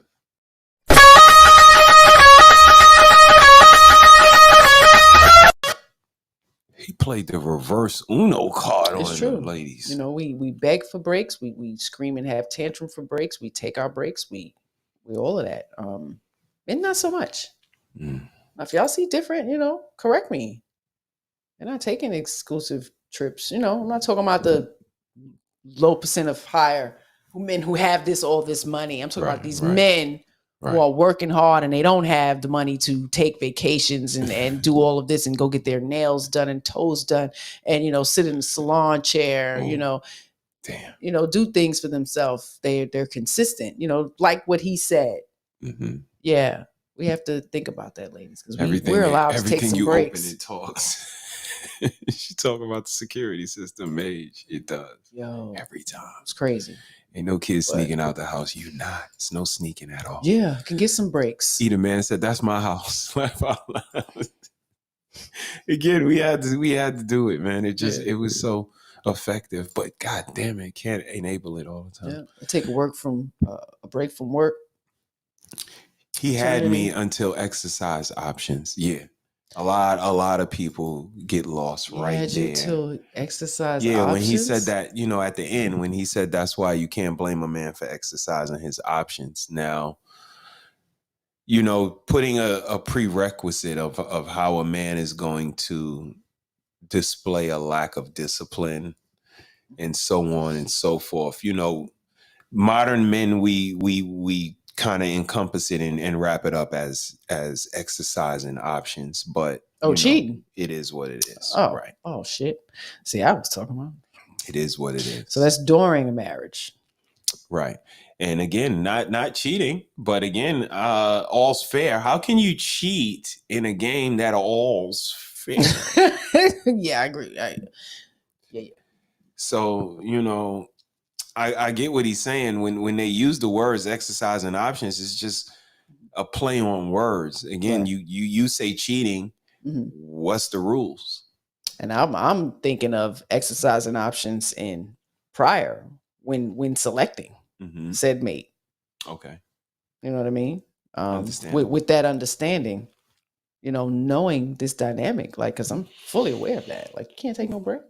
Indeed. You know what I mean? I know the double standards. You know, it's things that's been discussed and you've pointed out, and we've talked about these things and way before all of this stuff. You know, being aware of the dynamics of how it's looked. E-Man approves the message. You know, so. No, absolutely. I mean, again, you know, it's a level of consciousness and nothing below that. Again, I mean, and y'all will exercise your damn options. It's something you're gonna freaking do real differently. However you want to word it or chalk it up, it's absolutely that. You can call it cheating. Another person calls it exercising options. Another person calls it, you know, opportunity. And a man is only as loyal as whatever opportunities present themselves, and women as vice versa.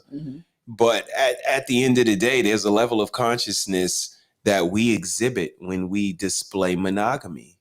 And again, like I told you, I don't think I've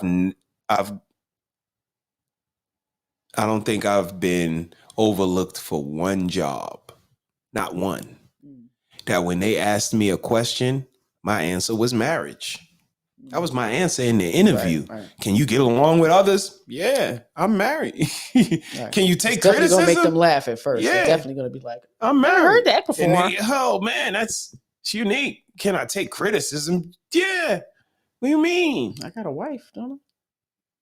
And, I mean, you know, just that ice-breaking, you know, type of jargon gets me through.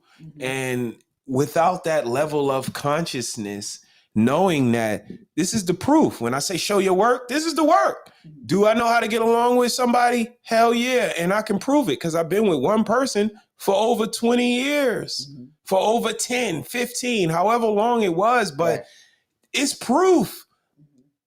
I don't know if a single person can present to me proof that they can coexist when things don't go their way, when they're not getting what they want. that they can still, stick their chests out, toughen up, pull their bootstraps up, however you want to word it, and get through to the next day. But for a person in a long-term relationship, a person in a marriage, see it a little it's more. there. Right. The evidence. It's only been one president that wasn't married. One. Look it up if you don't believe me. It just shows that you can harmoniously exist with somebody. It is now, but there was one. Right. That wasn't. But what do you think, Mrs. Harris? Do you think that we display a level of consciousness when it comes to relationships that single people don't have, they're not willing to display, or something different? No. I mean, it's subjective. Because, some single people may not have been married, but they've been in long-term relationships. So to some degree, they can. You know what I mean? So, I really can't give a definitive, I got you, concrete answer to that. Understandable. Yeah. Understandable. I won't put you on the spot. Yeah. I had a lot more material to get to. We'll probably get to it Saturday or Sunday, depending. But I want to thank everybody for checking in. It was an amazing night, amazing conversation. We're going to get a little bit of rest so that we can get up in the morning and get done what we need to get done. Get that Friday going. Indeed. Shout out to the weekend. It is here. Shout out to the sound effects. Evie Mux blessed us with some dope sound effects, so we don't got to put so much stress on our board. So that is always pleasurable. They always coming through with a fresh feature for us to look into. You guys be good to somebody that's not you, because that's when real character shines through. Mrs. Harris, do you want to leave them with any final thoughts? The media pushes the negative and the disasters, and we watch it. Because they end up getting their own shows, and we have networks that play nothing but this type of stuff. We watch it. Nobody's writing to get them canceled or anything.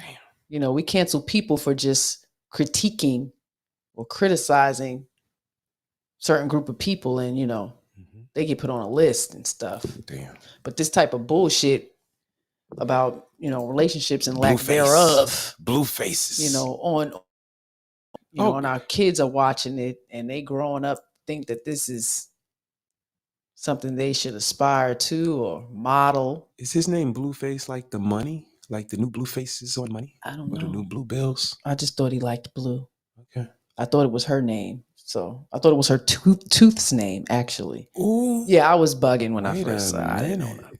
Yeah, I thought her tooth was named Blueface. That one, we gonna so have I'm to just talk about that. not my thing. I think I got exposed to enough of the love and hip hop over the last 15, 20 years. So for them to still be, and nobody's canceled, and now you got the housewives and the basketball. Come on. Mm-hmm. And all of those shows, a lot of them bitches wasn't even wives.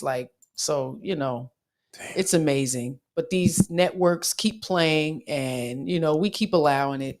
So, they're going to keep doing it. We do. I just hope y'all are promoting a little bit more depth for your younger people, and building and talking to them instead of on these boxes with us, because they need the information and they need the knowledge. So try to keep that level of communication open with them, because you see what's out here. And they're easily influenced, easily astray. They don't know what the fuck they want. Very indecisive. Shout out to the ones who do know what they want and they on a purpose. But a lot of this new generation, I don't know. I don't know, y'all. So we here and we're gonna keep talking about it. We will. Absolutely. Trying to find some solutions and keep building. Black love in 2023 looks, inconclusive. Work on your family, work on your trajectory and what love looks like to you and in your relationship. I think that Black love can be had with two black people with one black person, as long as someone African American identifies as black, appears to be black, is in the mix, I think black love can be acquired. One drop rule is always in effect. So I think that, you know, no matter who we are, that once we get that drop in us, the minute, you know, popular consensus finds out, that's what we're going to be guilty by association with. So I would lean into it. And, you know, and that one drop, it doesn't negate, you know, the other, absolutely the not. other race, you know, because Absolutely people not. think that, you know, so you claim to be black, so what, you just dismissing your white side? The hell? Again, you can't love Burger King if you eat McDonald's, and that's just American culture. I think we can walk and chew bubble gum at the same time. We can love all of ourselves. We can identify with the things we identify with and love who we love. Young people, old people, love is necessary. Love is needed. You know, it's going to look unique on all of us. I think a man and a woman have an understanding that no one understands except that man and that woman. But at the same time, there's a level of respect. There's a level of, you know, reflection that we both owe each other, and we both owe society. And as long as we continue to be best versions of ourselves, I think that's when the best relationships come. And I will continue to be the best version of myself because I love you so much that I would not want to embarrass you, besmirch your name, or do anything to have anyone speak less of or see you in a less light. So, appreciate you know, that's how I move, always in my mind and always in my heart, you and my family. So shout out to you, Mrs. Harris, because you are an inspiration. And I think that's a part of the inspiration. Men don't understand that when you have an amazing person, you want to do amazing things and you want to be amazing because, you know, it's just a reflection. So shout out to you and shout out to everybody that check in with us, man. We love you guys. We've been doing this for a while, and, you know, we appreciate how warm you guys have received us, and only you can help us continue to push this channel to the places and the heights that we want to go. So continue to hit that like button, hit that share button, encourage other people to subscribe, and share love. You know, get this information out there, because love is to be unapologetic. It should be celebrated, and we don't have to be ashamed to say we love our significant other, to say we love our woman. And I'll be the first to say, you know, I not only love the content creators, I love my brothers for teaching me how to be a man, for guiding me through life, because I didn't have a father, didn't have a lot of role models. And I thank you. I thank you for loving me, for walking up to me, you know, in a nightclub in Brooklyn and seeing something in me that I didn't see in myself. And here we sit now, crazy in love, in the kitchen, wondering how this shit happened. Oh, baby. You know what I mean? We got a couple of cars. We got some panties house, pushed to the side. got, you know, we got some things. We didn't always have it. We used to wash the clothes in the shower. I say we did better than our parents did. But we here and we fight in the fight. And I think that's the difference. And that's what I'm going to clip and put on my page. So shout out to me. Y'all be good. This was man. good. Yeah, it was. It was fun. Have an amazing weekend. Everybody be safe. Love up on somebody, because that's where it's at. And if you need love, come over. Harris Tribe, Love in Abundance. We here, man. Yeah. We about community. Building sessions, yes. Shout out to everybody. Let's get out of here. See what I got. Everything in creation and in physical form has its own fundamental resonant frequencies.